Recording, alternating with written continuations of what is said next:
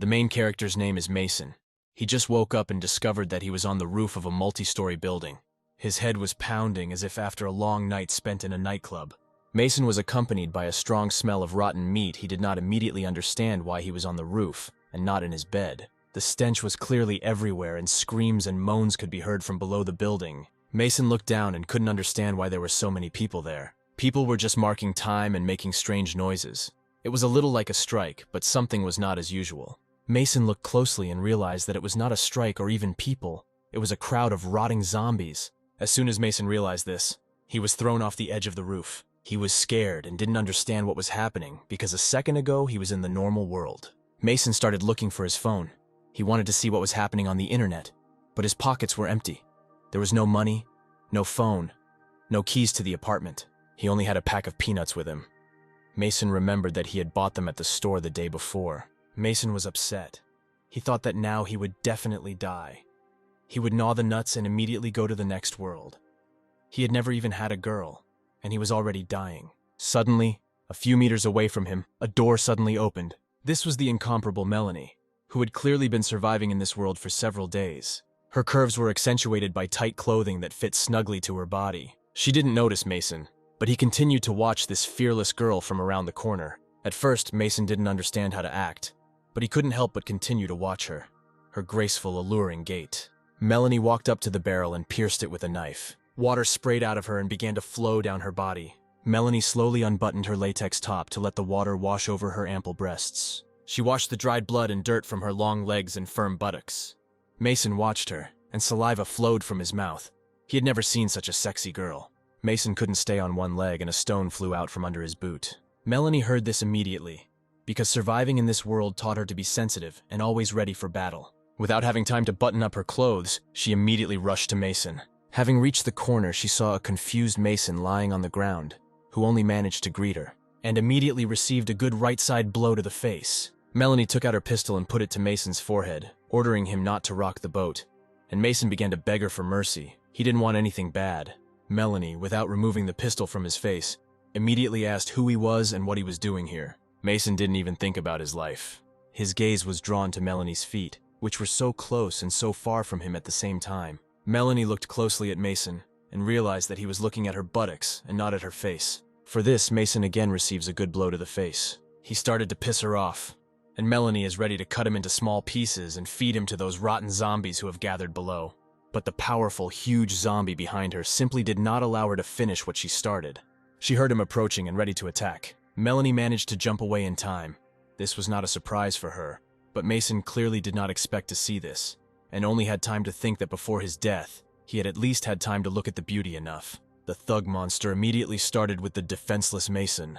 Mason at first thought that this monster belonged to Melanie, and said that although he was staring at her curvaceous forms, he couldn't be killed for that. But Melanie understood perfectly well the danger facing them, and began to shoot. Bullets flew from Melanie's two hands like in a real blockbuster. This mutant's skull was too thick for bullets to penetrate it. However, it hit him in the eye, and now he is just swinging his claws. But if he continues to swing and smash everything around like that, he may attract a crowd of low-level zombies, which will definitely lead to disaster. He should not have been allowed to do this. His upper body is huge, resulting in a lack of support for his lower body, and his right leg appears to have been broken before birth, and he doesn't move very quickly. Melanie analyzed the situation and took out a bandsaw. It had very sharp teeth and was designed specifically for battle against giant zombies. Now the mutant rushed at her, and judging by his size, he could simply crush her with one blow. Mason started screaming and asked her to quickly run away from there. But Melanie was clearly not a timid girl, and had no intention of running away. She rushed to attack the huge mutant. With one swing of the bandsaw, she cut off his leg. The mutant was clumsy, and without one leg, he simply fell to the ground, and Melanie, jumping on top, was able to hug his neck with a bandsaw. One sudden movement, and the zombie's head was already lying on the ground. Mason was shocked by what he saw, and would never have been able to believe that a small, fragile girl could do such a thing to a huge zombie. And Melanie had just taken out its core, which was of fairly good quality, from the mutant's body. Melanie got off the zombie and was only dissatisfied with one thing: she had just taken a shower. And now she was again covered in rancid blood. Melanie drew attention to Mason, who was squatting with his back turned to her. She asked why he was so cowardly and what camp he was from. Mason did not believe that this was reality. He ate nuts and thought that this dream was very realistic. He would sleep it off and wake up in his bed. Melanie came closer and took the peanuts from Mason, like a small child. Melanie looked at the nuts with bated breath and asked him where he even got the valuable longevity nuts. Mason said that if she wanted some nuts too, she could just ask instead of having to take everything away. Melanie was tired of this frivolous conversation. She put a bandsaw to Mason's neck and repeated her question where he came from and where he found such rare food. The cold touch of the saw and the burning pain that Mason felt when he was cut made him finally realize that it was all real. He introduced himself and said that the peanuts were just a snack that he bought at a regular supermarket. Suddenly, a bullet pierced Melanie's leg. Before they had time to realize it, the pain from the shot in the leg had just begun to reach Melanie, when a whole hail of bullets rained down on them. They hid behind the wall. Mason was terrified. This had never happened to him in real life. Melanie's leg was bleeding heavily, and he said that Melanie urgently needed medical attention. Melanie realized that there were more zombies in this area for a reason. People appeared here. A group of bandits, meanwhile, were discussing from the roof of another building that it was a great idea to lure zombies here so that Melanie would kill them, and then they would profit from easily obtained cannonballs. One of the bandits was a little scared, seeing how Melanie was dealing with zombies, and asked the main one if she would come for them to avenge the bullet in the leg. The boss said that this bullet contained cadaveric poison, and now Melanie's death will not take long. Meanwhile, Melanie's leg began to swell. She realized that it was cadaveric poison. Melanie said that even though her body has evolved and she is now immune, this poison is much more serious than a normal infection, and she may die this time. Realizing this, Melanie began to cry and told Mason that people from Camp 17 were shooting at them. They need the fruit from the zombies that she got. If they meet them, they will definitely kill them. Mason asked in horror what they should do now. Melanie said that she could detain them so that Mason could escape. But what would happen to Melanie? Melanie said that it contains corpse poison, and only penicillin can neutralize it. If Mason does not leave, then very soon Melanie will turn into a zombie, and then Mason certainly will not be able to leave. She asked Mason to find her sister and tell her to run away, because without her protection, the bandits from Camp 17 would catch her and do something terrible to her, and if she ran away, she would at least have a chance. Mason said that he might be able to find penicillin and save her, but Melanie said that it was almost impossible, because it is one of the rarest things in the world. Melanie threw several smoke bombs, and said that she would shoot back, and when the smoke rose, that Mason could escape through the door through which she entered. She gave Mason a note and said that her sister was here, and when he finds her, they definitely need to run. Melanie began firing back and ordered Mason to run.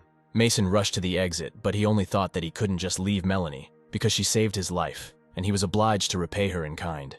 Mason just thought that he wanted to return to his world, because penicillin is available in any pharmacy. The system immediately worked, and a voice in his head asked if he really wanted to return to his world. Mason asked the system if he could return back if he were transported to his own world for a while. The program replied that he could return at any time. Then Mason said that he needed to move to the real world right now. Mason woke up on a hospital bed. The voices of passers-by and motorists could be heard from the street. The world was the same, and the foul smell was no longer there. Mason went out into the hospital corridor, where life went on as usual. Mason rushed headlong down the corridor. He ran quickly and shouted only one word: penicillin. Meanwhile, Melanie was sitting on the roof. The poison absorbed Melanie in parts. She thought of only one thing. She wanted Mason to get to her sister and warn her about the danger. The shots stopped, and the bandits thought that Melanie was no longer able to fight back. Their boss said it was time to reap the fruits of their labor. Mason was stopped by a nurse and told that he should not run through the corridors. He saw the nurse holding a tray of pills. Without thinking for a long time, Mason grabbed all the pills under his t-shirt, after which he immediately started running. Without reacting in any way to the nurse's cries, he started running again. He told the program that he urgently needed to be transferred to another world. Melanie, in a lifeless state, continued to sit motionless on the roof. Suddenly, a finger touched her face. Fortunately, it was Mason. He asked if she was still alive, to which Melanie simply turned to face him. But Melanie didn't like it. She hoped that he was already warning her sister, and he returned to her when she almost became a zombie. Melanie was furious and asked why he returned. Mason, anticipating her negative reaction, immediately took out a bottle of penicillin. He said he had come to save her and took a bottle of penicillin with him. Melanie couldn't believe her eyes where he was able to get it from. Mason asked her to ask fewer questions. She didn't have to worry. It was real penicillin. It's too early to die. They will get out of here together in their right mind and strong memory. After these words, Mason handed her the tablet. Melanie swallowed the pill. Although she did not trust Mason, but she had no choice. A few minutes passed, and Mason asked her how she was feeling. Melanie examined her leg. It returned to normal, and there were no longer any signs of infection. Melanie couldn't believe that they managed to suppress the poison in such a short time. What kind of penicillin it was? Melanie had just put her shoe on when the door to the roof opened. These were the same bandits. Their boss ordered to find the little creature and take the core of the monster. And if you were lucky, you could have some fun if it was still warm. Melanie came around the corner with a bandsaw and asked if they wanted to have fun with her. She said that she was just about to start looking for them, and they came to her. How is this possible? How could she survive? The bandits clearly decided to quickly run away from there. Mason was waiting for Melanie in the apartment. Terrible sounds of violence were heard from above. He thought that she clearly did not need help. On the table, he found a notebook lying neatly in the corner. Mason began to leaf through it. It was a personal diary. But who would write such a thing? The 21st of July, 2080. It's sunny outside. A plump young woman from the house opposite went out into the street again to hang her clothes. From time to time, she appears on the street. It's nothing, but it's nice. And what a figure she has. The 22nd of July, partly cloudy. Today a new manager was transferred to the company, who was seated next to me. She must be training a lot because her butt is just space. Maybe I don't like the woman from the house opposite so much. The new girl's ass just makes you drool. There are rumors of a virus outbreak in a nearby city, but our hero hoped that it would not reach them. Something happens to the girl. Her body becomes covered with spots. She becomes not herself. The guy sits under the table in horror and watches the transformation of his manager. So they began to appear in the real world, unexpectedly, gradually, without warning. The company was immediately closed for quarantine. The hero was even confined to 4 walls and allowed to go out. The 24th of July, the virus struck most of the city. Residents were left with a minimal amount of provisions. Calls to the people responsible for his imprisonment remained unanswered. If this continues, he could simply die of starvation. On the 25th of July, despite the ban on leaving, he broke the door lock and decided to find food on his own. However, I was overcome with horror when I came out. The city was destroyed and seemed abandoned. When I arrived at the supermarket, there were real fights for food. People went crazy with vandalism and looting, grabbing everything they could. After I managed to take some food and medicine, I saw the infected biting people. On the 22nd of August, 2 days ago, the television signal suddenly disappeared, and the presenter on the last recording said that no one would come to help, and people could only help themselves. He even thought it was a little funny. On the 17th of August, all the food ran out, but he was afraid that if he left the room, he might be eaten by hordes of infected. For the last few days, he had been filling his stomach with water, and really missed the manager's juicy ass. Suddenly, I heard the screams of a woman from a neighboring house, whom I periodically watched from the window. Her own husband attacked her and stabbed her to death. I just couldn't believe it. My own husband killed my neighbor. He sat over her corpse. What was he doing there? He seemed to sense my gaze and began to turn around. Drops of blood dripped from his mouth. I quickly bent down and hid so that he would not have time to notice me and come after me. On the 19th of August, after 4 days without food, I was simply dying, and when I was already completely desperate, someone knocked on my door. This man was looking for penicillin. He exchanged a huge pile of food for my penicillin. It really worked better than the most powerful antibiotics, although it was difficult to believe that antibiotics did not work. But some simple penicillin was the strongest medicine. When I was on the balcony on August 21st, I discovered a man below who was eating dead zombies.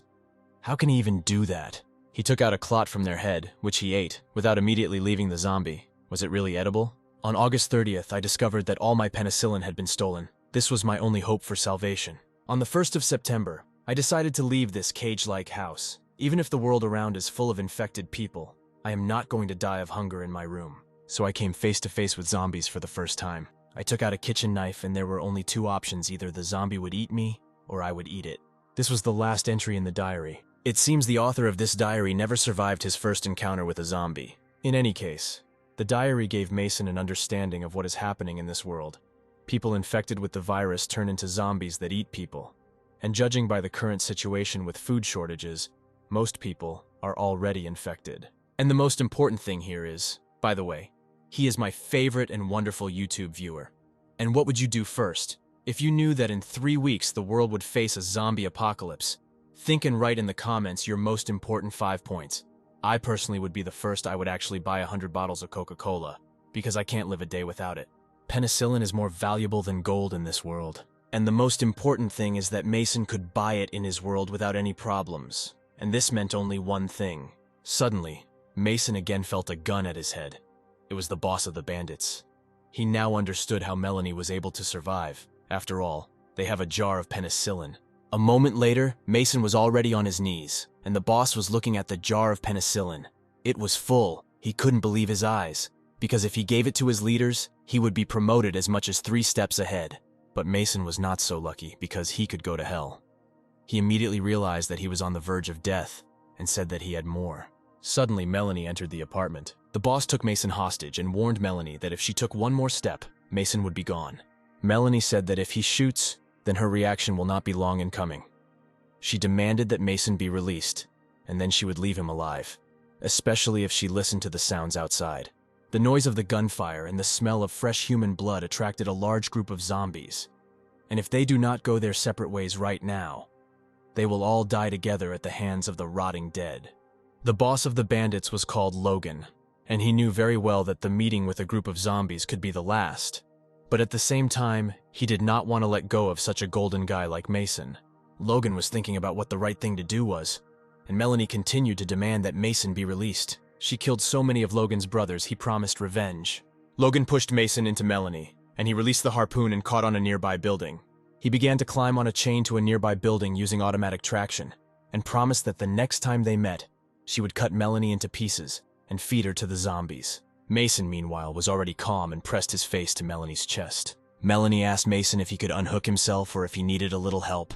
The city was enveloped in dark night. Hordes of zombies continued to wander aimlessly on the streets. Melanie looked out the window and said that they were at a sufficient distance from these walkers. After a little rest, they would hit the road again. Melanie looked with her bright blue eyes at Mason and said that she would like to clarify a few points. Firstly, who he is and where he gets such rare things as peanuts and penicillin, which ordinary people have not had for a long time. Mason did not answer right away. He thought that even though Melanie looks like a very capable girl, she wouldn't reveal her cards for anything, which means that he shouldn't have revealed his cards right away. He needed to somehow evade the answer. Mason sat down on the table and threw Melanie a pack of penicillin. Melanie had not seen him for so long that it seemed that she was holding in her hands not penicillin, but a large piece of gold. Mason said that she could take the whole jar for herself, even if it was payment for saving him. And if Melanie promised to follow him and protect him, she could get more. Melanie asked Mason how serious his intentions were. He said that if Melanie agreed, he would give her not only penicillin, but also many other valuable things in this world. Melanie couldn't believe that he had something more important than penicillin. Mason began to tell a very tasty story. Steamed lamb, bear paw, roast duck and chicken, steak burger, roast goose, marinated salted duck, chicken and gravy, bacon, canned eggs, jerky, sausage, smoked white belly chicken, steamed pork. Melanie stood and imagined these dishes and her stomach hurt. She asked Mason to stop. She wiped away her drool and said that she would not agree to defend him only for these things, especially since he might turn out to be a person from the camp of her opponents. But Mason hastened to reassure her, because he did not belong to more than one camp. He said that Melanie might consider him a spoiled, handsome man who would turn her life into paradise. Mason thought to himself that he was just an unlucky hard worker of the 21st century. Melanie thought that he definitely looked like a spoiled man, but she survived thanks to the penicillin he gave her. Although she hated to admit it, he was clearly her savior. After thinking a little, Melanie said that she was in business. From now on, she would always follow him and protect him. But if she found even a hint that his words were a lie, then she would cut him into small pieces and make delicious cutlets from him. Mason was pleased with himself because he had earned the trust, and now the accompaniment of a beautiful girl, and now she will always be with him, and maybe he will finally have physical intimacy with a real girl. Mason said that now that there was a verbal agreement between them, he would like to ask something, namely what happened to the world. Melanie, like a real school teacher, began to conduct a mini excursion around the world. The culprit behind the end of the world is a virus that has turned normal people into zombies, with an infection rate of approximately 80%, reducing the planet's population of 9 billion to 1, and the remaining people have become the walking dead. Zombie core has both herbal and mineral properties. When directly ingested, it provides the body with a large amount of energy for a short period of time. However, if you prepare an evolution potion, it is possible to evolve with different effects on the body. Evolution potions are divided into 3 levels. The first level provides the opportunity to evolve by 20%, the second level by 30%, and the third by 35%, and you can use them separately or together to increase the chances of evolving. Due to the rapid adaptation of the virus, good powerful antibiotics quickly became ineffective. Namely, penicillin could constantly and quickly destroy the infection. But since the microorganisms that synthesize it also mutated, penicillin became a particularly valuable medicine for saving lives. As soon as the virus began to affect humanity, and people realized that it could not be defeated, people began to unite in groups. At the moment, there are 3 organizations operating in the city. This is Camp 17, Earth Construction and Ascending Together. The group they met earlier was from Camp 17. They are real bandits. They openly burn, kill, and rob everyone in their path. Have thirst of all kinds, including women. Their boss kills for pleasure, and even feeds on human flesh. Mason thought a little about all Melanie's words, and, in general, the situation in the city was clear to him. Melanie looked at the street and said that a lot of zombies had accumulated around, and since Mason couldn't do anything at all, they should look for a place to stay for the night and move out only at dawn. Mason sat on the bed, and Melanie next to him on the sofa. She told him to go to bed, because he was of little use, so she would be on guard. He looked closely at her face. It was hard to imagine that she was as combative as he had seen her some time ago. Mason lay down on the bed and said that he needed to move back to the 21st century. The system has started the transfer. Mason opened his eyes slightly. He felt a little heavy, as if someone was sitting on him. When he opened his eyes completely, he saw a busty girl in front of him, who in a gentle, sweet voice asked him if he was awake. Mason quickly got out of bed and pushed the girl away from him. The girl was his mistress. He asked why she came to him. The owner said he had been hit by a car, but the doctor said it would be okay. It was a good thing she had made an emergency contact. Otherwise, the hospital wouldn't have been able to find anyone to pay his hospital expenses. Mason asked when she managed to do all this, but the hostess did not listen to him and asked what he would like to eat.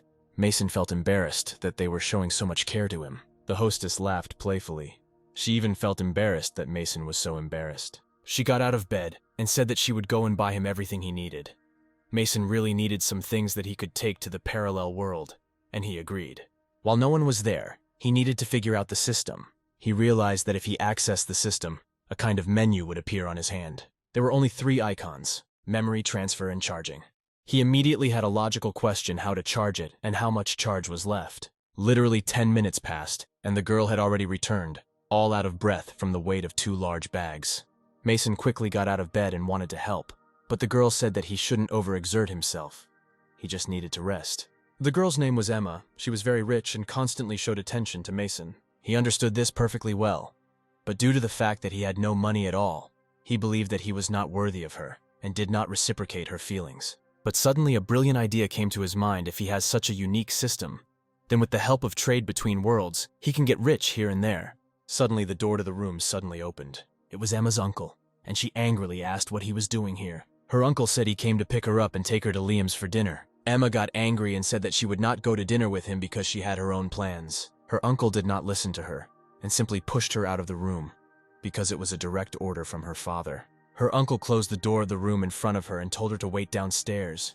He had a serious conversation with Mason. He silently walked up to Mason's bed and looked straight at him. Mason asked what problems he had. The uncle said that the problem should have been solved by itself. Was it really that the money they offered Mason was not enough? Mason suddenly asked what if he became rich. Uncle thought a little and said that there is a good phrase: a little man always has big ambitions, but he knew everything about Mason. Therefore, he is sure that, having lived his whole life, Mason will never reach the top. However, Mason did not agree with him, and his words sounded to him like a challenge to action. In another world, the sun had already begun to shine. Melanie actively tried to wake up Mason. Mason woke up yawning a little, and Melanie looked out the window and said that the journey from here to their base would take about 1 hour. The streets were infested with hordes of zombies.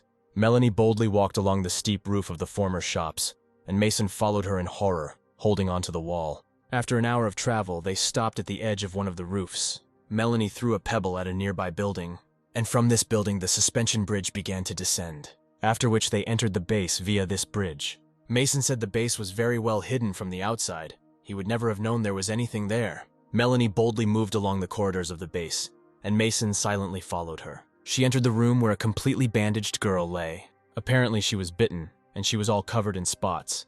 The infection had already begun to completely absorb her body. It was her sister Becca, and Melanie immediately gave her a penicillin tablet, happily telling her that she would get better very soon. Mason asked what happened and why her sister looked so bad. Melanie said that she was wounded by zombies. She went on a raid specifically to get the core of a mutant zombie, which she could exchange for penicillin, but was ambushed. Becca asked if she was okay and if she was hurt. Melanie said that she was fine, and she also brought a friend who got them penicillin, and if it weren't for him, they would never have met. Although Becca didn't see Mason, she immediately thanked him for saving him. He was a little uncomfortable, because he got these medications quite easily. He was amazed how two fragile girls could survive in such a terrible world. Melanie prepared food and handed the plate to Mason. He was very happy about this, because they had been on their feet all day. He quickly pounced on the food and began chewing, but he immediately spat out the entire contents into the trash can. Melanie devoured the contents of the plate with pleasure, and asked Mason in surprise if he didn't like it at all. Mason almost felt sick. He asked if they always eat this here. He even began to cry a little. Melanie again asked if the food she had prepared was so tasteless. Mason said that they would stop eating such garbage. Melanie replied that she could hardly catch it all from the river. Mason began looking through his pockets and asked Melanie to open her mouth. What Mason put in her mouth was simply delicious. This rich, milky taste is simply divine sweetness. Melanie froze and did not move. Although there was a storm of emotions in her head, Mason waved his hand in front of his face and said that it was ordinary toffee. Melanie finally came to her senses and said it was amazing. He had to have one more piece of candy, and he immediately started looking for it in his pockets. He put the second candy into Melanie's mouth. Melanie greedily closed her mouth and began chewing right with Mason's fingers. It was truly delicious. Mason was already a little afraid of her. She asked if he could get more of these sweets. Now Mason was careful not to put candy in her mouth, and put everything he had on the table. Melanie immediately gave one candy to her sister. The candy melted in her mouth and filled her not only with energy, but also with positivity. She immediately asked where such a treat came from, to which Melanie replied that their friend gave them this candy. The swelling began to slowly subside from Becky's face after she took the pill, and the candy brought back happiness and the desire to live. Mason felt sorry for these girls. They were happy from such simple things. He couldn't stand it and dumped all the food he had on the table. Melanie couldn't believe her eyes.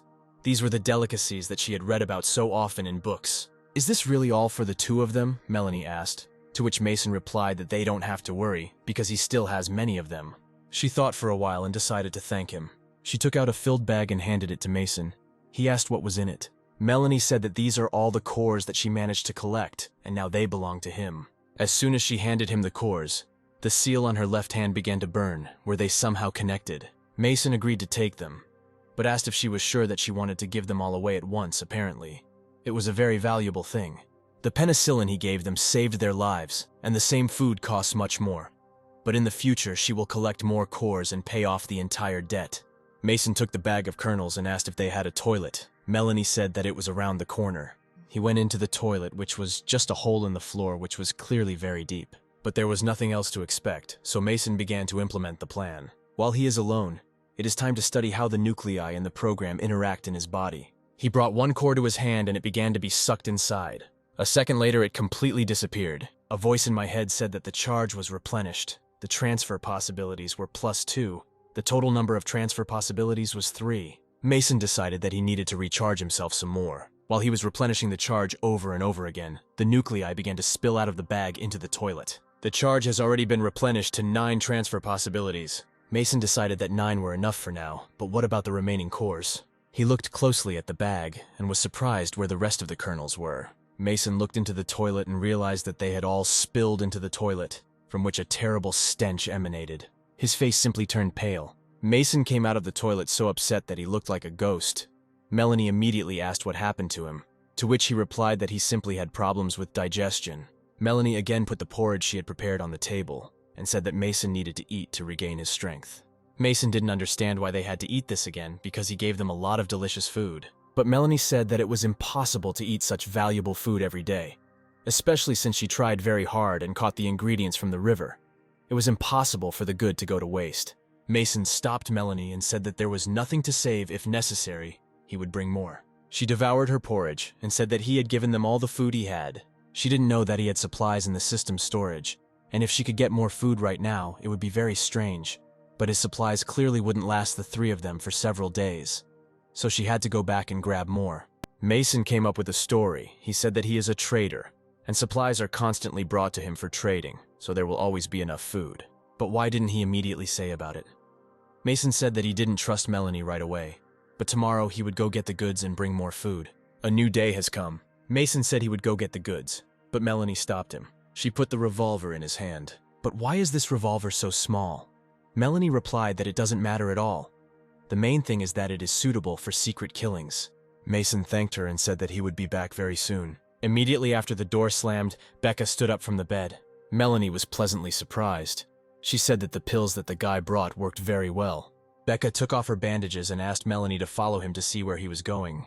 His behavior and appearance are not like those of the locals, and he also knows very little about our world.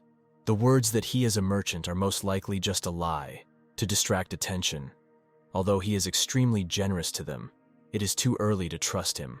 Mason walked for a long time through the buildings of the city. He went into a room, looked around. It seemed like no one was following him, and he could get down to business. It's time to move into the real world. He woke up again in the hospital and decided that it was time to be discharged. Otherwise, he did not have any money at all for such a long stay in the hospital. This month, he couldn't find a job again. His savings were already running out. They were about to run out, before it seemed to him that he could get rich. But, in fact, he's just a poor man. But now he needed to take valuable food for that world. Food and medicine are very valuable in that world. But he has no buyers at all. If he goes to that camp of thugs, they will simply take everything away and finish him off. Mason placed a whole bunch of groceries on the checkout counter and asked him to check it out. Although Melanie was quite strong, the most she could do was help him avoid becoming food for zombies.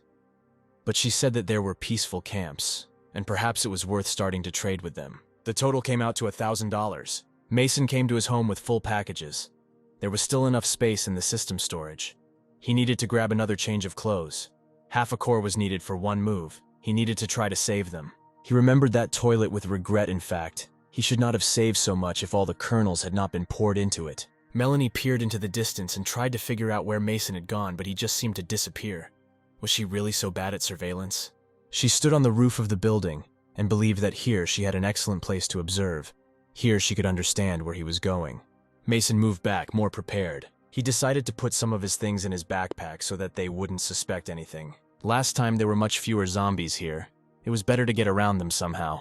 But the further Mason walked, the more zombies accompanied him. He was already at the edge of the roof, but there was a whole horde of zombies there. It was clearly impossible to get through here. There were only a few wires hanging in front of him, along which he could go to the next building. He thought it was better not to risk it and return. However, some zombies had already climbed onto the roof and were following his juicy, tender body. He urgently needed to come up with something, because the happy zombies were running after him. One of the zombies pushed him off the roof. He began to fall quickly, and food scattered all over the area. However, at the last moment, Mason quickly managed to grab the wires, and the zombies simply fell down. Mason began to ask to be transported to the real world. But the program said that the passive climbing ability is currently used. There is room for improvement.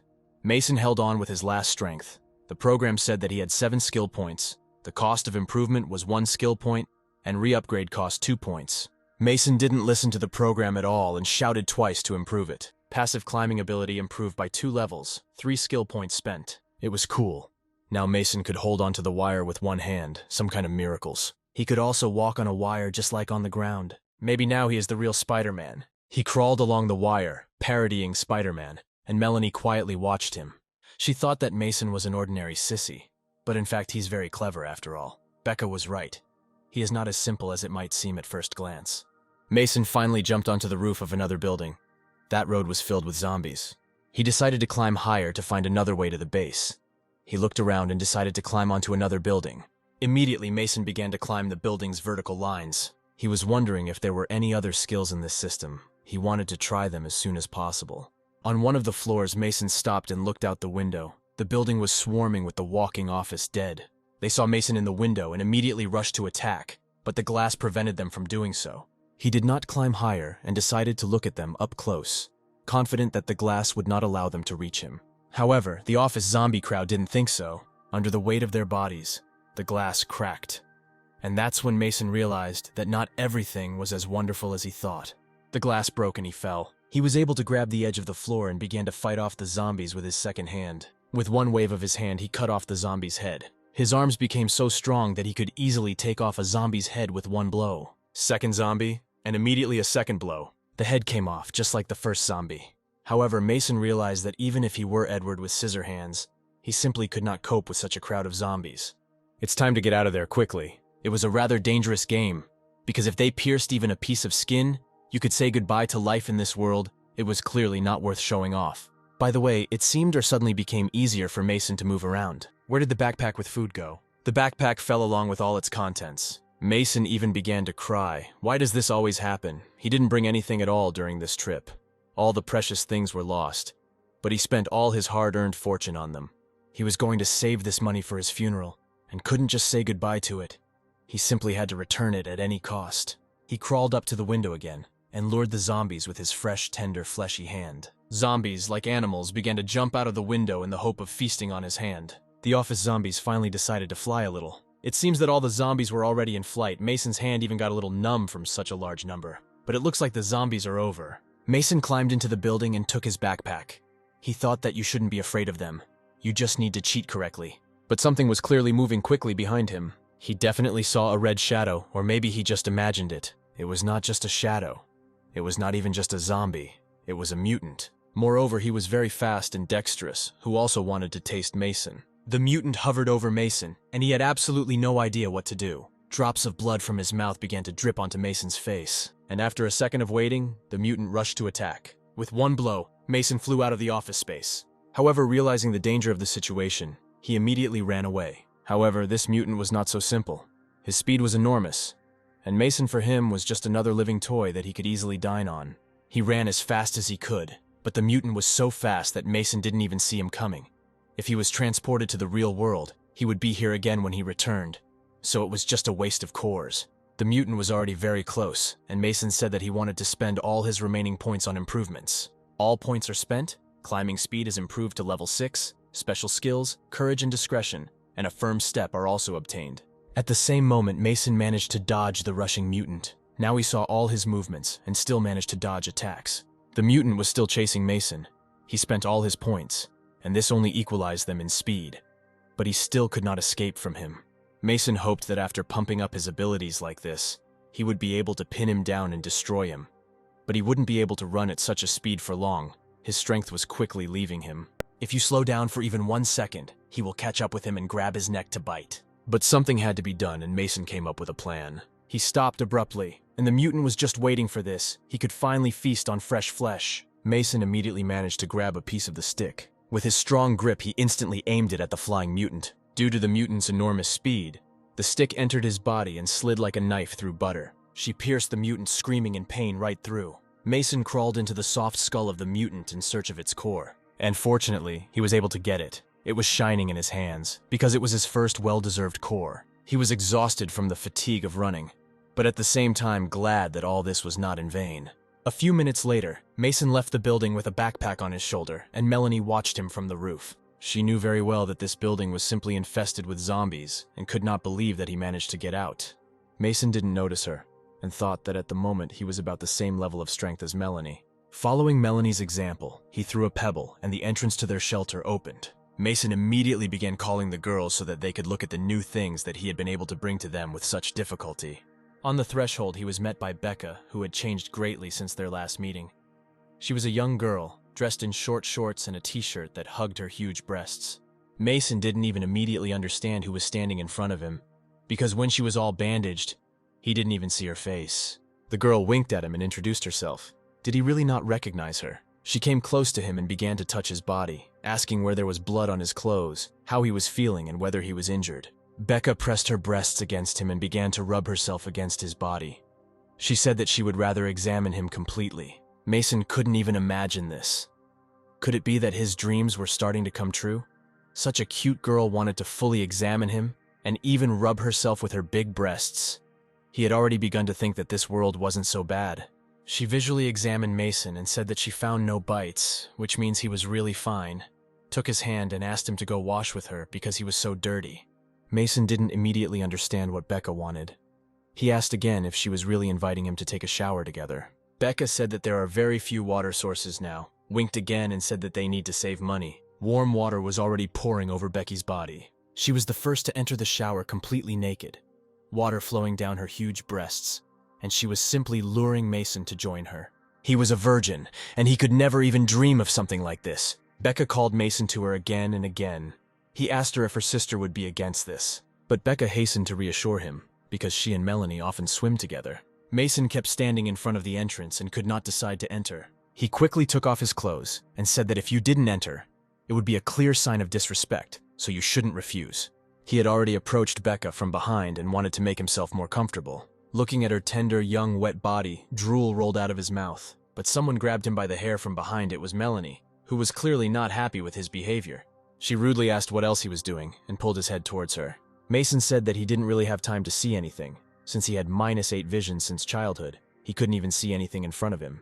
They left the bath, and Mason immediately decided to switch the topic of conversation. So as not to test Melanie's patience, he began to extract everything that he managed to convey from the real world. For a balanced diet, he even brought fruit with him. Melanie immediately forgot about everything that had happened before, because she had only seen bananas in pictures. Mason unwrapped one banana for her and said that she could eat it right now and not be embarrassed. He began to push the banana into Melanie's mouth. It passed slowly and quite tightly, because she actively licked it with her tongue so that it would fit into her mouth more easily. Mason's thoughts were not at all about the banana, and he continued to slowly shove it into Melanie's mouth. The banana was already quite wet, but in order to feel its taste better and more clearly, she polished it with her tongue without stopping. Finally, a piece of banana broke and remained in her mouth, filled with delight at its sweet taste. Mason closed his eyes and replayed this moment in his head over and over again. A few minutes later, Becca came out of the shower and saw so many products and thought that she was in a dream. Would Mason really give it all to them? It was very expensive, but Mason said that he perfectly understands the value of these things in this world, but he promised to be generous to them if they would protect him. Melanie finally swallowed a piece of banana and thought that now she definitely had to keep her promise. Mason said that with his savings he would be able to stock up just once, and also figure out a way to get the kernels. Melanie asked why he needed money, because now it's just priceless paper. It's even inconvenient to wipe with it. To which Mason replied that his trade is based on the exchange of rare metals, gold, silver, or something like that. Melanie looked around and walked away somewhere. She went to the table and took something out from under it. On the table where Mason was sitting, she placed several yellow bars that were very similar to gold. They sparkled like real gold bars. Mason extended his hands to them and began to touch them. Are these really real gold bars? Melanie said she didn't even remember what it was called. These ingots were square, so she decided to put them under the legs of the table so that it would not wobble. If it suits Mason, then she has 5 or 6 more of the same under the table. Mason even sweated a little when he saw so much gold in front of him, and Melanie opened a pack of chips and ate them with great pleasure, saying that they don't use it, and he can take everything. It was already completely dark outside. Mason lay there and couldn't get enough of the fact that he was now truly rich. While he was sleeping, someone entered his room. Mason did not hear this at all, and his dreams were only about how he could now spend his new wealth. However, he did not even suspect that all his dreams, like reality, could end in an instant. Becca was already standing in front of him, with a knife raised up. She had already lowered the knife in order to stop Mason's dreams forever. However, Melanie stopped her hand. They quietly asked Becca what she was doing, what had come over her. Becca said that if they killed Mason right now, then all his precious things would belong to them. Melanie said that they could not do this because he saved them. If not for the penicillin, which he gave them for nothing, then both of them would already be company with the dead who wander aimlessly through the streets. Becca reminded Melanie how not so long ago another guy was able to gain her trust, and then betrayed them by telling the bandits about their location. Then everyone from their camp died. Does she really want to repeat? If Melanie had not stopped Mason, he would have lost his lustful eyes and his soul. Melanie insisted, because Mason had no reason to spend such value on them as penicillin, even if they sold everything they had. They wouldn't even earn 5 penicillin tablets, and Mason gave them a whole pack. He's definitely not a traitor. Suddenly their conversation was interrupted by Mason himself, and asked what they were whispering about. Without thinking for a long time, Becca jumped into his bed and said that she wanted to sleep with him. Mason didn't even suspect her intentions, and said that he didn't even need to ask about that, because he would happily take her to his bed. Melanie wanted to protect him from death, and said that she also wanted to sleep with him. Mason couldn't even believe that he was so lucky, and said that there was enough space for both girls. Mason's happiness knew no bounds. Who would have thought that 2 pretty young girls would sleep with him, because he simply brought them some food from the supermarket. Becca lay down, pressed tightly against him, and Melanie lay there like a tin soldier, not at all sharing Becca's opinion. As soon as Mason fell asleep, Becca took out a sickle from under the blanket. She wanted to end Mason unceremoniously with one blow. but Melanie kicked the sickle out of her hands. Melanie's foot not only knocked the sickle out of Becky's hands, but also hit Mason right in the stomach. He woke up again and asked why Melanie sat on top of him. Melanie said she only wanted to sleep with him alone. In this case, she will be able to ensure his safety if suddenly someone wants to attack him, Mason agreed with her. Because safety comes first. And yet the night passed for Mason without injuries. Becca sat down next to Mason and asked him how much he had evolved. Mason replied that he was just an ordinary handsome guy and had not evolved at all. Then Becca asked how he managed to climb the skyscraper. Mason immediately asked how she knew this. She said that she had a pretty keen sense of smell, and when he arrived, she smelled everything. She began to pretend to be a shy little girl, and said that only the strongest evolved people could get out of that building alive, and how Mason did it. For now, he couldn't be told about the program. He could only lie. He said that yesterday he got a little lost, and only thanks to the revolver that Melanie gave him he was able to survive. This meant that Mason was a good shooter. Melanie suggested that he try shooting at the range. Mason began to shoot clumsily, but missed the target more than once. Melanie asked if he was aiming accurately at the target. How could he shoot so poorly? He even held the weapon incorrectly. Melanie came up to him from behind, took his hand, and offered to teach him how to shoot correctly. First, I needed to relax my shoulder. There was no need to keep the body in such a tense state. You need to stand calmly, and now you can only aim. And only now the shot. It hits, but not exactly on target. Mason, like a child, was happy that he was able to hit the target. The program started working and reported that an improvement was available. Proficiency with ranged weapons. Now it became clear to Mason that there were other skills in the system, but points were needed to improve them, but he had none left at all. There was only one core from a red mutant, but these points were better spent on moving. Mason, without thinking for a long time, asked Melanie if there was a place where he could buy mutant cores. Melanie said that there is a place where you can exchange valuables for cores. It is 2 kilometers from here. Mason was glad to hear what he heard and asked her to take him there. A few hours of travel around the city, and they were already there. Melanie knocked on the chain-linked area and they immediately entered. One-eyed Alex was sitting there reading a newspaper. He was a local merchant who had almost everything your heart could desire, but it came at a hefty price. As soon as they appeared in Alex's field of vision, he immediately pointed the gun at them. He did not immediately recognize Melanie, and saw an unfamiliar Mason. She asked him if the old warrior was really afraid of zombies. Alex said that he was not afraid of zombies. He was more afraid of living people. Mason got straight to the point. He asked if Alex could sell him the cores. Alex immediately asked what he would get for these cores. Mason put 3 cans of preserves on the table. Alex couldn't believe his eyes. These were canned goods from the beginning of the 21st century. There weren't many of them left. Alex was just about to take them when Mason intercepted the canned food from him and said that first. Let him show the kernels. The one-eyed man took a drag on his cigarette and said that he couldn't be fooled. At first glance he was a fool, but in reality he was smart. Mason said that at the very beginning of the conversation, Alex correctly noted that you should not be afraid of zombies, but of people, so you should always be on your guard. Alex told them to wait. Now he will bring everything they need. He was gone for several minutes, and he put a bag of kernels on the table. He said that these were all the kernels he had, 11 in total. Alex said that for a can of expired meat, he would give 2 kernels, but Mason had top quality meat. So for 1 can, he would give 4 kernels, for a total of 12. But he had 11 of them, so he offered to make a deal now. And he would take the rest, we'll give it back later.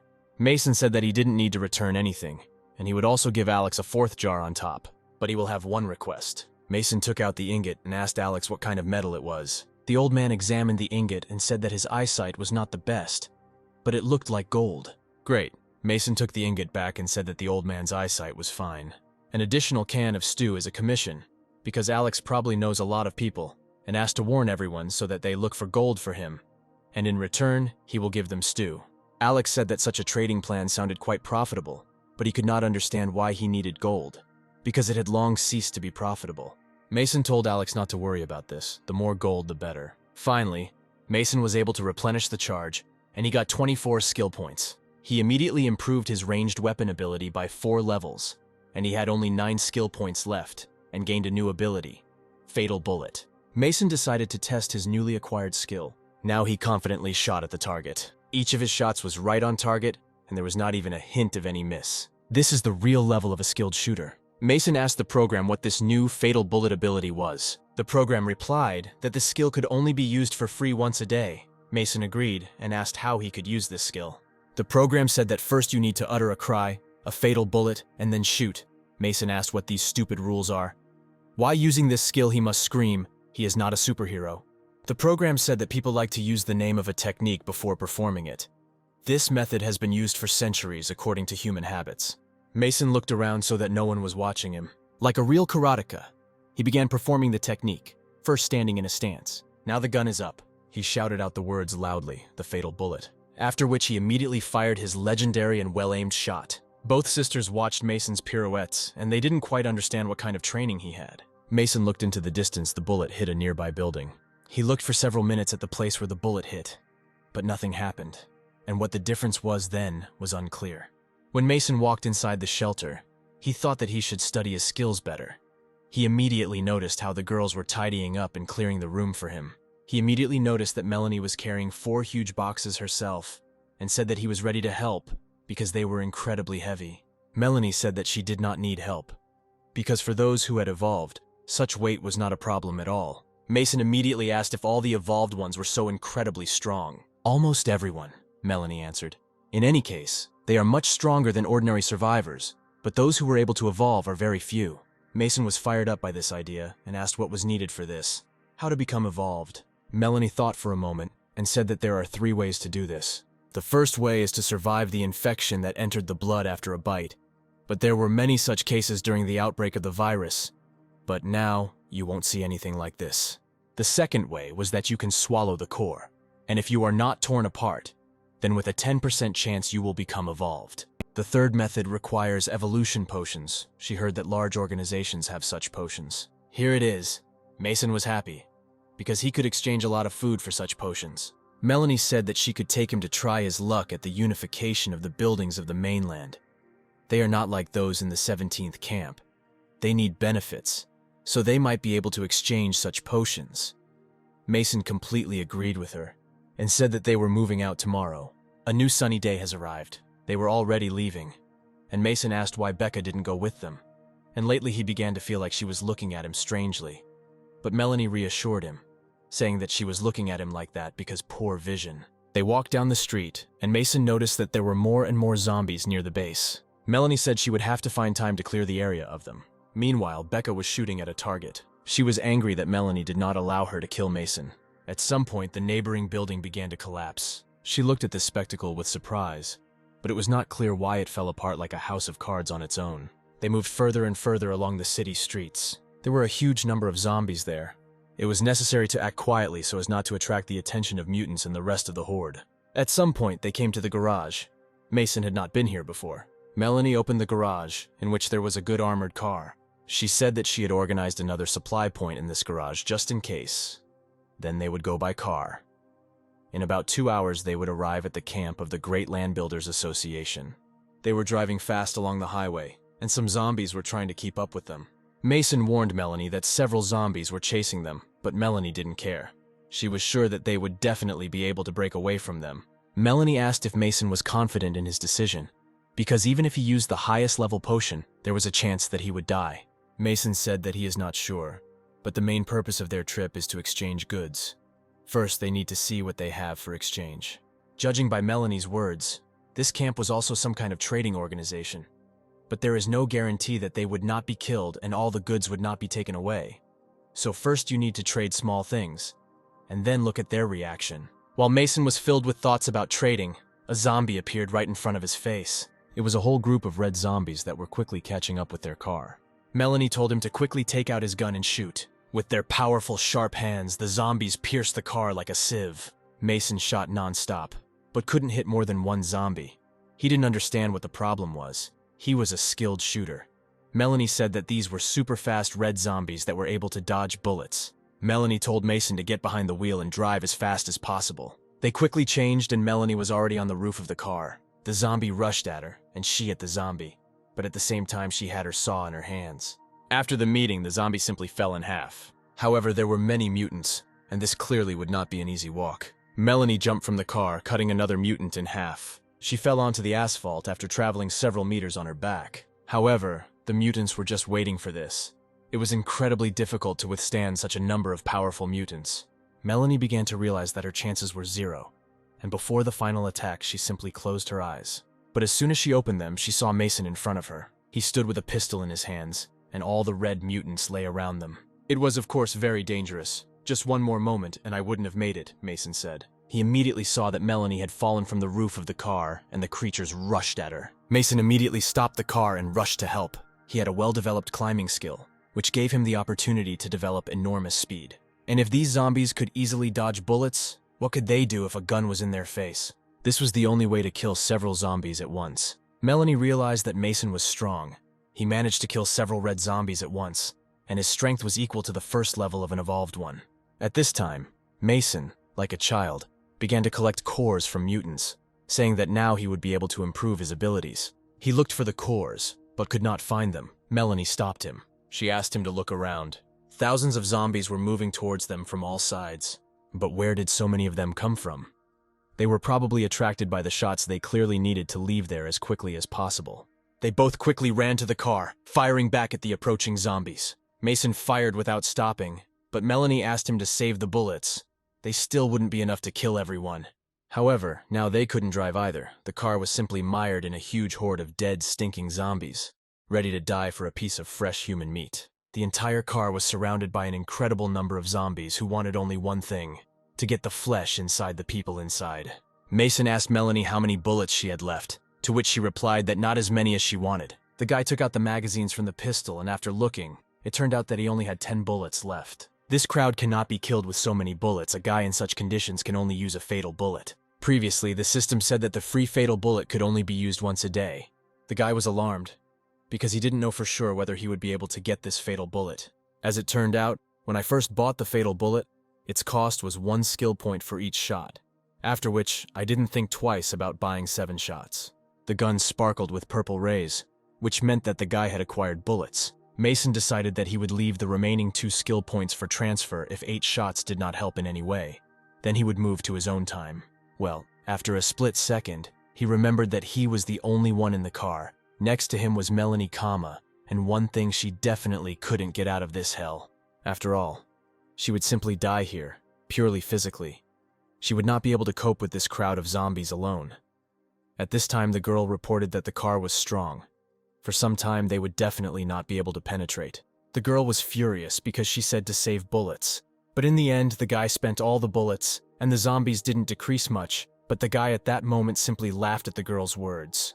Melanie said that you should always leave at least 1 bullet just in case, because it might come in handy. But Mason could not understand the girl's words, because how could 1 bullet do any good? The girl began to say that she always saves the last bullet.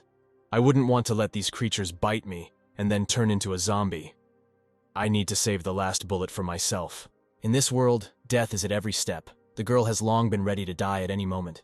She just wouldn't want her death to be so sad. So she advises the guy to always leave at least 1 bullet. The guy didn't really react to the girl's word, but just looked at her nervously. There was no effect. Mason fired 7 fatal bullets, but nothing special happened. The zombies, as they were outside, remained there, and there were more and more of them in addition. At this time, the zombies continued to break into the car, hoping to feast on human flesh. After some time, raindrops began to fall on the zombie's head. The rain has started. At least the guy and girl won't have to worry about dying of thirst. Now they can only pray that there are other people nearby who would distract the zombies, but there certainly won't be any such good souls. It's clear that the zombies didn't care about this rain. The guy noticed that some kind of stench suddenly began. But as it turned out, the water makes the rotten meat on the body soak like a zombie when it rains. There is always such a stench. As it turned out, the partners came up with a cunning plan. They placed buckets under the roof of the car so that water could be collected there. The buckets were already filled, and they needed to seal the hole in the roof. It's raining quite heavily. The girl hasn't seen anything like this for a long time. If it continues for another day, they might see something interesting. The guy couldn't understand what the girl meant by the word interesting. Zombies themselves are immortal, but water can wash them away, so right now they are watching the process of zombies standing before their eyes. When water gets on them, their skin swells, so it seems as if they have become living people again. However, this is only temporary. At this time, the rain was not going to stop. On the contrary, dark, thick clouds with rain gathered around the car and a crowd of zombies. They continue to absorb water, the skin continues to swell, to such an extent that at some point it can't stand it and burst. The zombies still won't die from this. Just their appearance will become a little more interesting. The guy asked the girl to recover because from her story and in addition to this smell, he would definitely feel sick. and then they would both feel uncomfortable sitting in the car. But in any case, it was better to sit in the car like this than outside with a crowd of zombies. The girl turned to the guy so that he looked out the window. The girl noticed that all the zombies on the outside began to look more like people. This is true. Almost all the zombies had all the outlines and signs of a person. After one zombie, who was a girl, bowed to the mirror, the girl noticed that she looked the same as her. The girl would still be alive if the world were normal. In Melanie's words, one could feel resentment and sadness for what happened to this world, and directly to this girl. The girl's reasoning was interrupted by Mason, who asked her to finish it if the world were normal. The girl was surprised by such a sudden and complex question at the same time. The girl didn't think much about it. If there were no zombies, if the world were normal, then she would. She would like to become a pastry chef. She thought that it was not very suitable for her. Well, the guy had a different opinion. He said that such a profession would suit her. It's not strange, because the guy knew better because he lived and can live in a normal world. A few seconds later, powerful lightning was heard in the sky, which almost illuminated the entire clearing where the girl and the guy were. The guy can't leave Melanie. There must be another way. The guy decided that he would gain strength for the day, and then try to use his climbing ability to avoid Melanie right on the heads of these zombies. A split second later, a powerful flash of lightning covered the partners' faces, from which they were clearly slightly surprised. What a dense flash. This area has always been dry. The girl has never seen weather like this here. But the lightning was not going to stop, on the contrary. It took on an unnatural appearance and was directed straight at the car with the girl and the guy. The flash was so bright that the main characters closed themselves off from it. Seconds later, she still reached her target and hit the car. A moment later, dozens or even hundreds of zombies were defeated by the same lightning, causing them to scatter in all directions. After the guy opened his eyes, he saw dead zombies lying in front of him. Such a picture clearly struck the guy almost to the point of losing consciousness. And oddly enough, the zombies were all dead, due to such a powerful discharge of electricity. The girl and the guy still couldn't believe what had just happened, because for the first time they saw all the zombies around killed by one lightning strike. Well, even though the zombies were dead, my partner had to clear the road of zombies, otherwise they wouldn't arrive in the car. By the time they finished cleaning, it had already cleared up. They were most likely still a little shocked by what had happened. The guy was indescribably glad that they were able to survive under such circumstances. But the girl was also incredibly happy. At this time, they reached some huge gate. At the top of the post, a man told his partner that a car was approaching and he needed to report to the guard, after which the partner went to report. And at this time, the guard himself was sleeping soundly, together with two luxurious girls. And against the backdrop of all this, the man shouted for the guard to wake up, because the car was at the gate. Although the guard, straightening his pants, went out into the street and complained about who had come here so early, the man asked permission to find out everything. Opening a small gap in their mouths, the man ordered everyone to get out of the car. The main characters approached the gate. The man said that he had not seen them before, and asked where they would be from, also adding whether they were looking for shelter. Mason said that they were traders. They came to exchange very valuable things, and at that time the girl simply watched and was silent. The guard at this time, throwing his coat over himself, said that you should get the goods and he will look at it. The man provided the guard with the guy's goods for exchange. He looked with interest at the canned food that the guy brought. He unpacked the product with the hope of trying it. But the girl was indignant at this man's behavior because they had not yet received anything in return. She could not understand why on earth he was already opening it. But Mason interrupted the girl and said that it was okay. The man would just try the product. He asked her to try it quickly and tell him how he liked it. The man said that the guy is smarter than he seems. The man devoured a juicy piece of meat, while one of the men present looked at it all and was clearly hungry. The man decided to try again. He took a sip. At this time, the men standing next to him asked him how a kama even tasted and choked on their saliva because they were not only hungry, but most likely died of hunger. The guy took another spoon. The girl was again outraged by the guy's behavior. She thought that she had had enough of everything because he was close to eating the entire jar. The man didn't understand what it was. He took a couple of spoons, but it was already over. He said that he couldn't even taste the product. But the guy said that there was nothing wrong with him, and he handed over the canned food for the man to try. A few minutes later, several empty cans were already lying on the table, in which there was nothing at all. The girl was furious with this, because the man had already eaten 8 cans. She asked if he knew how many good things they could exchange for them. With a swollen belly, the guy said that he had eaten quite well. Then she added that he leaves the broth for the men standing nearby. A split second later, they began to fight over this broth, not literally, which looked very strange and absurd from the outside. The man said that the canned food is quite tasty, he orders to notify about the guy and girl in the city, after which the man ordered him to follow him. After which he led them to the estate, where there were a lot of people. It seemed as if they didn't feel zombies outside in this place. At this time, someone asked, or people did not want to look. Someone said that their product was of the highest quality. Mason asked if there were people living in these houses, to which he was told that they were all refugees whom the head of the city welcomed. If not for him, sooner or later they would all have become victims of zombies. In front of the heroes, a man fell straight to the floor. As it turned out, he fell for a reason. He was beaten by some guy who accused him of stealing medicine and promised that he would get it from him now. As it turned out, this someone was a girl with red hair, who asked to spare her, and said that she would not steal anything else. Mason immediately ran up to the guy who was beating the girl and asked him to take it easy. He could discuss everything calmly. He couldn't understand why he should use his hands. Well, the man was furious, and I'll ask the guy if he even knows what she did. He said that the girl was stealing medicine from the warehouse. For all of them, medicine is more expensive than food. Unauthorized use of medicine is punishable by death. All you have to do is order it from the head of the city, and they will not leave a living place on the girl. The man said that the girl dared to steal so much, but it's good that he managed to catch her. He asked her where she hid the medicine and ordered her to give it back quickly. The man told the guy that people from the outside world should not worry about this. The thief will be given an appropriate sentence, after which he added that they should follow him further. After which the man dragged the girl with him into the hall here. The man was wondering what punishment the girls would receive in court. The man said that the head of the city was busy today, so he would not be able to receive them. There was a guest room on the second floor. The man handed over the key and said that tomorrow the head would receive them too.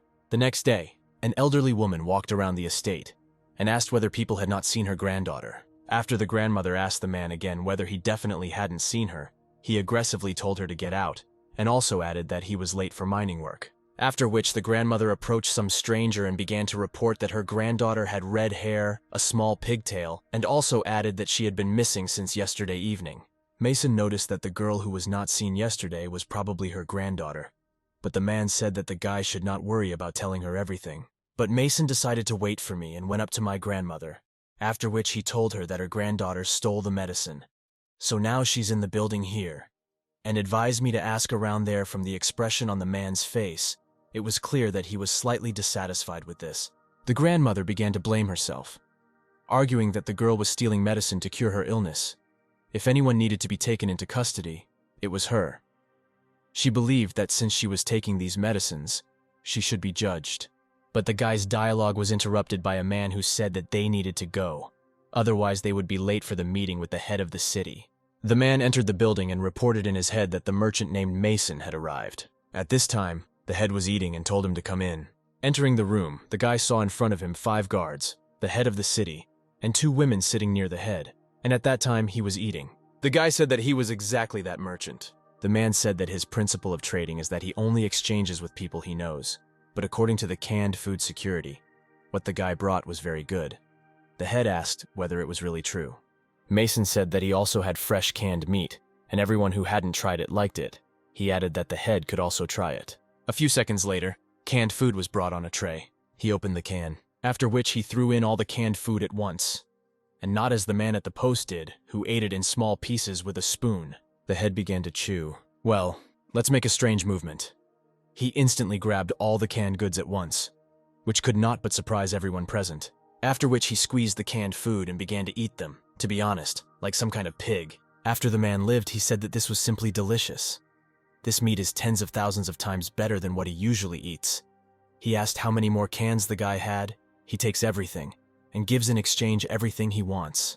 It is clear that the guy was delighted with such news, and also added that the head understands the product. The man insisted that the guy say what he wanted in return. The guy was brief. He said that he needed cores, an evolution potion, and also gold. But the cornerman clearly did not understand what gold was.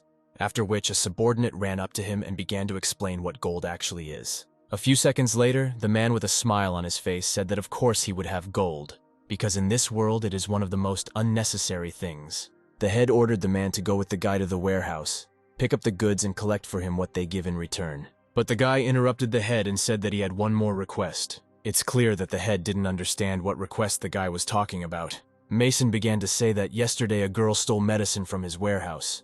Now she's in the building here. The guy said that he would give him 3 times more medicine as compensation for losses. He only asked to let her go. The head asked his subordinate whether it was really true, what happened to him, that this really happened, and also added that the thief had already been taken into custody. The judge sentenced her to prison. The head thought, since the guy is ready to compensate their losses 3-fold, then the head remains in the black. After the deal is completed, security will take the guy to the courthouse to free the girl. The guy thanked the head. The subordinate gave the guy a box and said that here was what he asked for in exchange for goods in an equivalent quantity: 10 gold bars, 1,000 cores, and 2 evolution potions. Now the guy has hundreds of cores, and he can pump up a bunch of abilities. But now the first thing you need to do is go to his time and exchange this cream for money. Although the guy, I don't know how much it all costs, but now he's definitely rich. The man also provided the guy with comma sheets, and let me know that there was an order for the girl's release. And he also added that he would escort the guy to the courthouse. But the guy couldn't figure out where Melanie was. He suspected that she was already waiting for him at the entrance. And at this time, people in the square gathered and looked at something very alarmed, and fear was visible in their gaze. Legs covered in blood were visible to everyone present. It was clear from the people that they were really scared. The guy couldn't understand why there were so many people at the entrance to the courthouse. At this time, the man was trying to somehow make his way among these people. He believed that people had nothing to do. Apparently they were given little work in the mine. He promised that tomorrow he would definitely tell the head to increase their hours. Well, some voice said that there was no need to drive anyone away. After some stranger said that it was he who told the people to come, the man immediately fell silent and fell into a slight stupor. The stranger said that let people see what awaits them. Whoever decides to illegally appropriate the property of the head of the city, everyone present must learn a lesson. Low people who do not belong to the evolved ones can survive in their world only thanks to the generous help of the head of the city. Everything that is in the city belongs to the head. Using anything unauthorized and without permission is a crime, and also punishable by death. And at this time, the same grandmother who was looking for her granddaughter was roaring with all her might. Intuitively, the guy guessed that the body in the square was the same girl who stole the medicine. The guy instantly became enraged by what he saw and by the realization of who was in front of him. At this time, the grandmother did not stop writhing from incredible pain inside. The guy was even more furious. He could not understand what kind of jokes the stranger was making. He was at the peak of his anger. He was ready to tear everyone and everything in this square to pieces. Mason approached the stranger and grabbed him by the jacket, after which he asked whether human life really means nothing to him at all, and also added that the girl stole medicine to cure a loved one. That's all. The stranger said that this was the first time he had seen the guy. He must be a merchant living outside. After which the patience to get to know each other ran out, and he grabbed the guy by the hand. As expected, the stranger twisted the guy's hand. It was clear from the guy that it was not only unpleasant for him, it was also painful. A split second later, the stranger literally dislocated the guy's arm, which couldn't help but hurt. He winced in pain. Not getting acquainted, I communicate that since the guy is not local, he forgives him for the first time. As it turned out, the stranger was the chief judge, whose man was introduced to the guy and said that he was indeed a merchant who had come to them from outside. It was his first time here, so he didn't know the rules. He asked to forgive him. The chief judge asked the guy or whether this girl, that is Mason, had to go with him. The guy saw a tied-up girl in front of him. Fear was visible in her eyes because she didn't know what would happen to her next. The guy was alarmed and slightly scared. He asked what they did with the girl. The chief judge began to explain that this girl snuck into the prison, but he managed to capture her in time before she did something stupid in his opinion. It seems that the girl is very angry with the chief judge for ordering the girl's death, so he is wondering whether to let her go free. After some thought, the chief judge said that he believed that she should simply be killed, but the man asked the chief judge to take pity, because the guy and the girl brought the head quite a worthy treat if he kills these merchants. He will no longer be able to enjoy such delicacies. But the man said that in this case it is enough to leave the sound of only one. The guy's patience ran out. He asked the system to use all the cores for charging. The system reported that these cores were enough for 3 improvements, after which the guy said that he wanted an improvement. The improvement is complete. The level is currently 7, but the system also detected a bodily injury on the guy. The cost of regeneration is 50 skill points. After the system asked whether the guy wants to use skill points for treatment, he firmly and decisively answered yes. He only had 44 skill points left. The guy believed that the judge would definitely kill Melanie. Did he just manage to catch her? He had more than enough strength. The fatal bullet might have helped to finish him off. But then all these people would come under attack, which the guy obviously didn't want. Now the best solution is to use super speed, snatch the girl from them, and run away from the city. The guy has risen 3 levels. His body also feels new strength. He believes that this is enough to escape. He asks the system to activate the ability of high-speed climbing. After which, in the literal sense of the word, at super speed, he approached the girl to pick her up. All this time, the judge had a very cool and confident face. In a split second, the guy snatched the girl from the men, thereby dropping them to the floor and started to run away. The guy did not hide his joy at what he had just done, and told the girl that they would immediately get out of here. The guy easily jumped over the building, which looked more like a tower, thereby getting out of the city. The guy liked the fact that he could use his power even longer. The guy told the girl not to worry, because they would soon be outside. And in a few seconds, the guy had already jumped over the huge wall around the city. The jump was so high that they stayed in the air for several tens of seconds. The guy landed on the ground in time, because he was just at the limit. He believes that they are already far away, and they will not be able to track them down. Having come to her senses, the girl immediately began to apologize to the guy, arguing that she had caused him problems, but the guy didn't really listen to her at that time, but only thought about how dangerous it was. But Mason asked the girl not to say that. She did everything right. It was his fault that he didn't take care of everything earlier. He just wasted so much time. But who could have known that they would act so quickly? It was the girl's fault. She was too weak. If only she could gain time. The girl still believed that she was to blame for everything. The guy asked whether this supreme judge was strong, to which the girl replied that he must be an evolved 5th degree. Well, since the guy was not particularly in the subject, he asked whether the 5th degree is a powerful force. Melanie confirmed the guy's word. All evolved people start from the 1st degree, and it is very difficult to move to the next level. It took her 10 years to reach the 3rd degree. In each camp, there are high-grade evolved, which is responsible for security, but 5th degree evolved are rarely seen. It is said that a 10th degree evolved is so strong that it can destroy an entire city with one blow. The guy didn't think that there were people with such phenomenal power, but he thought that he could control this world since he had a system. And at this time, the same judge was approaching his partners, whose intentions were clearly not the best. She immediately warned the guy, but the judge was too fast, and the guy did not have time to react, after which the man dealt him a powerful blow from his knee directly to the stomach. The man began to beat the guy almost to death. His blows were not only strong, but also accurate. He aimed right at the guy's face, and at that time the girl could not do anything. She just shouted the guy's name. Defiantly holding the guy's bloody head in front of him, the man angrily asked whether he allowed them to walk. The guy was lying covered in blood on the ground. The girl nevertheless decided to somehow help the guy and began to approach the judge. As expected, the judge was able to quickly react to this and hit the girl right in the stomach. A few seconds later, the man was holding the girl by the throat, and at that moment she begged him to let go. As it turned out, the guy was conscious and began to reach into his pocket for the potion, after which he drank it. Turning around, the room was clear that he was surprised by this action of the guy. Unimaginable things began to happen to the guy. He let go of the flask with the potion. The girl little believed that he had spent the potion at that moment, but the man only laughed at this because he was sure that this would not really help the guy. After a few seconds, he started laughing even more. The guy's stomach apparently twisted sharply. He was writhing from incredibly indescribable pain from drinking the potion. The man said that he had never met people dumber than the guy. He asked her the guy really thinks that he will evolve and will be able to defeat him. Even if the guy manages to evolve, in the man's eyes he will just be a slightly stronger bug in the man's opinion. The guy will die soon anyway, which will exhaust himself even more. Is it really better to take a mortal risk and try to defeat the man? The guy is like a pathetic insect that is about to die, but is still trying to fight for life. This is a downright interesting case. At the moment when the guy was writhing in pain, he began to remember his past, how he stood in front of some man who scolded him for always getting into fights. The man was already tired of repeating to the guy that, "You need to get along with your classmates." But the guy said that if he is offended, he will always give back. He remembers how someone hit him right in the face.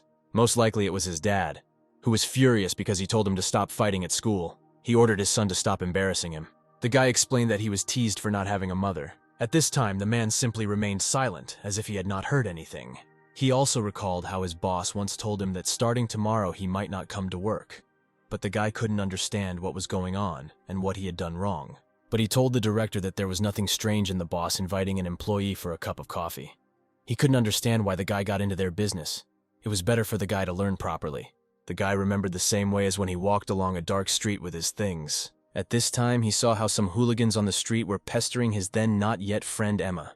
At that time, the guy approached them from behind and asked what they were doing here. One of the hooligans told the guy to mind his own business, and then pushed him away. A few minutes after the fight, the all-beaten and scratched guy was holding on to the hooligan's leg, and he at one time told him to let him go. They thought he was like a mad dog, and one of them suggested leaving here. Otherwise, the police would come running. The last words of the hooligans were that the guy should no longer come into their sight, after which the girl ran up to the guy and thanked him for helping her. She said that she would take him to the hospital. It seemed that he had serious wounds, but he said that there was nothing wrong. They were just scratches. Finally, the guy only said that Emma should hurry home because the area is unsafe. The girl ran up to him and stopped him. She noticed that he had a suitcase, so he had nowhere to live. She also added that her family was just giving him an apartment and invited him to come see them. The guy had already agreed to the girl's proposal. After a few minutes, he was already sitting in the apartment at the table and gorging himself on all sorts of things. The girl was clearly glad that the guy came to her, and it was clear from the guy that he was happy. And at this time, the man switched from the girl to the guy and put his foot on his hand. The judge called the guy a half-dead dog he believed that he apparently failed to evolve. But at that time, the guy was somewhere indescribable, and the monotonous voice of the system reported that soon the guy would completely lose his mind, because he was stuck in a loop, and his endless memories, the chances of evolving with the help of a second-level potion were too small. Apparently, it was all over for this candidate. His data was still not the most outstanding. Now all that remains is to find a new candidate. All their numerous attempts have been unsuccessful. Perhaps they are simply destined to die. Then Emma asked the guy whether it was delicious, to which he answered, and that even a girl with very culinary skills could open her own restaurant. A girl will always be happy to cook for a guy, as soon as he says so. These words made the guy a little embarrassed. The girl remembered that during the day, she took a cake from a popular store nearby and stood at the table to bring it. She began to cut him a piece, telling him to try it. He said that it was very tasty. The girl heard that their pastry chef was the winner of an international award. And at this time, the guy remembered that Melanie told him that she wants to become a pastry chef, but she thinks that this is not very suitable for her. But the guy suddenly became wary. Emma couldn't understand what happened to the guy, because a second ago he was joyful, but now he seemed to have fallen into a stupor. The guy feels like he forgot something and can't remember it. And at this time, the judge grabbed the girl on his shoulder. She told him that if he wants to kill, then let him kill now and waste time. But he replied that he would kill her for me. They would scold him if there was not a single seller of things left which the mayor of the city liked. Besides, according to the man, the girl has a cute face.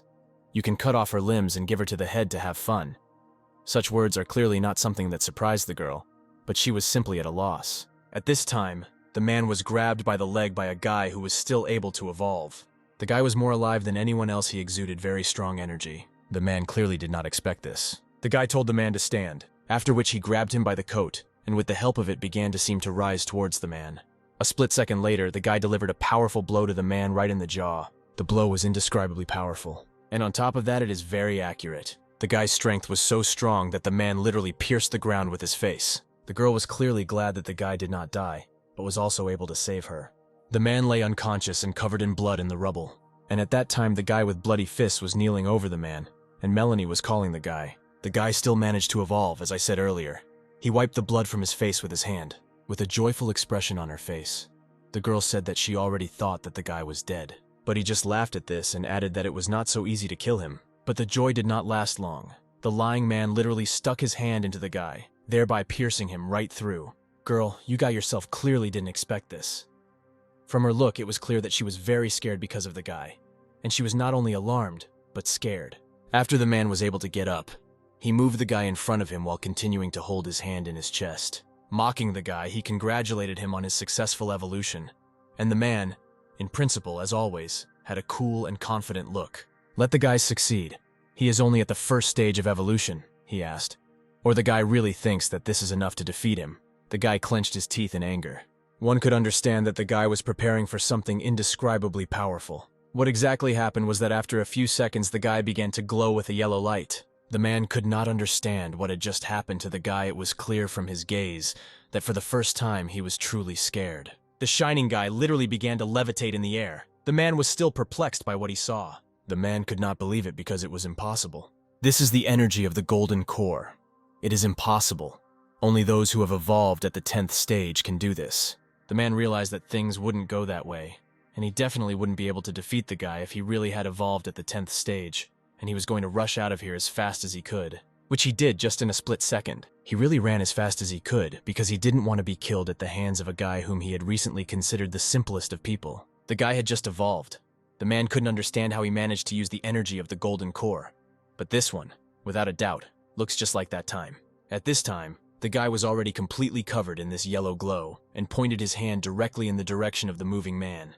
After the guy pointed his finger in the direction of the man, it shone bright yellow and some kind of magical ball was formed. But the man did not suspect anything at that moment, because he was only thinking about how to escape. Yellow, better than energy, rang out in the middle of the forest. It burned out everything that came in its way.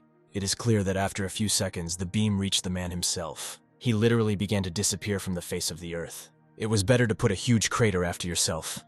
This battle will clearly go down in history. And at this time, the head felt something. He felt the energy of some familiar person 5 kilometers away, was someone strong heading towards his city. At this time, and in the 17th camp, their boss also sensed something. In the alliance of help from climbers, 2 girls also sensed this incredible power. And at this time, the guy, exhausted, began to fall to the floor. A girl immediately ran up to him and told the guy to hold on. She also added that she would bandage his wounds. After a few seconds, it turned out that the guy's wound was too big, and the girl couldn't stop the bleeding. A split second later, the guy's body was covered as if by some kind of shield. It is clear that the girl was surprised by what she saw because the blood suddenly stopped. The girl lifted the guy up and said that he should hold on. Now she will take him to the doctor, after which they went, in fact, to the doctor.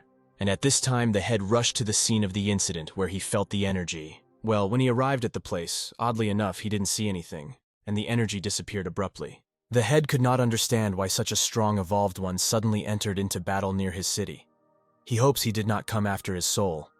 Although, if you think about it, he is a simple entrepreneur, so he could not cross the path of those evolved at the expense of the 4th stage and above. And they went somewhere as if to a warehouse. The girl started knocking loudly on the door and screaming for them to open it as soon as possible. She literally broke the door off her feet, thereby pushing away the girl standing in front of the doors. Oddly enough, the girl fell and thrashed. She was clearly not happy with what the girl did.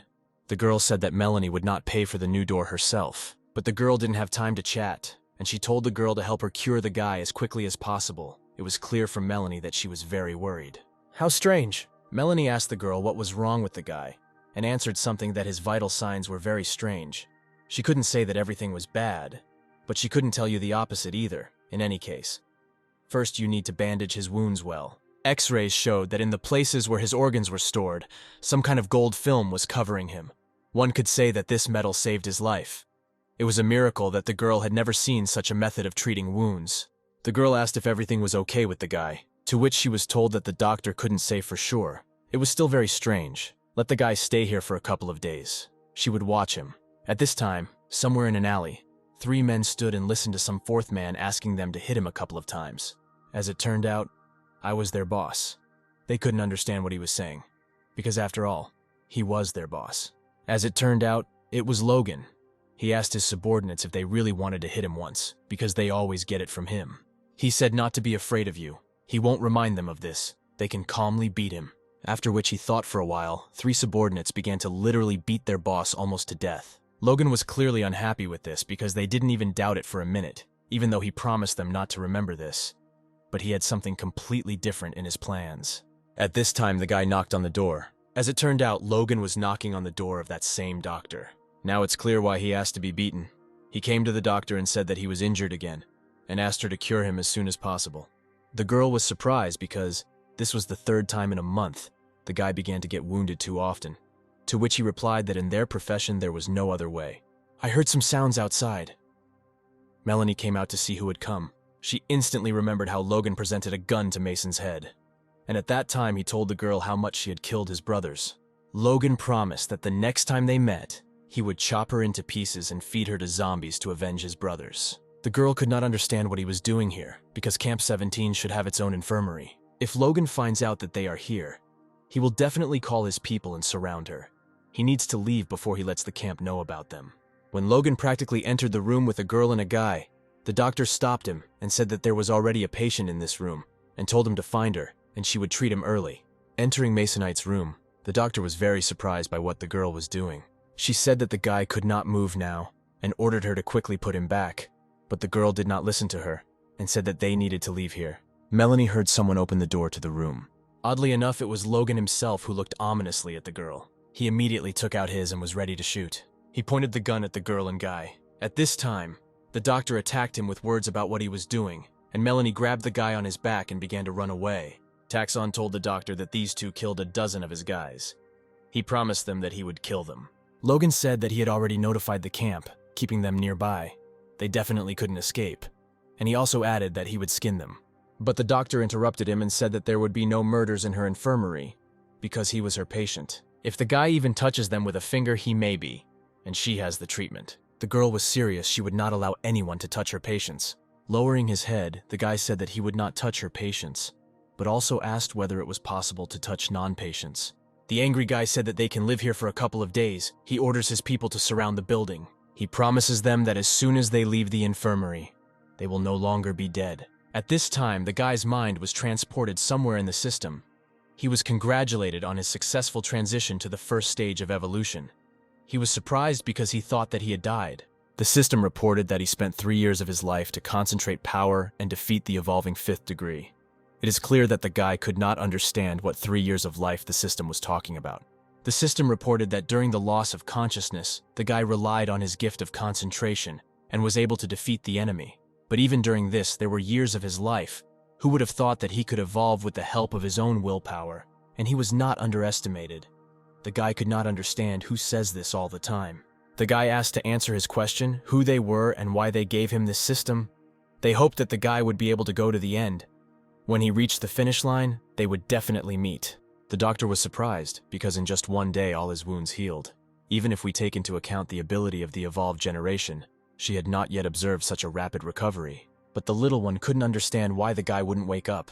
But the girl believed that he would wake up very soon. He probably needed a little stimulation. Then she literally hit him in the balls. So the expected guy instantly firstly writhed in pain and secondly woke up. The girl laughed at this, and apparently the guy is already much better. He looks really full of strength. With a demonstrative cough, the girl told the guy to get dressed. While the guy was getting dressed, the girl reported what happened while he was passed out with Logan. Camp 17 had already surrounded this building. The girl began to say that in the old days, she could easily deal with their boss, who was at the 3rd stage of evolution. But that supreme judge kicked her, damaging her internal organs. So yesterday she could not risk it. Hearing this, the guy became furious and said that he would deal with them now. The girl said that she was going with the guy, but he objected, arguing that she needed to heal her wounds. Now he can deal with this bunch of losers in one fell swoop, because he is completely healed and invigorated. At this time, the boss was asked why they couldn't just rush in there and finish off these two, to which he replied that they couldn't do that because he made a promise to the doctor, so they didn't dare break it. One of the subordinates told the boss that, at the resource supply point, they said that today the doctor would go to them to buy medicine. They could wait a moment, sneak inside and finish them off, and then we'd just say that they left the infirmary themselves. Then the doctor wouldn't tell Logan anything. It was clear that the guy liked this plan. That's exactly what he planned to do. They decided to kill the guy, take the girl alive.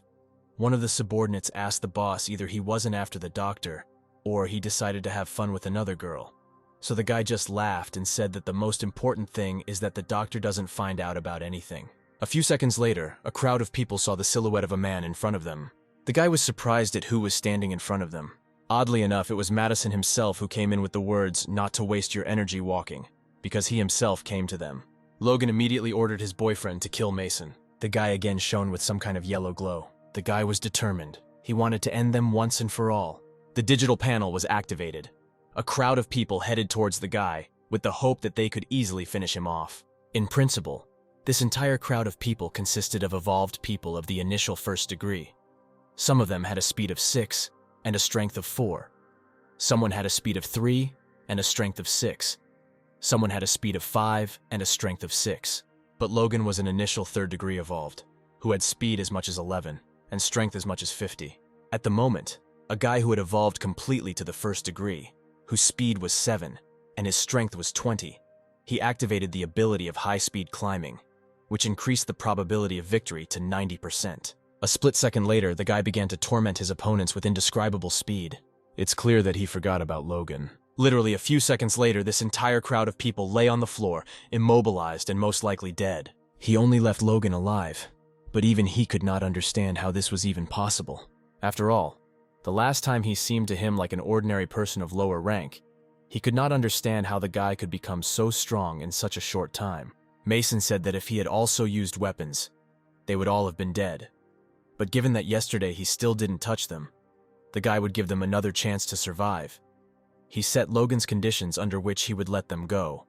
Only if the boss gets down on his knees and starts barking like a dog and then calls him master. At this time, the merchant Alex was happy with what he managed to find and asked Mason to take a look if there was anything worthwhile here. The guy immediately replied that this was exactly what he needed and gave him canned food in return. The guy's last word was that the merchant should continue to collect gold and that he should not worry about canned food. He would not deprive him. It is clear that in this world, gold is worth nothing. It was because of this that the merchant could not understand what the guy would do with this gold. The kernels have long become a new currency. And that guy had 20 bars, richly. The guy told Melanie that he would go get the goods. He would also bring food and water. She only told him to be careful on the way. After little time left, he began to move back in time. He was transported to his bed. Just at that time, someone was knocking intensely into the room. The guy immediately got out of bed and went to the door to find out who was knocking there. As it turned out, it was Emma. She immediately threw herself into the guy's arms, and the guy was pleasantly surprised by this. The girl asked the guy what was wrong with him, where he had been all this time. She couldn't get through to him. He immediately began to come up with some excuses. He told her that he had gone somewhere on business, but there was no connection there, and asked her for forgiveness. It's clear that the girl was a little angry because of this, because the guy needed to warn her about the entrance, because he scared her to death. She was already going to go to the police, asked him never to do that again, and be sure to tell her if he suddenly decided to go somewhere. Slightly embarrassed, the guy did not say that he would take this into account. The guy said that as an apology he was giving her a gift. But Emma said that she didn't need any gift, because the guy was already a mile away. Why would he need to spend extra money? But the guy asked the girl not to worry about his finances, because he had earned a lot on the trip. He said that he would buy her everything she wanted, and everything she liked. They came to some very stunning building, which with all appearances showed that it was for the rich. The guy noticed that this place was quite sophisticated. But the girl, on the contrary, told the guy that this was a rather expensive boutique and asked him to look for another place. But the guy told the girl to choose something to her taste, and so that she was sure that he could afford to buy at least 100 of them. In the future, he would earn even more. The girl could not understand how he managed to earn money.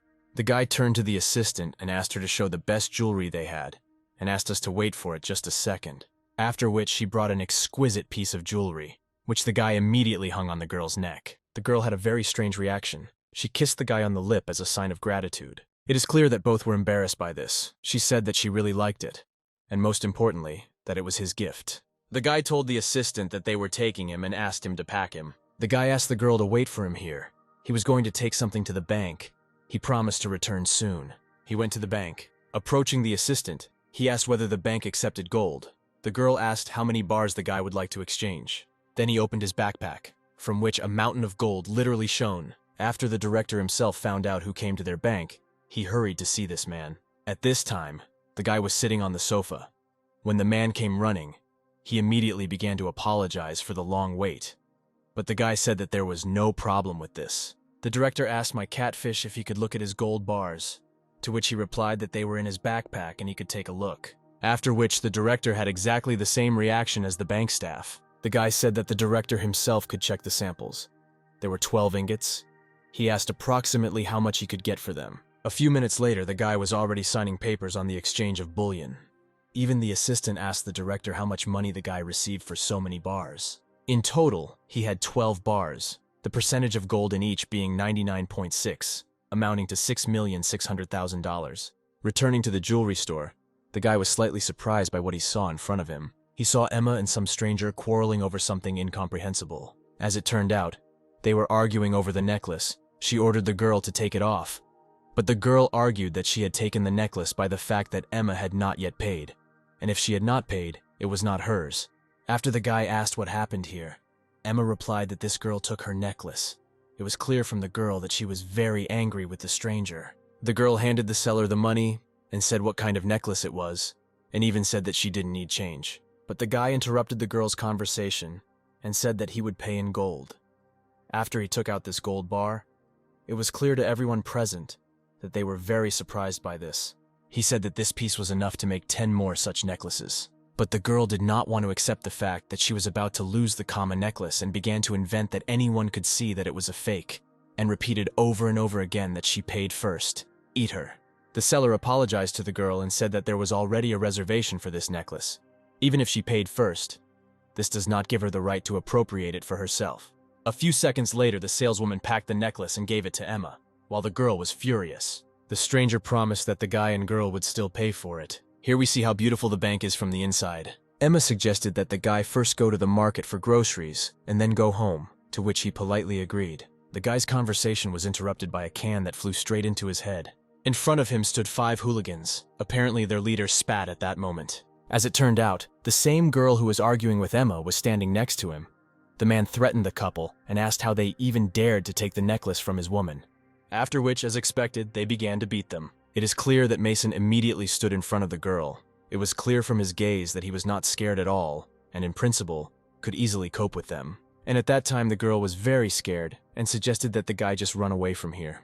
After a few seconds, the girl opened her eyes to see what was happening, but she no longer saw the crowd of hooligans in front of her, and the guy said that they needed to go to the market as if nothing had happened. After the girl asked what happened to the hooligans, the guy, slightly joking with them, said that perhaps they had an epileptic attack. A few minutes later, the girl and the guy were already at the market.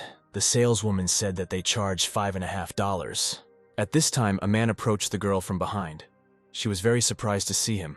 As it turned out, it was her uncle. She couldn't understand how her uncle knew that she was with her, but about the fact that he installed a surveillance application on her phone. But he reminded the girl of what she promised her father, also rudely adding that they were going home. But the guy stood up for the girl and said that she didn't want to go with him, so he could only go alone. But the man is already tired of repeating the guy so many times that he is completely uneven to Emma. Her father is already looking for a suitable groom who will meet her needs, and when she comes, they will immediately have a wedding. The man asked the girl whether she remembered her father's words about what he would do if she did not obey him. If she obeys her father, then this guy's limbs will be cut off and thrown into the river. After these words, it was clear from the girl that she was scared and slightly nervous. Realizing all the scenarios in her head, the girl decided that she would still go with the man, because it would at least be better for Mason himself. Following the departing relatives, the guy shouted to them to stop. He asked if they would let Emma go with him, if he said he was much richer. The man asked, or the guy really wanted to say that he had more than 6 million in his account. Apparently, this was the very condition under which they would allow the guy to at least somehow get closer to the girl. The man asked the guy to come down to earth, let him first try to earn 600 million in a year, then they would talk. Such words clearly showed off the guy. 600 million. It was clear from the guy that he was slightly furious after such words. The guy agreed with the man's terms. He was very dissatisfied with this whole situation, and it was clear from his eyes that he was really determined about the girl. The guy asked the girl to wait for him. He would definitely earn these 600 million and take her. Next we are shown Base Joe 4. So the two men were discussing something. One of them asked if they could find something, to which he answered that it was at the Association of Buildings on the mainland, where the main characters had just been. They wanted 1,000 zombie cores for it. And with such a sum, the man became furious, because all his property is worth exactly the same. A bunch of charlatans just want to rip him dry. They said that there will always be a buyer for this product, so it's up to the man, after which he began to think. Their cost goes beyond all limits, but if you buy this thing and give it to him, then he will probably agree to cooperate. The main thing is to get his help. Then not only 1,000 cores, but the entire base will be a man. The man ordered him to go and bring him this thing, because he needed it too much. The joyful guy was holding some bags in his hands and a bunch of bags and said that he had returned. Melanie was surprised because there is much more here than he brought last time. Rice flour, meat, eggs, milk, everything is there, the guy said. But the girl could not understand just one thing. Why the guy brought so much flour this time? The guy argued this so that the girl could bake. He remembers that she said that she would like to become a pastry chef. From such an action, it was clear from the girl that she was embarrassed. But the girl couldn't understand what the guy was talking about, because her main task was to protect him and how he would have time to bake. But the girls haven't started it early yet. The guy thinks she doesn't need to accompany him next time. It's better that she stays at the base and rests. Sister Melanie BK told the guy that then she could go with him. He was happy about this because help would not hurt him at all. But Little did not object to this. Melanie asked what the girl was up to again. She wasn't going to quietly kill the guy on the way. But Becca said that How could her little sister do something so insidious? She is somehow embarrassed that she is sitting on their neck, so she will go with the guy and protect him with all her might. Girls have nothing to worry about. Next we are shown base Joe 4. The guy couldn't understand why the entrance to the base was so narrow. The girl began to explain to him how to make it more impregnable, so the base is protected from zombies and people. But the base was huge and seemingly powerful. Two men were carrying some kind of box as they were carrying it. It was clear that there was something valuable lying there. A split second later they lowered the case. The man asked if there was treasure inside. He ordered them to quickly let him take a look. It was clear from his eyes that there was something really valuable lying there. We see that the man has opened the box. There was some kind of stone staff lying there, which didn't really look like some kind of treasure. Even the man himself did not believe that this was exactly it, because in appearance it was an ordinary stone staff. He asked whether they could not have slipped a fake. When the man almost touched this staff, he was abruptly stopped. As it turns out, there is a corpse self on the staff. Even those who have evolved cannot exclude the risk of infection from touching it. An evolved 5th degree will be able to hold the staff in his hands for only 15 minutes. The man was surprised that there is such a concentration of poison in this staff. It is not surprising that he needs this staff so much. The man asked, or the subordinate checked whether this staff was real. He reported that non-evolved people without any wounds or diseases were taken for the experiment. They all became zombies immediately after one touch. The man thanked his subordinate for his excellent work. He is always calm when he gets down to business. At this time, and where the sucker was interrupted by a guy who entered the room and turned to the commander, he said that 2 merchants had arrived and wanted to exchange goods. They have a huge backpack filled with canned food. At first glance, they are rich people. After such words, it was clear from the man that he was surprised. The man was very happy about this because he had just run out of food, and then the delicacy was brought right to his door. He wanted to look at this meat with pleasure. At this time, Becca said that, to tell the truth, she and her sister did not particularly cooperate with this base. So first they need to test the waters. Well, the guy said that he needs to get rich as soon as possible. The girl seemed to say that here you can meet the maximum of evolved 3rd degree. He told the girl not to worry. He promises that if anything happens, they will get out of here unharmed. Just when the guy finished telling the story, the commander burst into the room. He was in a very joyful and upbeat mood. He immediately apologized for such a long wait. The man said that he had heard that they had brought a very good product for exchange, and asked to look at it. The guy showed backpacks completely filled with canned goods. The man was very surprised by this, because such a jar costs a lot, and there are probably more than 100 of them here. The man immediately gave some sign to his subordinate, after which he nodded to him. The man asked what they wanted in return. The girl replied that they needed cannonballs, and also gold or other jewelry. But at that moment, the door to the room slammed shut. It is clear that such an action confused the sellers present. With a malicious smile on his face, the man said that it was nothing. They didn't just want to calmly discuss the price. Oddly enough, after a few seconds, the man ordered us to take them. The girl immediately began to run away, but she was surprised that the guy stood like a stone and had no intention of moving anywhere. The guy sighed and asked why in this world all people are the same. He just wants to calmly make a deal with them. And now it's time for 2 fighters to almost get to the guy. The guy once again began to glow with a yellow glow. It is clear that such actions greatly confused the men. The guy activated the ability of high-speed climbing. The use of abilities makes his fingers much stronger, which allows him to stick them into a hard surface like stone. At the same time, the strength in the legs increases, increasing the skill of jumping, and therefore a person can move much faster. Finally, the overall accuracy of movement of all limbs increases, thanks to which a person is able to deliver precise and high-speed strikes. This is exactly what this guy did. He kicked the ass of his opponents. Thus, the ability allows you to defeat your opponent in a very short time. There was only 1 man left in front of the guy, and all his remaining subordinates were lying on the floor after the battle with the guy. My sister was very surprised by this, because she didn't expect that the guy was incredibly strong. The man immediately began to make excuses and said that it was just a misunderstanding and that they misunderstood everything. The most severe screams of pain were heard from the room. The man begged the guy with all his might not to hit him. He even agreed that he was wrong. The guy asked whether it was really necessary to force him. You know, the guy himself doesn't like violence. The man promised that he would give them what they wanted in return, and would not offend them with the goods. The girl was furious, because the man wanted to finish them off and take the goods for himself. He really thinks that they will cooperate with a dirty merchant like him. But the guy with his hand upset the girl after he said that they would be happy to cooperate with him. It's clear that the girl couldn't understand the guy's decision. Is it even possible to trust a man? Someday he will definitely stab them in the back. The guy has already realized that he is engaged in trading in a post-apocalyptic world, and you can stumble upon predatory people. But if you let them know what awaits them if they use dirty tricks, then trading will become much more pleasant and fruitful. The man said that it was not too late for them to show respect to such a strong person as the guy. Moreover, they would not dare to even think about dirty tricks. The man told the girl and the guy to follow him. He would show the product they needed. After which, he led them to the room where that very box lay and pointed at it with his hand and said that this was exactly the product. But the guy thought that it was just a broken stick and said that he did not need such a thing. The man began to say that although the guy doesn't know, but to tell the truth, he sold almost all his property to buy back this staff, which is why, out of despair, he wanted to take the goods from them. Their life was hard.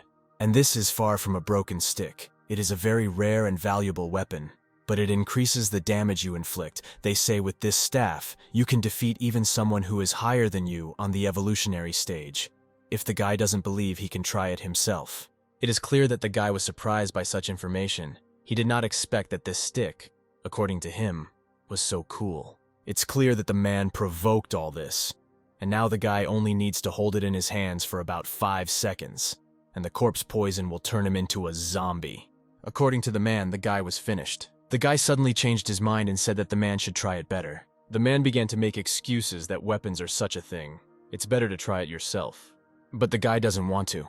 It's better for a man to try it. He'll see how strong this staff is. It was clear from the room that he was very nervous. He even began to stammer, but the guy in a rude voice said that he should still try the staff. Taking the staff in his hand, but first wrapping it in a rag, he handed it to the man. It was clear from the room that he was very scared. The guy repeated once again for the man to pick up the staff, after which the staff itself fell to the floor. The man almost got a heart attack from this, the guy asked, or the man really thought that he didn't figure out what the catch was. The guy was waiting for him another chance to cooperate, but he did not appreciate it. He said that the man made his choice himself. At this time, the girl told the guy that he needed to kill the man. What he just started doing after a few seconds, he grabbed him with his powerful fist and began to choke him. The man writhed from the incredible pain he was experiencing, and at this time begged not to kill him. At that moment, the guy remembered how he saw in front of him the advanced body of a girl who simply stole a little medicine. From such memories, the guy's anger stopped even more accordingly, and the force with which he strangled the man also became greater. He remembered the words of the judge who asked whether it was really nice to feel that someone's life is in your hands. After this, the guy immediately got over it, and he immediately released the man. After which the guy simply began to leave and told the girl to take their things. And as they were leaving, the girl and she were perplexed by what she saw, because she hoped that the guy was about to finish off the man for what he had done to them. The girl couldn't understand whether they would really just leave. A minute ago, the man wanted to kill them. Why shouldn't they do the same? But the girl believed that she understood the guy. She thought that he did not want to watch the man die painfully. Then you can use poison or cut off his head with one blow of a knife. There are many more ways to make him suffer for a short time. But the guy asked the girl to stop. The guy decided that he would probably take the staff and do it for compensation. For a while, the girl was thinking about the fact that the guy was just work. He had such abilities, and he pretended to be a pathetic Mother Teresa. Such a person was definitely not capable of protecting his sister in the girl's opinion. Following the departing couple, the man asked them to stop. Very unexpectedly, for some reason, the man asked the guy to help their base. The girl became even more enraged by this. She asked whether, in the man's opinion, they were some kind of charitable organization. But the man begged them to agree. If they agree, then when everything is over, he will give them all the valuable things that he has at the base. He argued his appeal by saying that they are in complete despair. If no one helps them, then the base will soon come to an end. The girl asked whether it was dirty tricks again. Apparently, the man was tired of living straight. But the man began to say that they sent a huge amount of things to the evolved 5th degree to help him. But he still asked for even more. Now they are simply forced to go robbing. The man asked to follow him. When they see for themselves, they will understand everything.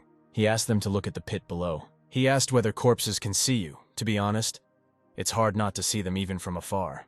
The man explained that these were people who were killed in just one day. It is clear that the guy could not understand why there were so many corpses, and who did it in the first place. Every day, several dozen people die at their base, and this is not the work of strangers. As it turned out, it was all the fault of the head of their base. In order to prevent infection, they burn corpses every day.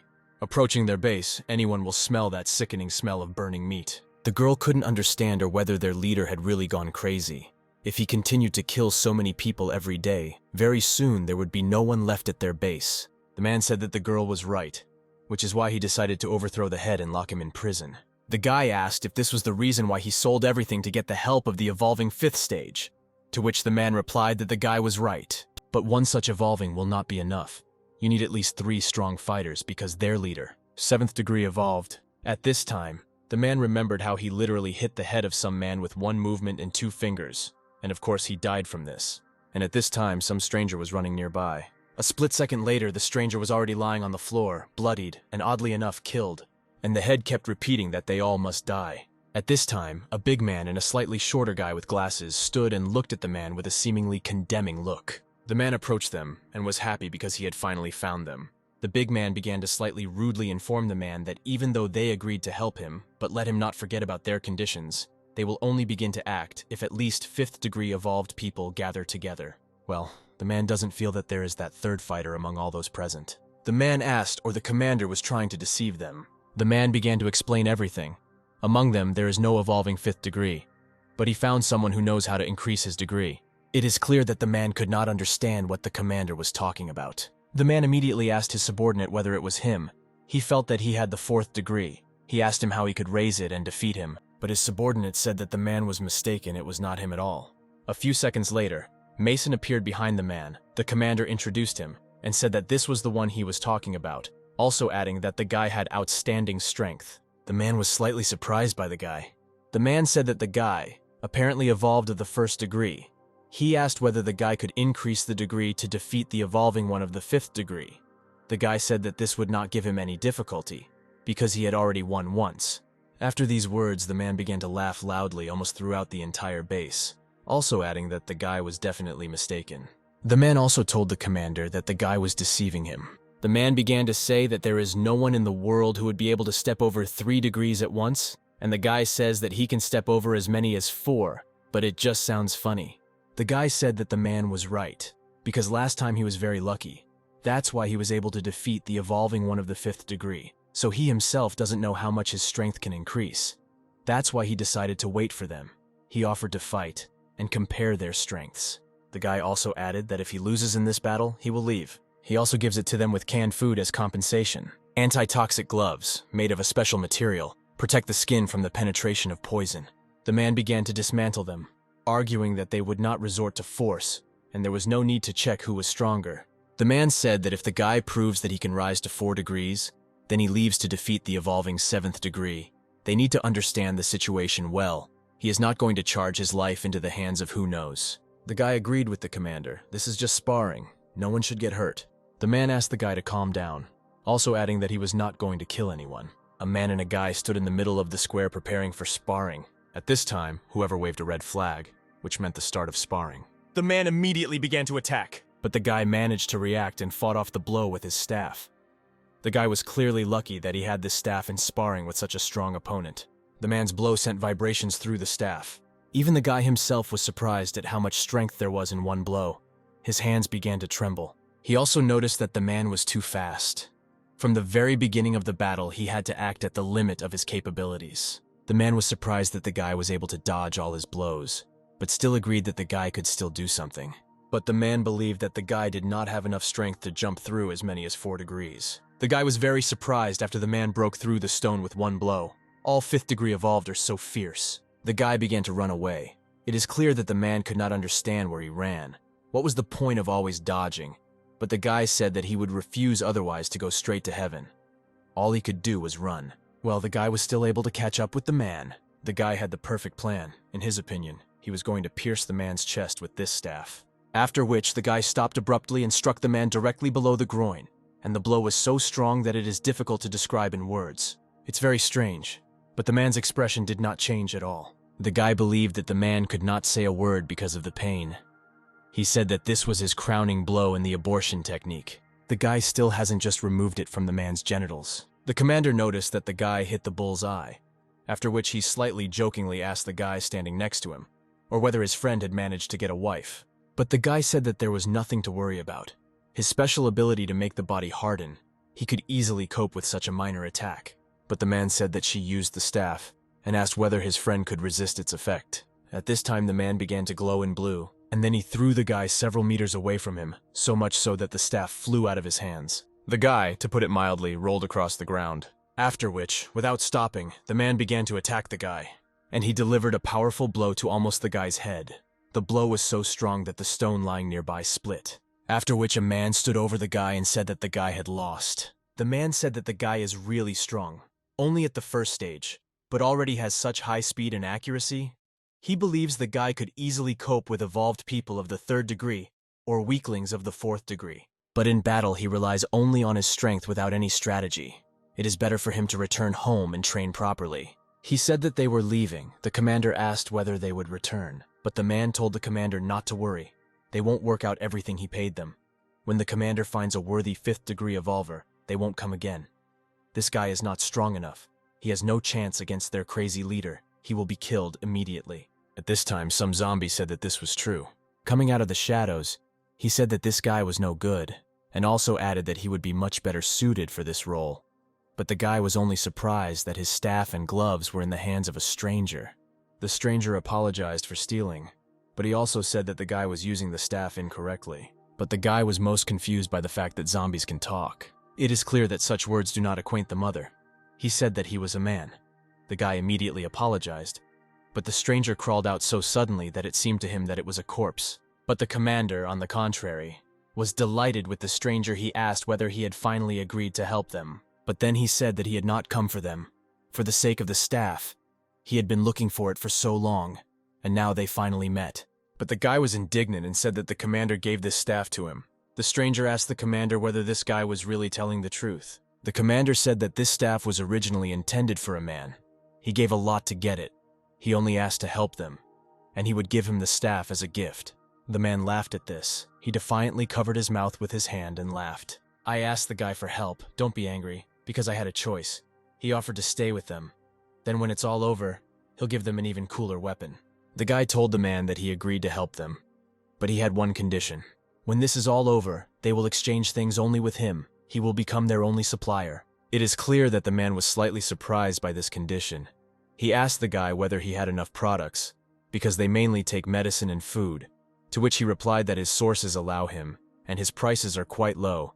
You need gold or other jewelry. The man said that he agreed to the guy's conditions. The guy with glasses asked his brother how he generally felt after such a powerful blow, but he replied that everything was fine. He would just fix it a little. All those present gathered in a small room and discussed something. The man thanked them for their desire to help, and now he wants to tell them the plan in detail. For comfortable communication in the future, the man asks them to briefly introduce themselves and tell about themselves. The big man introduced himself. As it turns out, his name is James. He is a 5th degree evolved final stage. His special ability is to harden the body. Ordinary bullets can pass through him. The guys with glasses were called Robertson. He was a 5th degree evolved initial stage, with a special ability to freeze everything he touched with one touch. The man with zombie ears, it seems, was called Oscar. He had evolved to the 5th degree. He did not reveal any special abilities, but only said that others would guess. Mason introduced himself, saying that he had evolved the 1st degree, the initial stage, had a special ability to concentrate. And the girl introduced herself as Becca. She had evolved the 2nd degree, the final stage. The special ability could be capable of carrying out calculations like a supercomputer. After which the girl wondered why they appeared with them near each of them signs like questionnaires on a dating site. But the guy didn't answer that. He has no idea what it is. It's better not to ask at all. Ask it. After everyone finally introduced themselves, the men began to tell their plan. The head of their base evolved to the 7th degree at the final stage. With a special ability, his body becomes liquid. This is a big problem for them. It will be difficult to catch him, but a careless movement and he will kill them. According to his plan, they first need to take him to the secret room. Then Oscar poisons him to paralyze his nervous system, and their fighters capture him. And Robertson waits the right moments to freeze him. And with the help of a mechanism, they will not lock him in a capsule cell. James said that the plan was really good, and asked when they would start acting. But Oscar at that time simply laughed, because now everyone knows about his special ability. The commander said that we cannot allow people to continue to die. Tomorrow they will carry out the capture of the clan. The commander went down somewhere into the basement, and the same head of the base stood right next to him. It's clear that even though the man had a plan, it still instilled some kind of fear in him. The head mysteriously asked if the commander was really going to kill him and end all these deaths. At this time, the head of the practically commander sprayed a very strong stream of water. But at this time, he was covered by James, who didn't care because he knows how to harden. James stood in front of the commander and ordered him to move back, and was ready to get into a fight with the head. It was clear from the look of the head that he did not understand what would happen. But he was also ready for everything and everyone who might come now. And at this time, as was planned according to plan, Oscar flew at the head with his staff, and was about to be ready to poison him with the staff. But it was not to be. While Oscar was trying to strike his head, he calculated it all and practically hit him with a stream of water. But Mason noticed it in time and grabbed Oscar. The man laughed and was glad that my son was sleeping. He said that if it weren't for the guy, it would have been the end for him. And at that time, he stroked his cheek with his hands.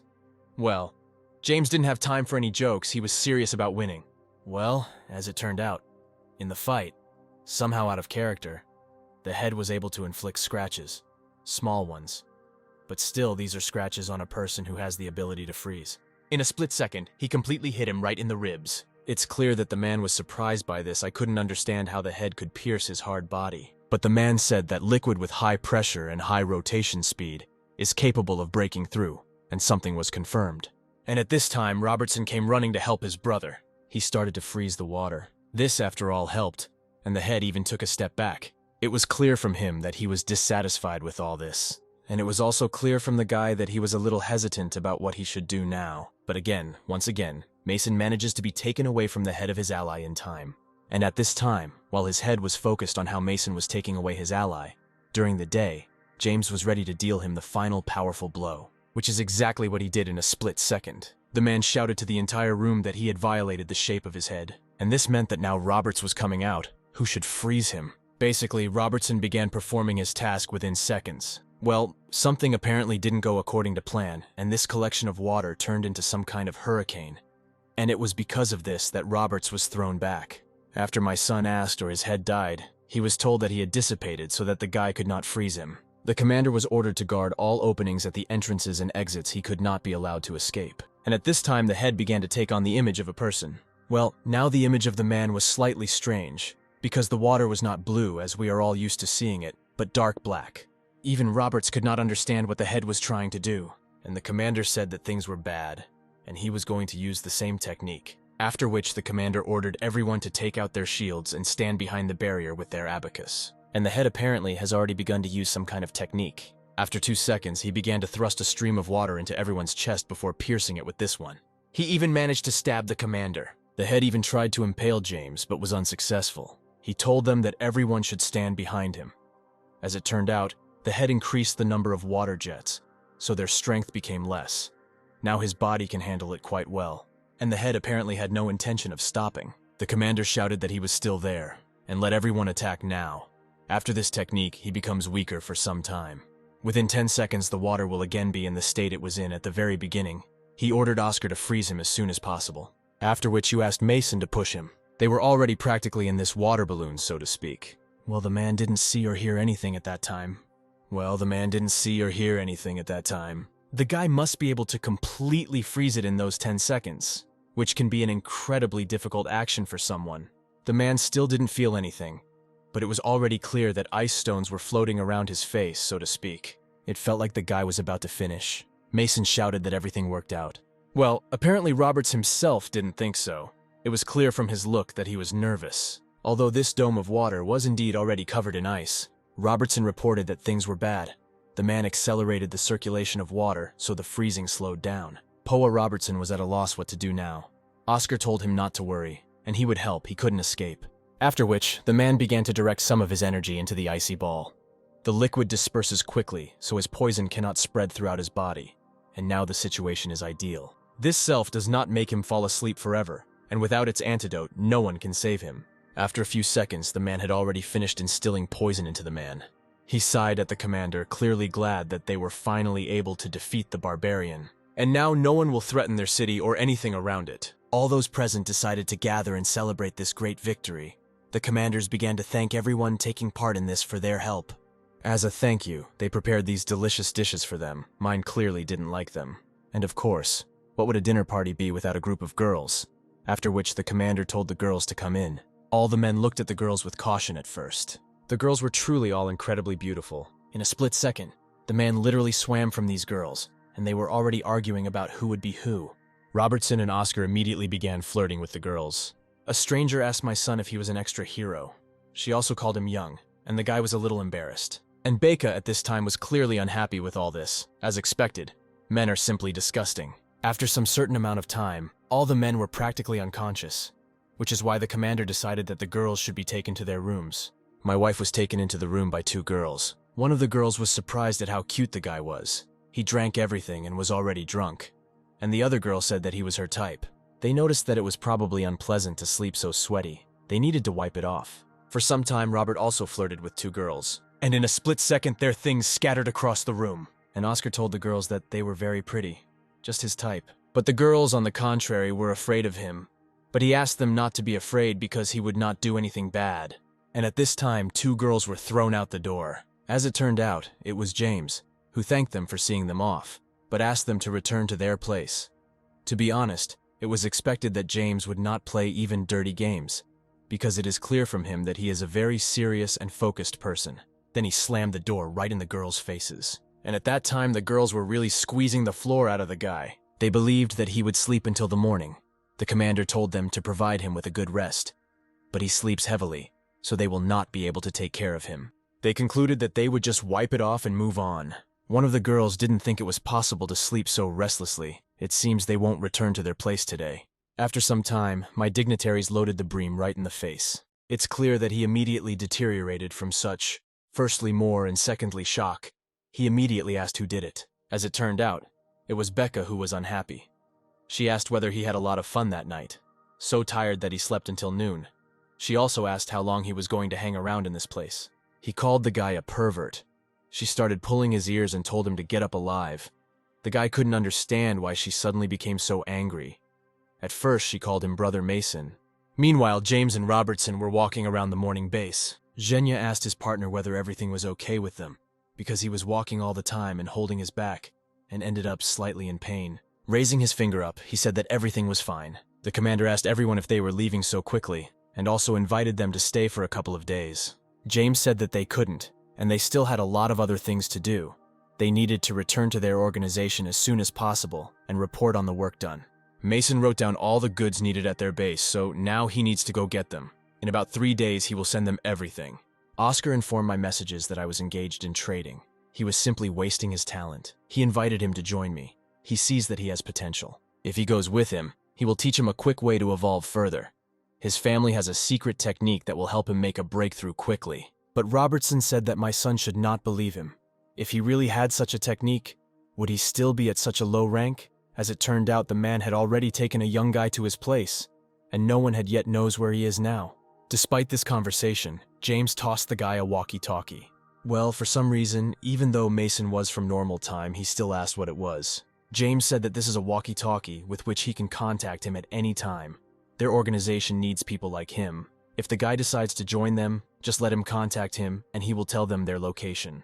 After this, the character said goodbye. 3 days later, a man was running through the base, clearly in a hurry to get somewhere. He ran slightly out of breath into some room. The man said that Mason had arrived. The commander was surprised that the guy got everything he needed so quickly. The man asked him to quickly go out and see for himself. After all, as it turned out, his goods were on as many as 3 trucks, which cannot but surprise. As it turned out, the man had had too much to drink and babbled a whole list of things to the guy, and he brought everything directly to him, and in just 3 days. Mason told the commander that the truck was everything he asked for, and also added that it was time to unload it all. After some time, the people at the base had already finished unloading it all. It was really the first time they had seen so much food. Now they have so many seeds and fertilizers. Their supply system itself will be just perfect. How great! You just need to grow it. And then in a year, the people of their base will no longer have to starve. The commander or some celestial guy asked where he got so many things. Also of excellent quality. It's really incredible. It is clear that the guy will tell you that he cannot say this. Well, as for seeds, food, and other things, he will bring as much as they ask. The main thing for him is to get his payment for it. The commander pulled out a bag of jewelry in front of the guy and said that this was his payment, which they agreed on. Well, the guy was very indignant. There really was very little here. He didn't bring as many as 3 trucks, he asked, or the commander was trying to deceive him. But the man could not understand why the guy was so angry.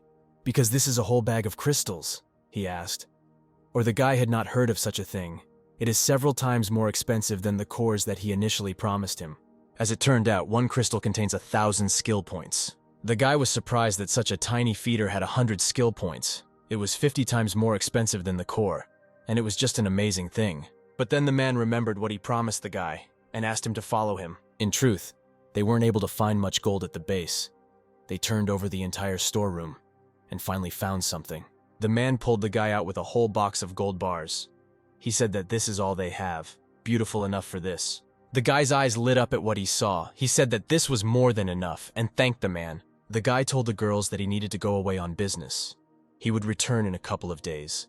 The girl asked whether he would bring another white rabbit. Otherwise, she had already eaten everything. The guy was already sitting with this box of gold in his room. He noticed that this box was even heavier than usual. And of course, even from it, it was clear that it was more massive than the previous one. The guy noticed that there was some kind of picture printed on the lid. Well, it doesn't look like a seal. It looks like they made a cover out of a real painting. There's even a signature. As it turned out, it was a painting by Picasso himself. But the guy didn't recognize the name and thought it was a very strange name. But he really liked the painting. Out of illiteracy, and in order to sell a painting by a great artist, I simply decided to hang it in my room for interior decoration. And at this time, some man with a Cuban cigar in his mouth reports that this is a painting by Picasso and is simply mesmerizing. It is definitely worth the 200 million spent. A subordinate said that tonight, there will be a meeting between Emma and the candidate for grooms whom the man has chosen. In principle, as is already clear, it was Emma's father. He asked his subordinate to make sure that everything went well, even if he didn't allow anything to be thrown away. The man asked what to do with Mason. They never found out where he got hold of 20 bars of gold, which he recently exchanged at their bank. If they report everything to the police, they will no longer be able to investigate this matter themselves. But the man said that I needed to inform the police. He told the employees to approve the operation for me, since he was able to get so much gold in such a short time. Then he obviously has his own sources. There is currently a shortage of gold at his enterprise, so they will touch him for a while. But he and Emma will definitely not be together, according to his father. He believed that only a capable person could be her husband. And at this time, the girl and the guy had already met. He said that he did not know whether she would like the restaurant he had chosen, to which she coldly replied that she would not.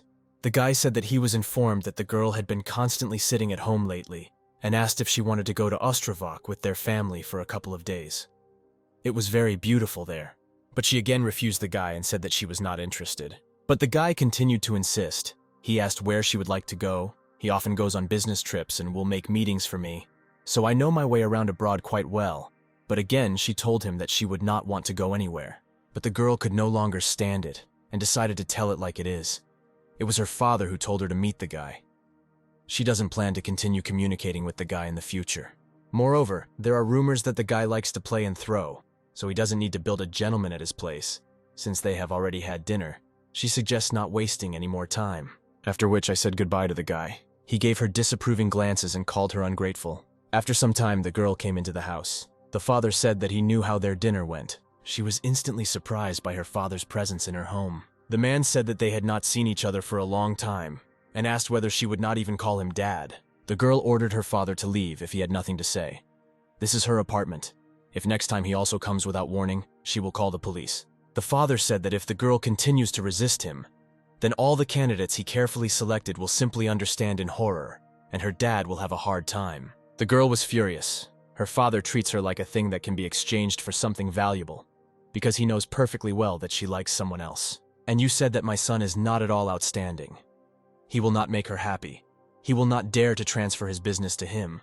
Sooner or later he will be gone, so you need to choose a worthy successor. But the girl could not understand why my father decided that my dreams were not worthy. He, too, was not an outstanding person in his youth. She doesn't care who he wants to pass on his inheritance to. She wants to get out of this, whoever she chooses. He asked if it was really necessary for Mason to die. He had already told her that he would disappear forever if she did not obey him. Let her just do as he says. He is trying for the sake of her future. The girl believed that her father wanted to kill her, just like her mother. She told him that this was his true goal. He wanted the girl to hang herself too. and such words made the man not only bewildered but also furious. He ordered her to shut up. The girl began to blame her father for making her mother crazy. After such words, the man clearly could not stand it and hit the girl, after which there was deathly silence between them. And at this time, the guy in his room was making a list of what he needed to buy tomorrow. It seemed like he had already compiled everything, but he remembered about the white rabbit. At this time, someone found him an apartment. The guy was surprised who could come to him at such a late time. As it turned out, it was Emma. The guy asked the girl why she didn't answer the phone when he called her. He wanted to go to her tomorrow. He also added so that the girl would not worry, he would need less than a year. He would earn enough money and then her father would definitely accept him. But the girl didn't really listen to the guy, after which she kissed him passionately. After which she began to take off his t-shirt, but the guy stopped her. The guy noticed that the girl had a strange expression on her face.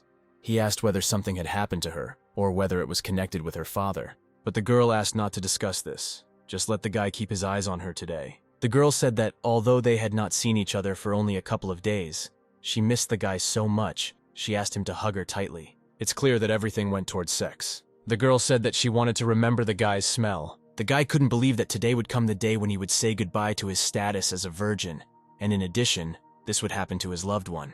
Emma asked the guy to unbutton his dress too, which he basically did a few seconds later. She thanked him for this. Both Emmy's face and figure are simply stunning. Her character is kind and gentle. The guy's name is Mason. He has never had such a thing that in all the 20-odd years of his life, she will never be the same again. Because now he has Emma, she is kind and sweet, and she also treats the guy better than anyone in the world. He was so happy that she fell in love with such an ordinary guy like him. Today he will protect her and make her happy. Well, in some unimaginable and incomprehensible way, Emma simply disappeared. As it turned out, she left a letter on the bed. It said that the girl needed to go very far, but she couldn't say where. She wanted to get rid of her father's shackles, but didn't want him to take out his anger on the guy, so they needed to separate for a while. But the girl will not run away from her loved one. She needs to gain strength to be able to overcome her father. Then she will definitely return so that the guy does not forget her. Yesterday, she took the initiative. It was simply unforgettable. She asked him not to withdraw from anyone while she was in departure, and be sure to wait for her. It is clear that the guy did not sleep in a stupor after this. After some time, it was as if the dead guy arrived back. It's clear that they immediately ran up to him and started asking what happened, why he had such an expression on his face. The guy said that in the backpack there was everything he got, and also food from the last time, so there would be enough food for them for a couple of months for sure. He would be gone all this time.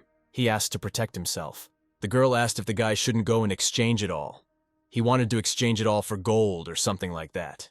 The guy said that his heart was broken, so he was not in the mood for it, and he no longer needed the gold. It is clear that after the words of a broken heart, the two girls were shocked, but I didn't immediately understand that the guy still had a girlfriend. The guy said that he no longer had a girlfriend because they hadn't even really met, and she left. She didn't even say goodbye properly. She also deleted the number, and now the guy doesn't know where to look for her. After the guy shared his mood, he left. But Becca couldn't understand what was wrong with the guy. She couldn't understand why she should take everything so seriously. She just needed to find another girl, and that's it. But the guy said that she couldn't understand. He just had his heart broken. He's not in the mood to go look for a new one. The girl grabbed the guy's hand, after which we literally put his hand on her chest, saying that all the guys like it.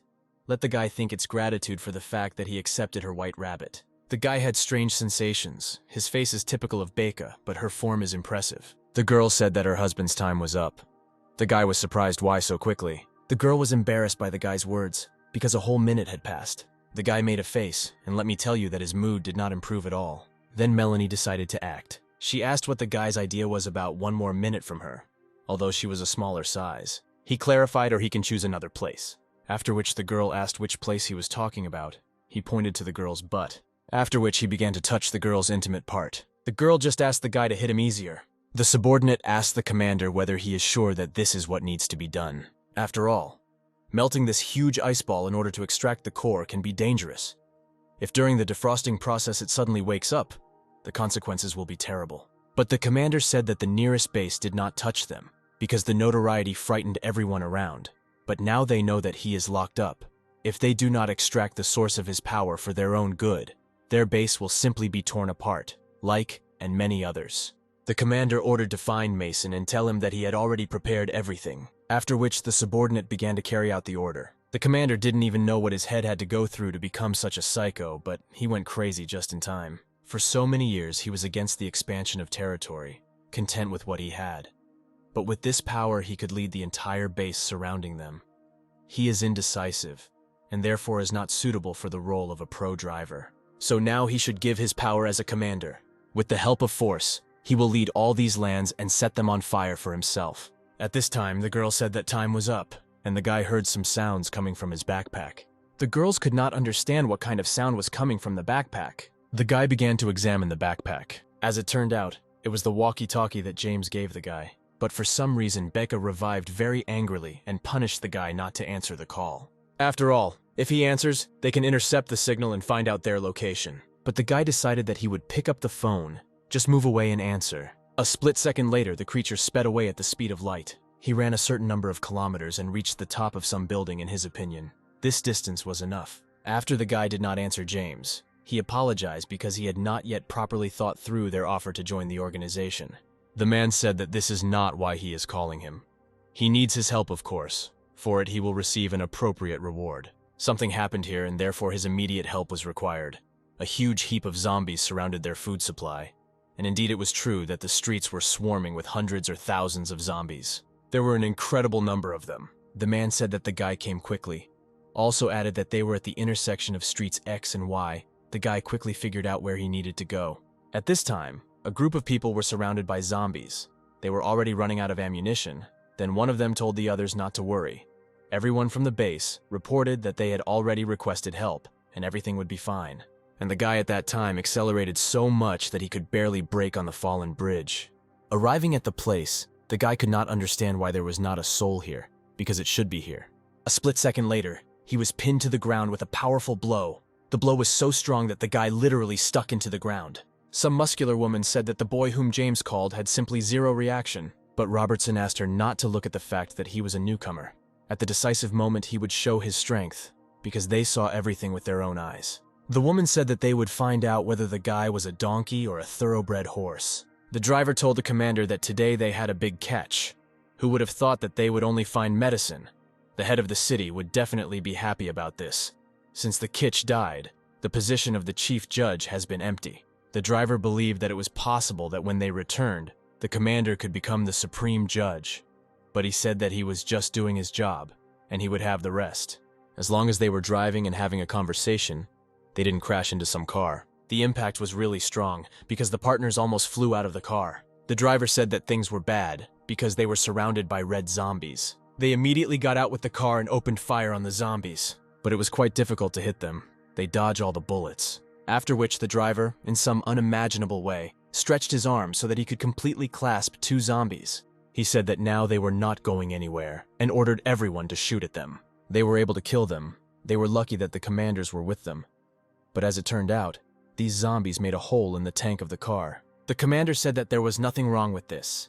He ordered that all the things from this car be transferred to the others, and everything would fit. But they needed to hurry up in order to be in time for the unification of the structure of the mainland before tomorrow night. As it turned out, a crowd of zombies were practically next to them, 800 meters from here, and indeed a horde of zombies was approaching them with bad intentions. The commander ordered to quickly put all the medicines at the car and go, but one of them said that there were still some left. But they won't make it in time. If the zombies get to them, they definitely won't survive. They decided to deal with gasoline later. The driver told the commander that the fuel was about to run out, after which the man ordered the car to stop. After all the people got out of the car, they put in some sort of line the commander was preparing to tell them. The commander asked how much fuel was enough in their cars, to which he was told that some had enough for 10 kilometers, and others for 15. The commander said that he knows that they all haven't rested for several days and nights in a row, but now they can't relax. The association is 30 kilometers from here, so they need to get fuel. It should be 5 kilometers away from them in another direction. The deputy commander will lead the smaller group to find fuel, and the commander from the other group will carry supplies further. When the group is finished, she should catch up with them. After which they began to carry out the commander's orders. They began to walk around the abandoned city and drain gasoline from the cars parked there. In principle, they are almost finished. They think that this is quite enough. He also needed to catch up with the second group. But suddenly seconds passed, and a crowd of zombies attacked them. They immediately opened fire on the monsters, and tried with all their might to escape. Some of the fighters had already been bitten, but others did not have time for this. They had to run. Well, as it turned out, just in the direction that the group of people were heading, they were also zombies. They surrounded them from all sides. They decided that they would run upstairs. They didn't need to shoot. The sound might attract even more zombies. They simultaneously offended and tried to shoot back from the zombie invasion. They wouldn't be able to get into the back for some time. The guys needed to catch their breath while they could. But at this time, the zombies had already discovered them and began knocking on the buildings, and in addition, they had run out of bullets. Everyone was in a very depressed mood, and they were determined to die. And the zombies at this time were ready to tear them to pieces in a split second. The man told others not to worry. The whole basic message was that they had already asked for help, and everything would be fine. James began to explain the plan to distract the zombies so they could help the group. James said that he and Mason would go together, and as soon as the path was clear, get them out of there. Some music began to play from the speakers about how someone loves the vast expanses where flowers grow at the foot of the mountain. The driver jokingly told the zombies to catch the rhythm. It's impossible to resist the melody, and the song can't get out of your head. Still, they managed to distract the zombies. Now it was Mason and James's turn. The guy couldn't understand why there were still a bunch of zombies left here. But as it turned out, some zombies were deaf. They had a lot of episodes there or something like that. James said that he was holding back the zombies, and the guy had to save people, after which he began to open the gate to the building. The guy began to say that they had come to their aid, and that they would help you open it as soon as possible. The guy opened the gate and saw the silhouette of a man in front of him. The guy was very surprised that there was only one commander. He asked whether there shouldn't be 10 or more people here, and why is he even here alone? Meanwhile, another group reached the roof of the building. Robertson complained that it was close. They would not have returned a little longer. Being bait was very dangerous. The guy also couldn't understand why there was only one commander, he asked, or the others couldn't be saved. The commander began to say that they were transferring supplies, and on the way they were ambushed by the JO4 base. Of their group, only the commanders survived, and the rest were killed. He ran away from them, and ended up falling straight into the clutches of zombies. Robertson was very confused by the fact that initially only the commander needed to be saved, and there were no supplies with him. If they had known, they would not have moved so much force. One man would have been enough to save them. Well, to tell the truth, a small group of their squad went in search of fuel 5 kilometers from here, but they were also surrounded by zombies. I hope they can save them. But the head of the association paid them only for one rescue operation. An additional payment is required for one more caress. The commander was very indignant because the situation is critical. If they are not saved, then they definitely will not survive, he asks them. He will pay for his own food supplies as much as needed. At this time, my son said that he would help the commander, but Robertson interrupted him and told him to speak for himself because they did not agree to anything. Well, the guy decided to remind him that Robertson said that he would now be in debt to the guy. If they all saved those people together, they would be even. Robertson sighed and said that he didn't even know whether the guy was a cunning person or just a good person. Besides, it's only the guy who owes him. It's unlikely that the rest will either. But James interrupted him and said that he understood everything, and now they were going to save people.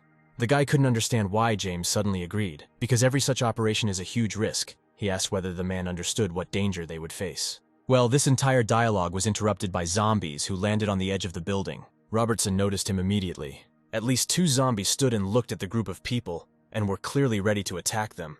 But the woman and the man in the strange hat were not at all afraid of this. On the contrary, their gaze was very confident and calm. James couldn't understand where so many red zombies came from here. But the woman is very epic, and easily grabbed one of the zombies by the hair with one hand. Then she dealt a powerful blow to the second zombie with her second hand. Her face immediately turned red from the blood. Of course, they appear in unusual groups, but in such a crowd it is very strange. It is better for them not to waste energy, to quickly run the bus. There is no need to fight with them. The commander in principle easily dealt with them at this time. She and Mason didn't feel them either. But they won't be able to get down because the car is surrounded by zombies. Robertson was very surprised by this because they had taken the zombies in the other direction. But it turns out they are back. There are now several times more. James asked no one to panic. Low-level zombies cannot climb to such a height. First, you need to deal with the red zombies, and then they will look. Some of them even fought with their hands, literally cutting off their heads with their hands. Mason asked if they were finished, to which they replied that now they were all dead. All that was left was to figure out how to prevent these zombies from surrounding them. Well, as it turned out, they didn't get rid of it for long, at which time the red zombies began to climb the building. You noticed my son and told everyone? He had already seen them. These are the giant zombies that he encountered when he first got here. Giant zombies also appeared in droves. They had never seen anything like this before. Robertson immediately began to panic. He said that now they would all die. And this time for sure, James noticed that there were 6 of them. The women said that this is all strange because first they were attacked by red zombies of the 3rd level. Then the crowd that they had taken away returned. Now suddenly several giant zombies of the 3rd level appeared. Usually zombies of such equations are not a hindrance for them. But now it's as if there is a battle of exhaustion going on, rather than surround them at the same time, forcing them to waste their strength. The commander noticed that this whole crowd of zombies looked like some kind of attack. And James noticed that this was a reasonable attack, even if the ravine was a planned attack. But a man is simpler because most likely there is only one answer. Mason asked what the man meant. My time told everyone to look into the distance. He asked, or else it seems to me that there is some kind of thing curling around this building. As it turned out, it was really visible that some kind of gathering of wind was swirling around the building. As it turned out at the very beginning of the outbreak of the disease, many people managed to defeat the virus thanks to their strong will and desire to live, thanks to which they evolved and became a new species of man, while a small part turned into the monster of the Corpse King. Some studies show that the monster is formed from people full of hatred, for the suffering they had to endure. The man immediately appeared to run away. They still had time to get away. Tajik James was alarmed because this is a Corpse King of the 3rd degree, and he is very close. They quickly need to run away. What Roberts and the woman actually started doing, they couldn't understand how the zombies got in so quickly. They had to figure out which ones to escape, and the girl would detain them. They are all already on the roof. They can't just leave a woman. Thanks to the guy's ability, he will probably be able to jump to that skyscraper. Robertson asked to move them, and they will not be able to escape from the giant zombies. The guy thinks it should work, but he can only carry one person at a time. Otherwise it will be too hard.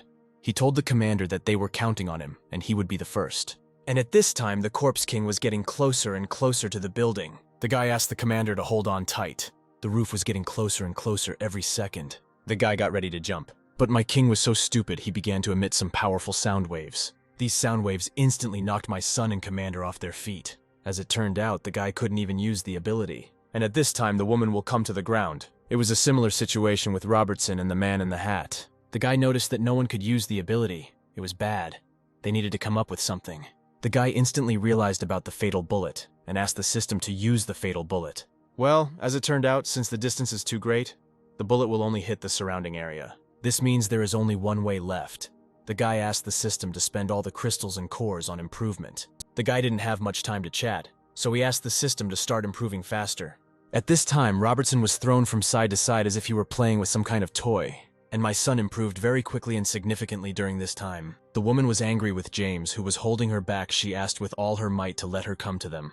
Well, as it turned out, some kind of error appeared in the system, and the evolution processes were started again. The guy got very angry about this and asked the system to be sharper. The system reported that the revolution is complete. A new skill has been acquired. A smooth surface of the water. A state of concentration. To the quiet surface of the water, attentiveness increases significantly. The guy never feels. It seems he has now figured out how best to use the abilities he has. And at that time, Robertson begged to be saved to see that he still wanted to have fun with many beauties. The man with the hat was practically eaten alive, but Mason got to him in time and grabbed the zombie from behind, with such force that he tore off the zombie's head in the literal sense of the word, thereby saving the man. He couldn't believe that he didn't die. How is that even possible? Looking at the fallen zombie in front of him, who a few minutes ago was ready to eat him alive. The guy would have had just a little more time, and it would have been too late. The man at the hat was lucky that he had a hard head. It was at this time that the Corpse King released a new wave of sounds, after which he pointed his index finger directly at a group of people. This clearly meant that something bad was about to happen. The first person to notice this was Mason, who understood that they needed to prepare for something.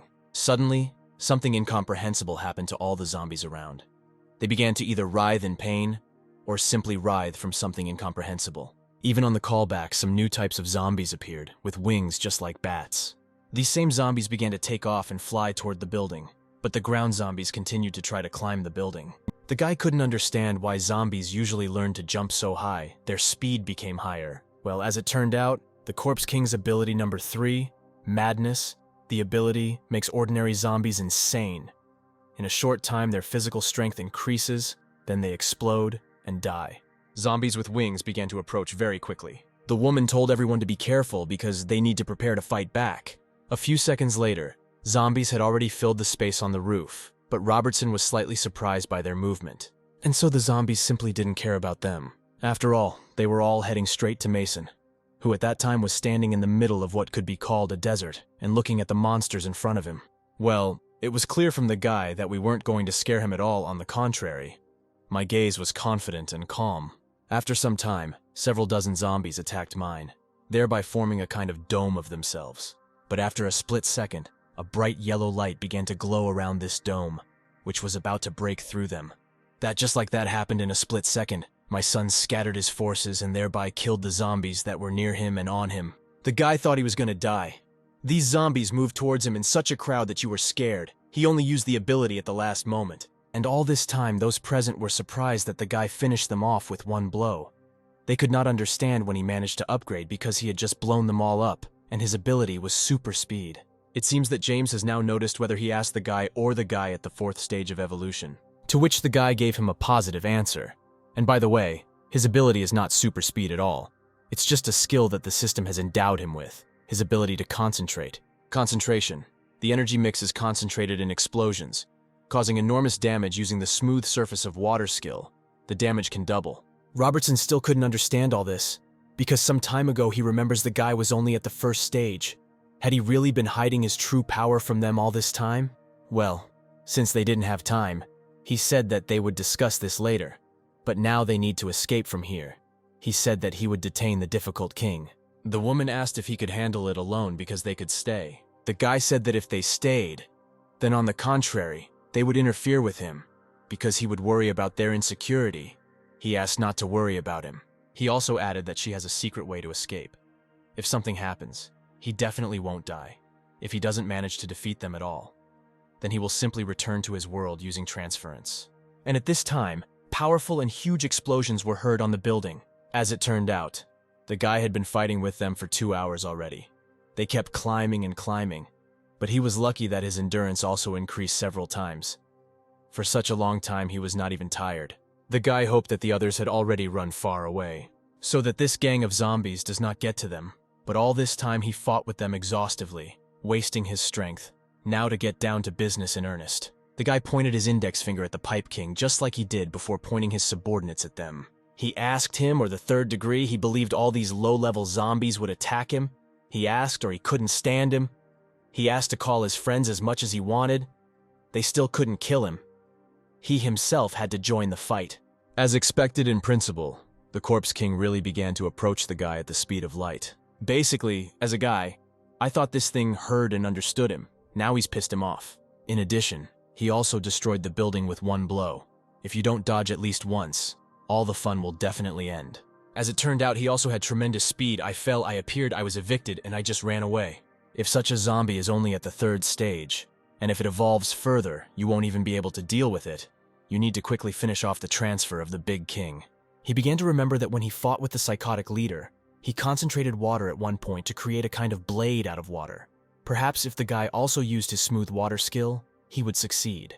The guy tried his best, and she really started to succeed. And in the end, everything worked out for the guy. At this time, the head suggested being imprisoned from the outside world. The commander and Oscar built some kind of dome especially for him. The secret extract will soon penetrate completely into the head. Within 3 days, it will be possible to extract its power. Oscar asked not to worry. He had already carried out this procedure several times. Everything was successful.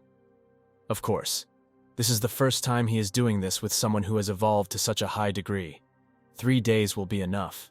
The commander didn't know why, but he was very surprised. Mason also took the time to call James and ask how they were doing. As it turned out, everything was fine. I shouldn't have saved another group of people. Perhaps it was because the Pipe King told all the zombies to attack the guy.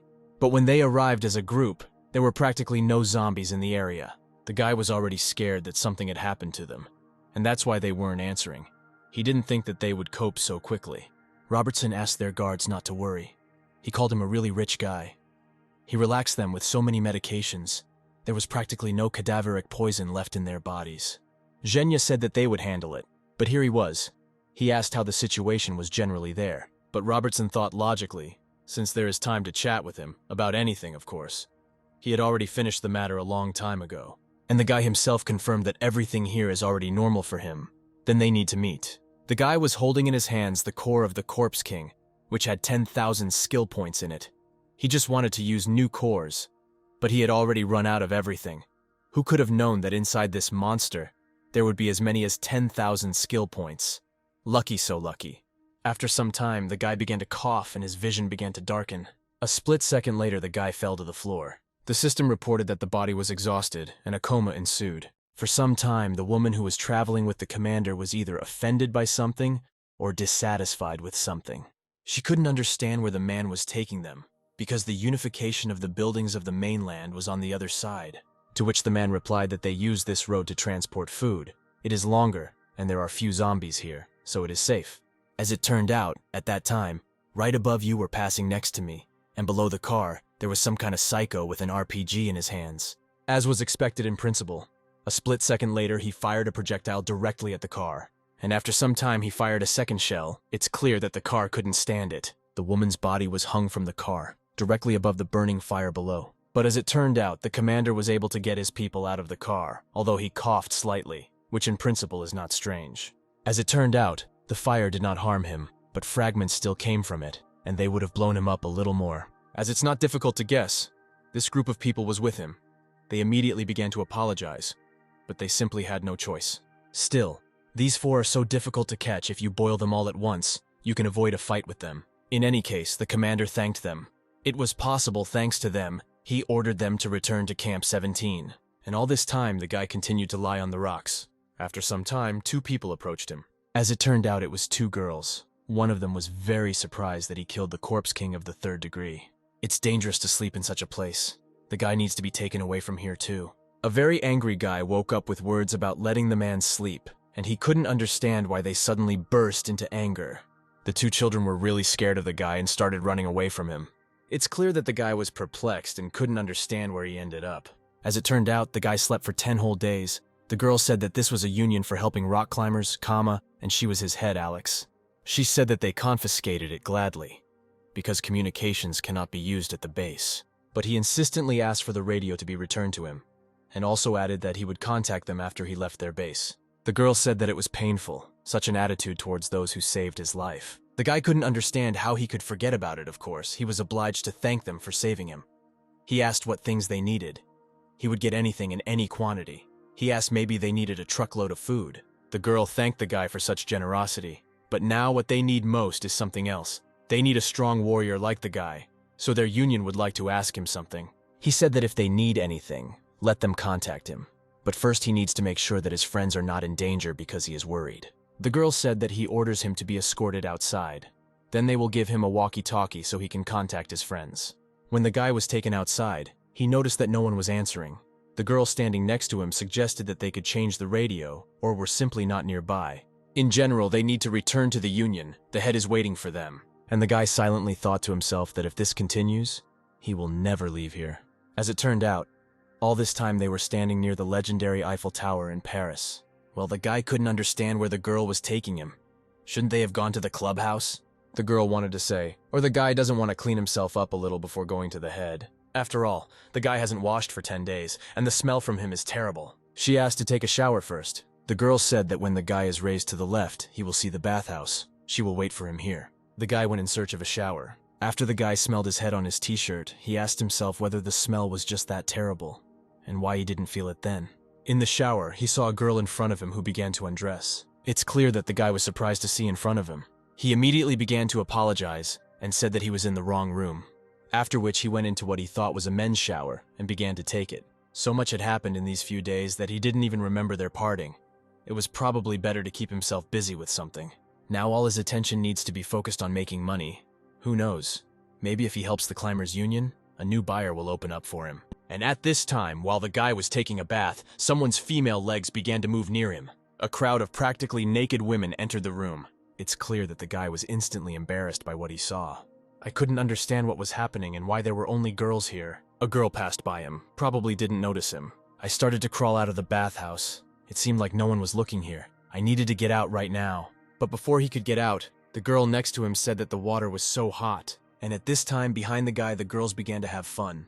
Some girl came into the room and said that their mission to the block was successful, and only thanks to their pipe and hard training, the brave spirit of the climbers helped them stay stronger day by day.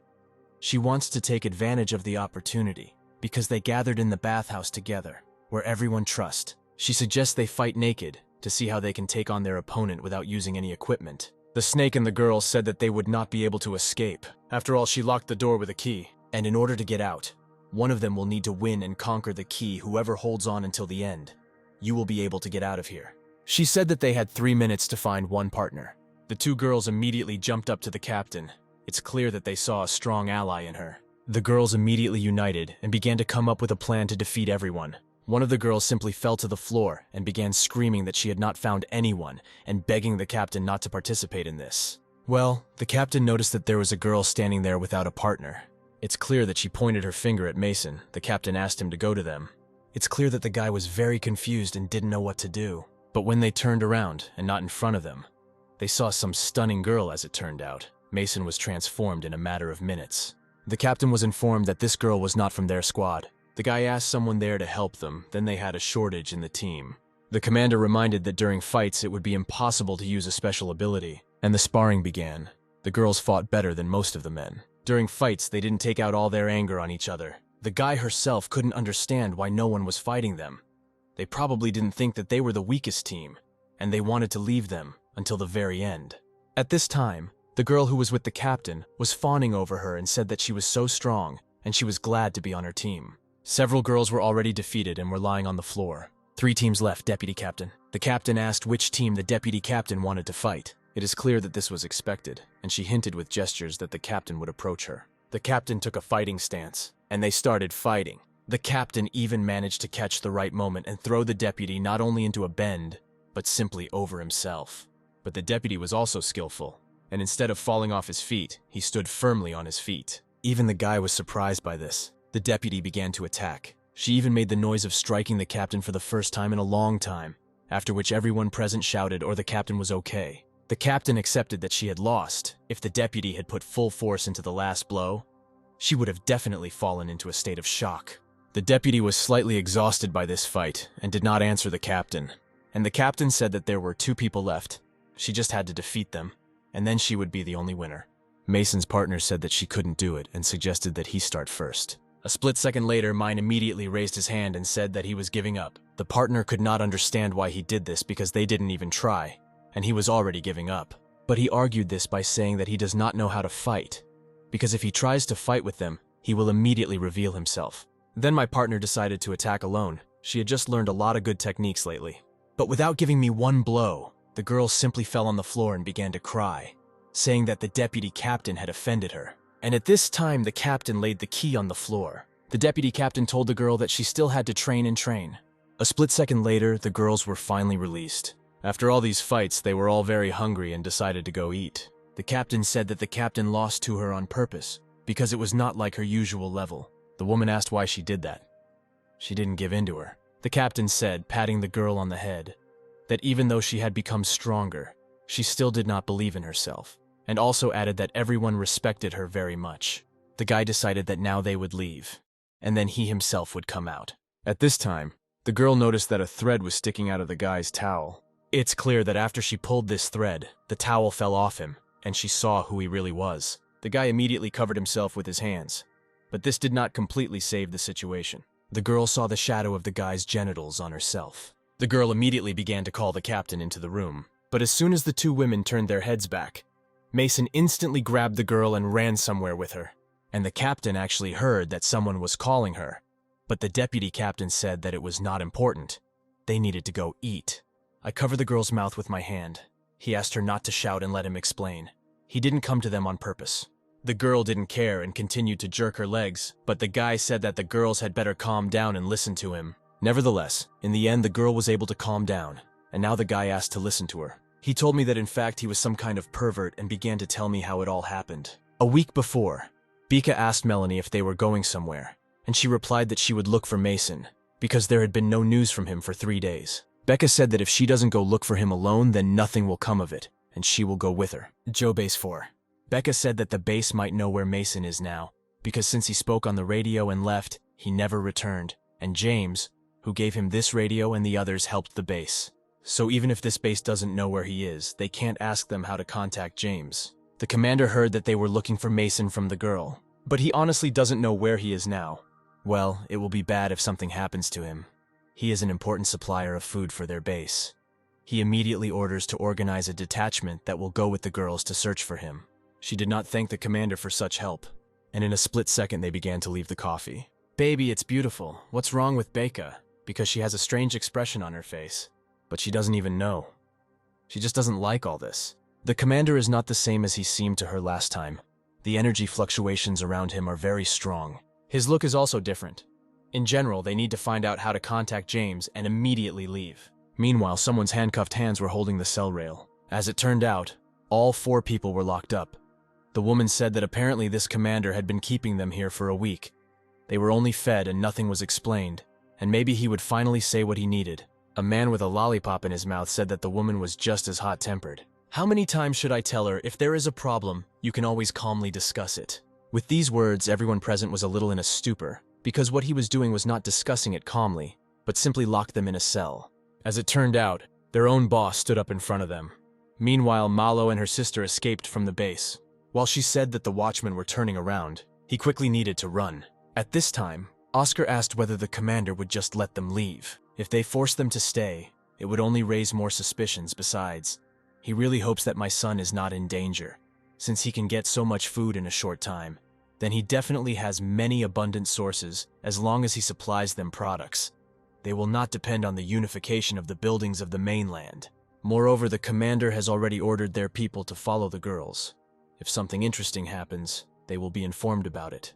At this time, the girls began to move further and further away. The girls got over the car and started going somewhere. Becca told her sister to rest, because she had been driving all night, and even Melanie herself agreed with this. While gorging on noodles, the girl said that the noodles were simply delicious.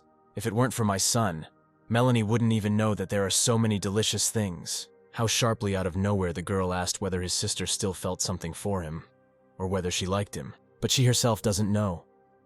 Doesn't know what it's like to like someone. Since childhood, she cared only about one thing, and the safety and survival of her sister. But since Mason appeared, they no longer need to risk their lives in search of food. She is very grateful to him. When he is nearby, all the tension and anxiety evaporates, and she somehow calms down imperceptibly. There was no news from him for so many days. One only has to think that he was caught in their sight, or he got tired of them, and he himself decided to leave.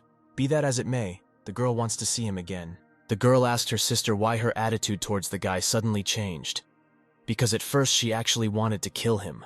My sister said that my dream is not a bad person, that's all. Then they will find him, and she will be kinder to him from now on. Mason really appreciates Melanie. He often tells Becca that she's cute, and her sister herself thinks so too. But Soap doesn't see anything so cute in herself. As it turned out, their car broke down. But these parts cannot be repaired, and they don't have a new one to replace it. They need to look for it in other cars along the road.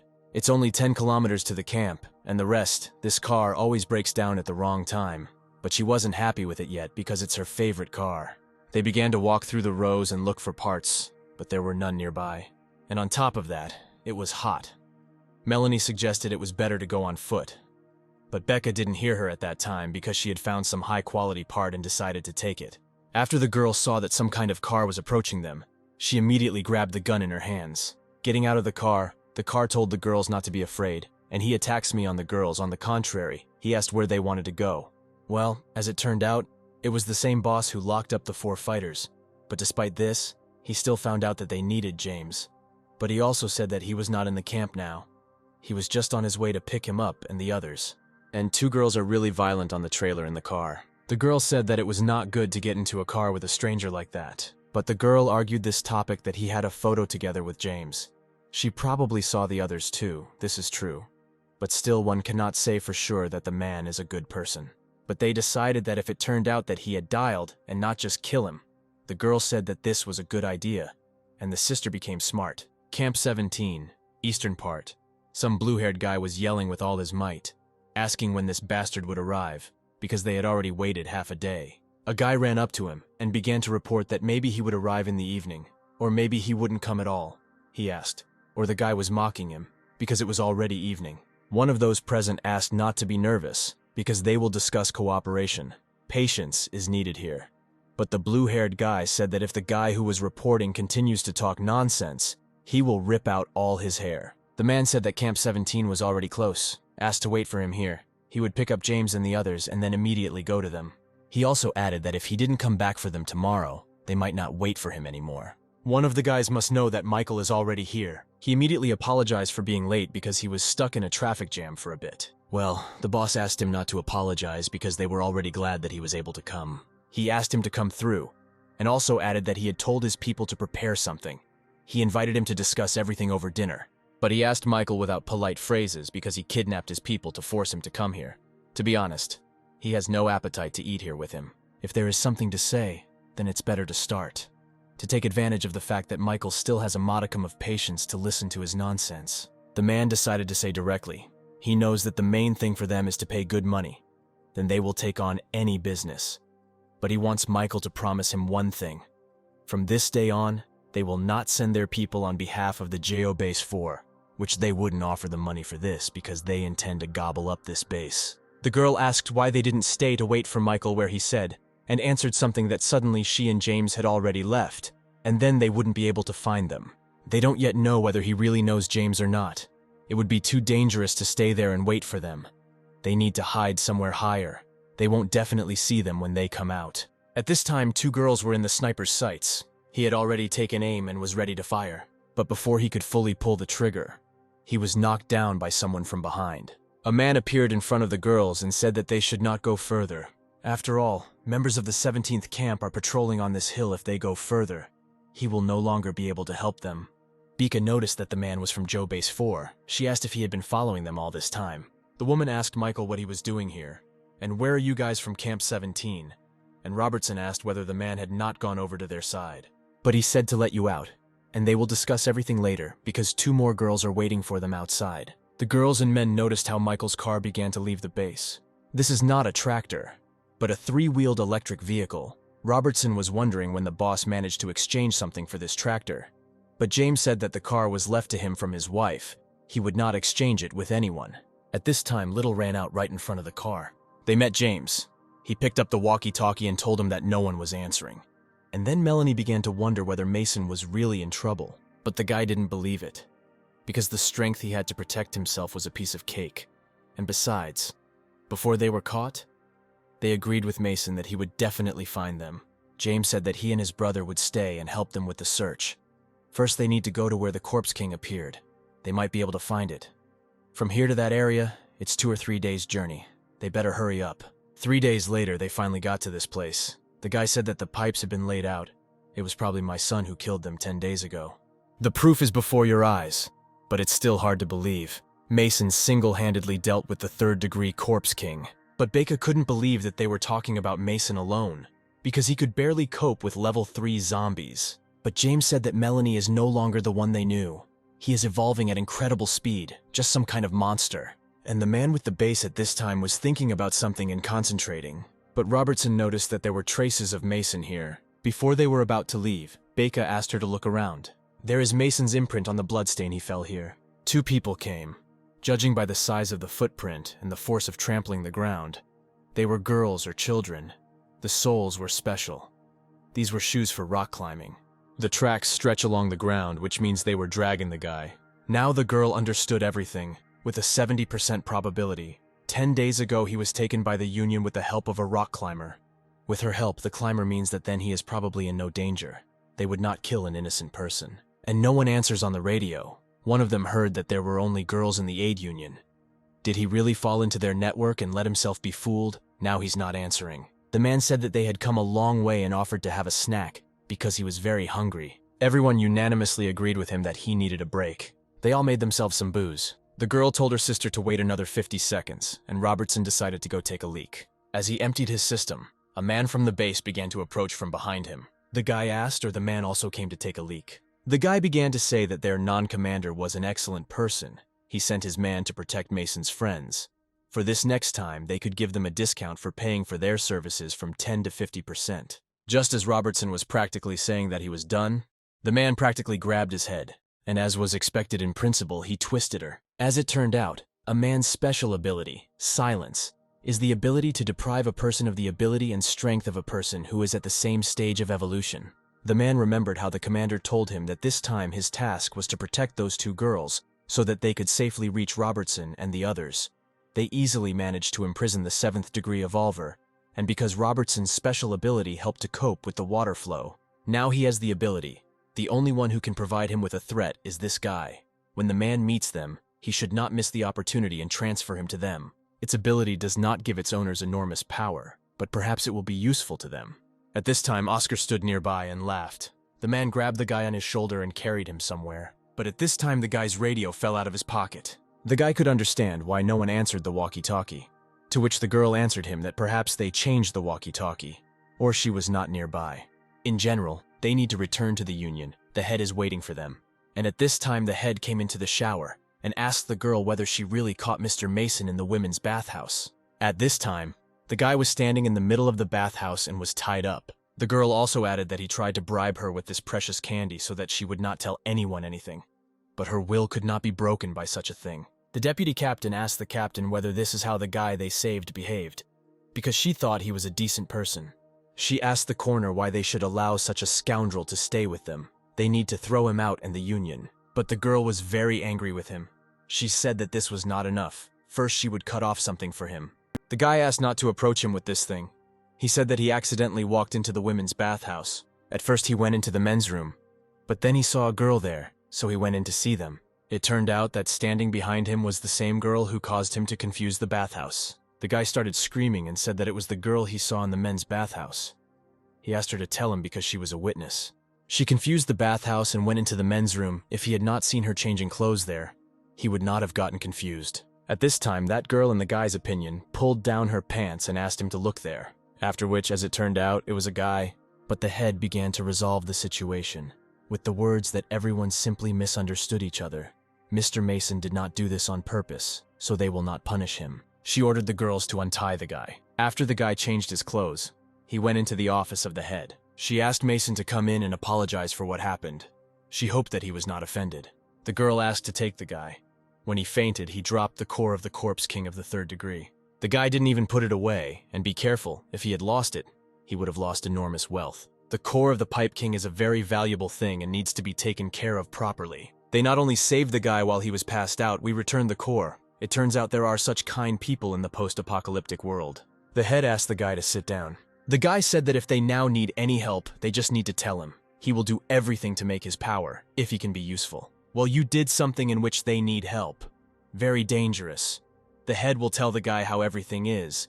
He will then think about whether he will help them or not. When they first decided to create a union to help climbers, they came across this base. There's a hydroelectric power station nearby. And then they thought that, by launching the station, they would not receive energy that would help them solve many existing problems. But at the station, it turned out that the water hole in the house was blocked by something. Therefore, the head asked to swim to the dam and find out what was there. Before the fetus, the girl saw a place that was blocking the flow of water. In front of her, the girl saw some giant stone monsters right under the water. It was a huge crowd of giant zombies swollen with water. After that, they thought about different ways to remove them, but they never came up with anything, and they had already lost more than 10 members of the Union. The guy said that he had never met zombies of this type before, after which he asked what level they were. As it turned out, they were all zombies of the 4th level, and they moved quickly in the water. But until the guy sees them, he won't understand whether he will be able to defeat them or not. He asked to be taken to them. The girl cast it directly onto the dam under which these giant ones were located. The guy thought for a while and decided that he needed to swim there. The girl was very surprised by this because the guy wasn't even prepared. He was just walking, probably death. Only prepared members of the squad went down. But the guy asked not to worry. He always has a way to escape in case of real danger. A few seconds later, he had already jumped off the dam. The guy was already approaching the giant zombies. He was floating right above them. There are so many of them. And it's really difficult to come up with a solution. The guy needs to swim closer to collect information about them.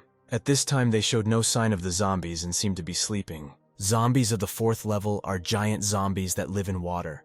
A peculiarity, they like to kill in the same place, rarely move to another place. The dimensions are huge, and the speed of movement is far from small, especially shooting from their hands or mouth and attacking people. At the moment when the guy was collecting information, one of the zombies almost swallowed him. but the guy managed to react quickly and stood right in his mouth, thereby preventing him from killing himself. This zombie is simply huge, but it moves completely unnoticed. The guy even felt hesitation. His strength was practically worn out. He definitely wouldn't last long. The guy told the monster to let him know that some great one who called himself Mason is not so easy to eat.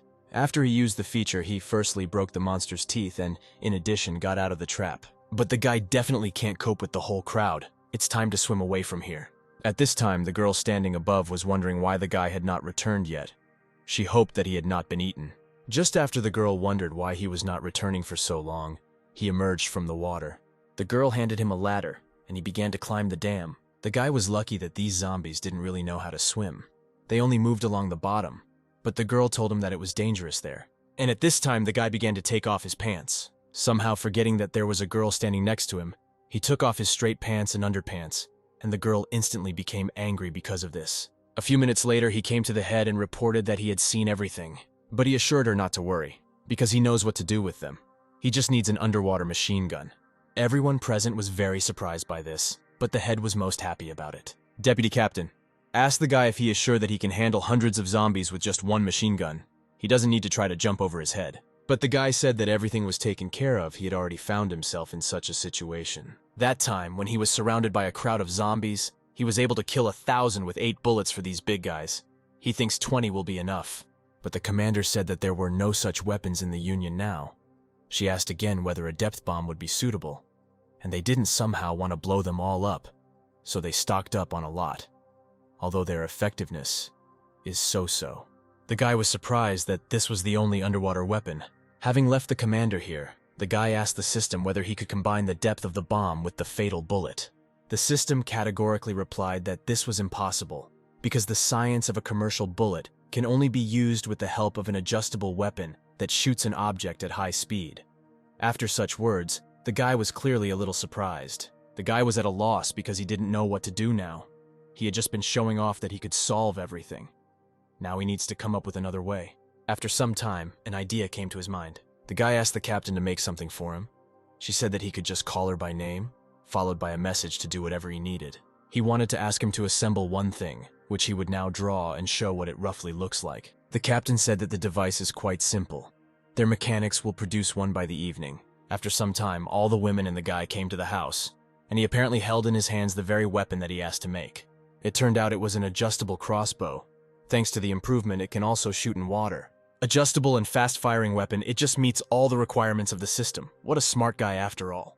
The guy told the system that he wanted to use 20 fatal bullets, and that's all he spent 1,000 points.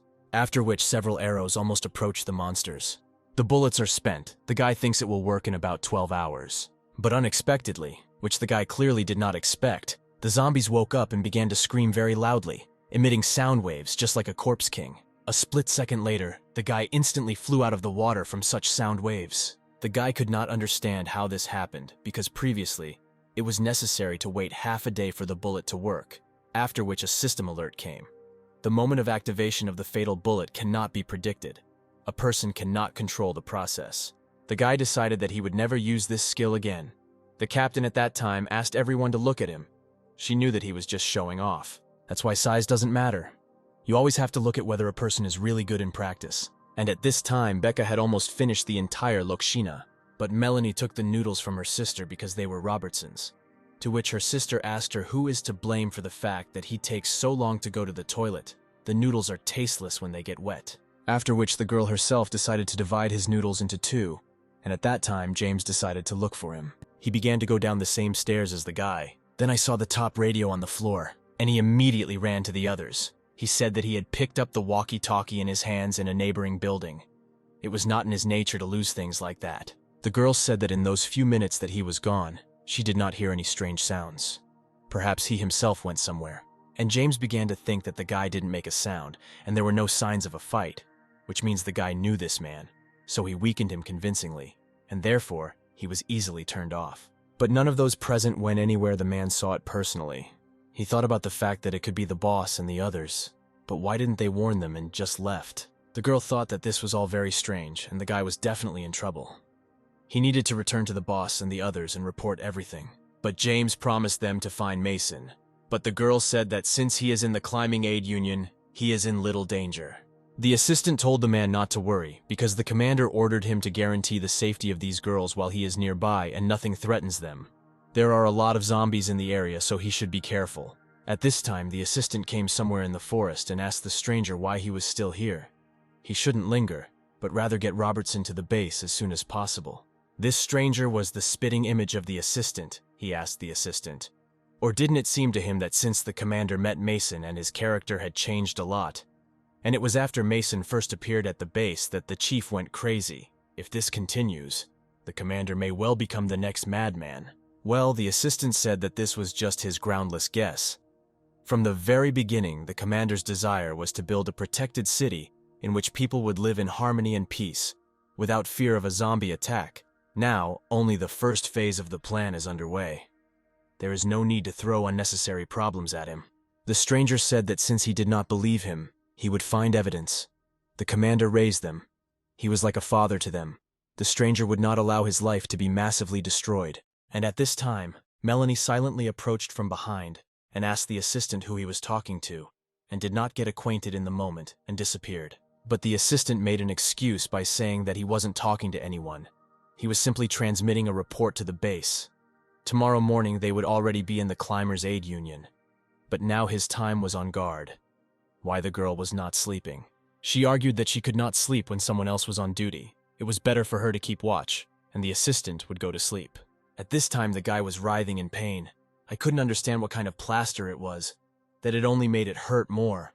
He was told that this is a very good remedy, but it may sting when you apply it. The head thanked the guy for his hard work, even if he couldn't solve the problem, but still thank him very much for such help. But the guy said that this is not the end, and he knows another way he will never believe that he will not be able to fill up this pile of giant turnips. The deputy captain asked if he wanted to blow them up again. He said that he was serious. He almost didn't have their hydroelectric power station. At first, the guy wanted to keep this Pipe King for a special occasion. The thing is still valuable, but now he can't cope without it. In order to maintain his dignity, he must definitely deal with this blue zombie. Well, first he needs to make sure of something. The system, the core of the Corpse King, can only be used to recharge points for skills. Or for example, you can make pills from it. The topic reported that each other is used to charge skill points, and in a post-apocalyptic world, people can use hardening to make higher-level evolutionary means from it. The guy noticed that the difference is small. There is no point in storing it. He asked the system to use the core of the Tropic King to recharge. The Corpse King's core was accepted, charged with skill points 10,000 points, total science points 10,050 points. With 10,000 points I'll be taxed, and the guy will immediately become a 7th degree evolved. The very thought of this makes the guy happy. Since there was little time, he asked the system to improve it 10 times. After the evolution process was restored, the guy did not feel anything, and asked to use the system 30 more times. In this case, it was similar, after which he asked 50 more times. Having already crossed his arms, he asked whether everything worked out. Muchnogo gave an error and asked whether to continue improving. But the guy no longer has any skill points left. It's just a complete defeat. The girl told the head that 3 people came, and they claim that they are Mason's friends. They say that they have been looking for him for a long time. The head said that they can enter. After which the girl called them to her place. She greeted the stranger and said that she was told that they were Mason's friends, after which she asked whether they belonged to any camp. To which the girls replied to the head that they were simply moving freely, and asked to call Mason with the words that they had urgent business with him. Well, since the matter is urgent, the head will not question them for long. She orders them to be taken straight to Mason, after which they followed the girl. But for some reason the 2 girls were very angry, and Becca said that she thought so. They believed that my son had forgotten about them a long time ago, and they risked so much to find him. And I need to stick with such a person. Melanie decided that they needed to see him first. Then they would immediately leave. The girl led her into Mason's room, after which the girl began to open the door. Well, for some reason I suddenly changed my mind and just stood in front of the door. Even Becca told her to open the door quickly. The girl said that she simply wants to leave here. They already know that he is safe anyway. They need to leave. The girl looked sadly at her depressed sister. At this time, just when they had practically left, the guy left the room, and he shouted at them behind. He immediately began to bombard them with questions about what they were doing here, or whether they had run out of food. It seemed to him that he heard the girl's voice. He went out to check, and it really was them. Becca was clearly not too happy to see Mason. The sisters looked at each other in silence. Mason couldn't understand what Melanie was talking about, but the girl said that it was okay. The main thing was that the guy was safe. After the guy found out that Robertson had been captured, he was bewildered and furious. He asked whether they found out who did it. The girl said that not yet. But James had already begun the search for the criminal, and at that time the sister stood and looked at the guy with anger in her eyes. Just think, the girl suffered so much to find him. It's his fault. He should have contacted them earlier. The guy said that he would go and talk to his head. He would put off the matter with the hydroelectric power station for now. Now he needed to help James in the search for Robertson. Melanie thought that their heads would let them go so easily, but the guy said that she was a very good person, sociable and understanding. And at this time the guy was being taken somewhere, and at the same time, he was also tied up. His hands were tied too tightly to somehow try to get out. James discovered that the guy's location sensor had tripped. As it turned out, they hid such sensors under their skin and used them only in emergency situations. As it turned out, the sensor showed base GO4. At this time, the commander was informed that the guy had been taken to the base. At that time, he was coughing very loudly and painfully. The commander thanked the guy for a job well done. The guy asked the commander whether everything was okay with him. Since Oscar transplanted the power of the head into him, his health began to rapidly deteriorate. But the man said that this was all nonsense, and everything was fine with him. Oscar said that at first, such a rejection reaction may appear. You just need to take blockers, that's all. The guy said that the commanders trusted Oscar too much. It always seemed to him that something was wrong with him. He could not understand why he was helping them for no reason. The commander asked the guy to calm down. He knows that he is worried about him. He thought about everything. He asked, or the guy remembers their idea, to unite all people, to build an impregnable safe city. People will no longer have to worry about being eaten by zombies. The elderly, women and children will no longer be oppressed by cruel authorities. Human civilization will continue to flourish. The guy himself knows that now people are divided in the camp. Because of selfish desires, the top of this hierarchy cannot give up power over the people in the camps. That is why they will have to act by force. They need to overthrow the authorities in all camps and bases. Only in this way will they be able to unite the forces of all people. And only if people unite will they be able to build a safe and impregnable city. And at this time the guy said that he saw that Mason was okay. Then his mission came to an end. Mason said that he remembers the guy. The girl told him that he protected them on the way here. He asked whether the guy had been waiting outside the borders of the Union all this time, to which he replied that this was true. Their base and the Union had disagreements in past, so he is forbidden to enter them.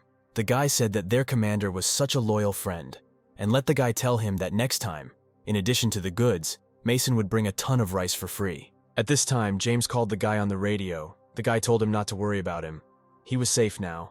The man was glad that everything was fine with the guy. The man asked or the guy was alone because he wanted to tell him something if he had no extra ears. Moving a little further away, the guy said that the man could talk. After which the man told the guy that Robertson was dragged to the JO4 base. The emergency sensor showed his location that he had now become. Near their base, a man has already notified his people about the situation. When reinforcements arrive, they will go to save him. But the guy asked the man not to rush because their base is very well guarded. If they act carelessly, they will attract their attention. He is trading with their base. He will penetrate them, find out the situation, and then they will discuss how to get the guy out of there. But the man is afraid that if they hesitate, the guy will be even safer. The guy understands that the man is worried about him, but they won't get rid of him so quickly. Otherwise, why would they try and drag him to the base? From here to their base is about 8 hours. The guy needs 12 hours. Then it will be midnight, so it will be even easier to penetrate their base. The guy will meet them.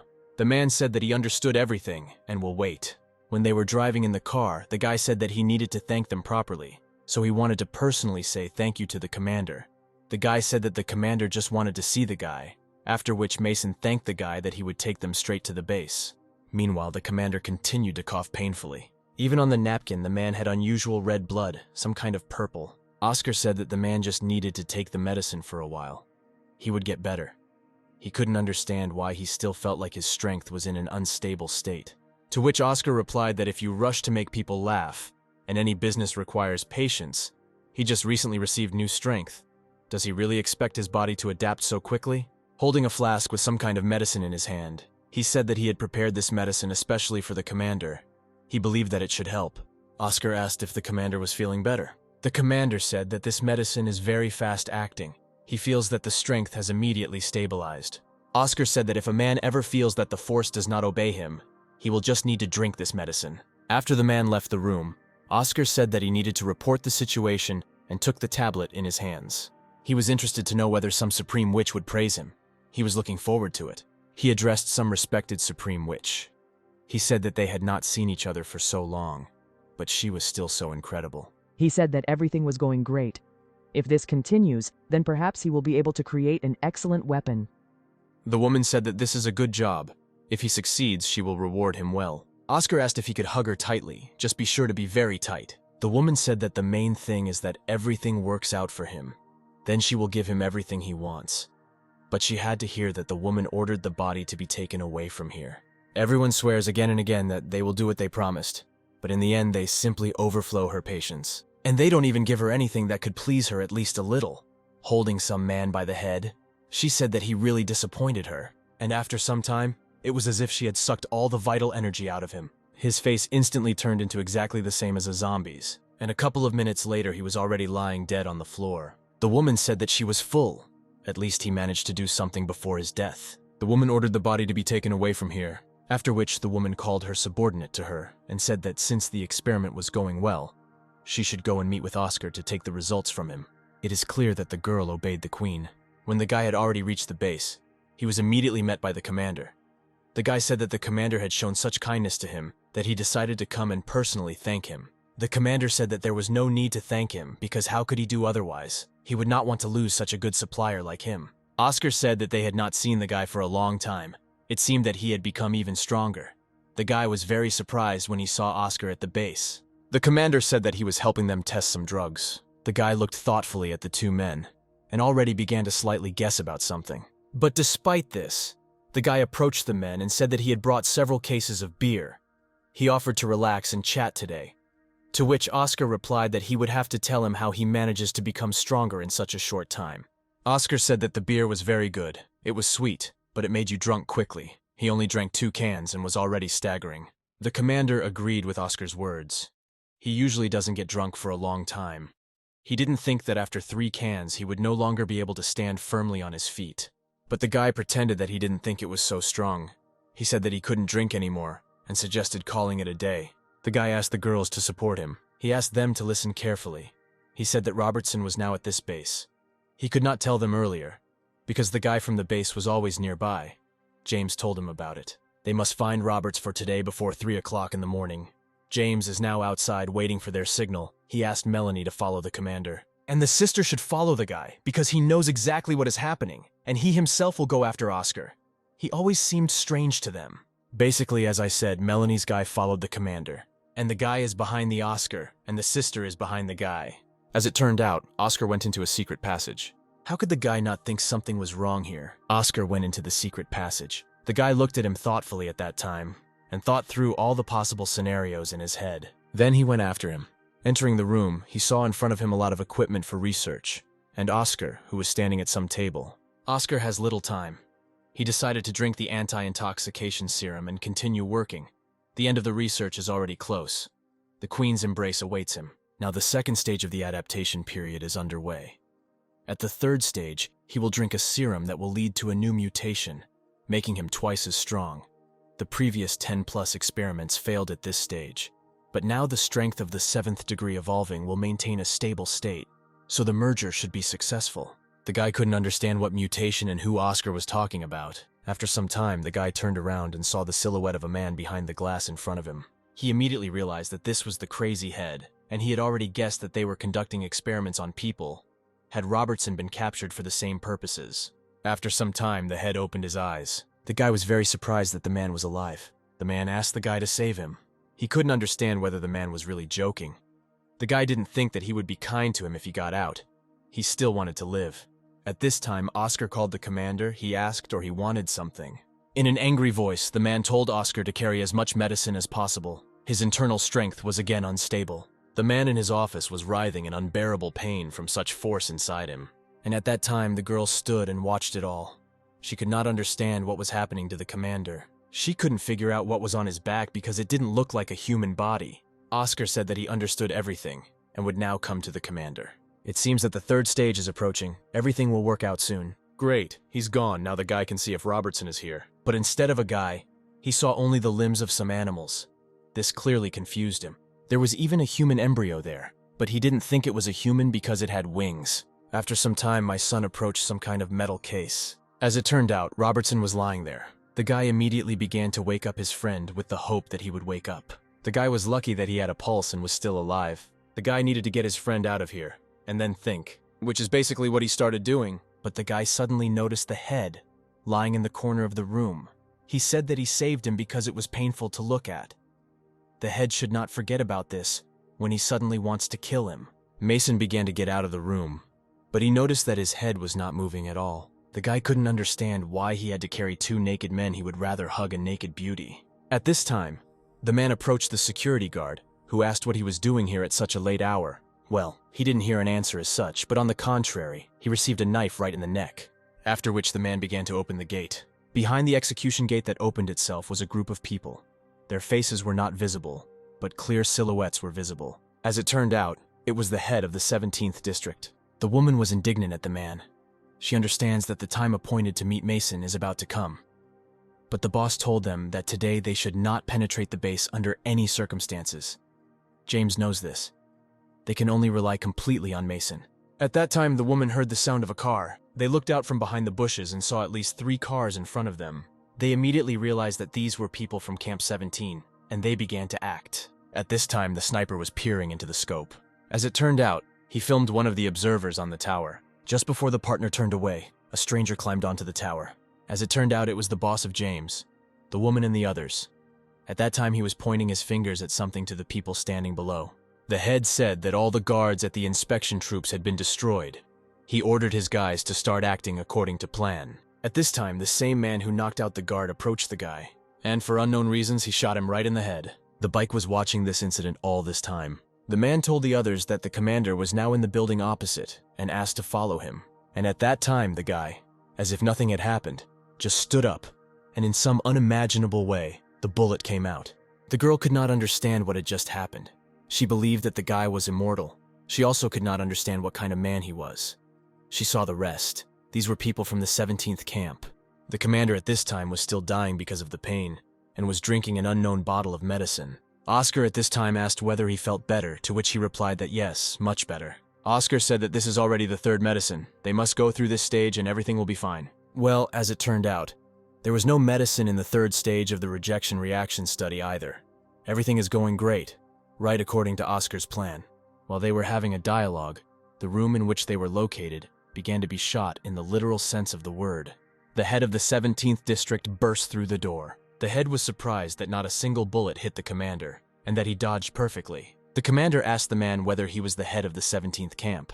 The head was very surprised because the man even knows his name, but he was mistaken in only one thing. He is not just the head of the 17th camp, but from that day on he is the head of the JO Base 4. At this time, a guy with 2 men on his back was running because of his hand. He complained that he could not run at all in such conditions.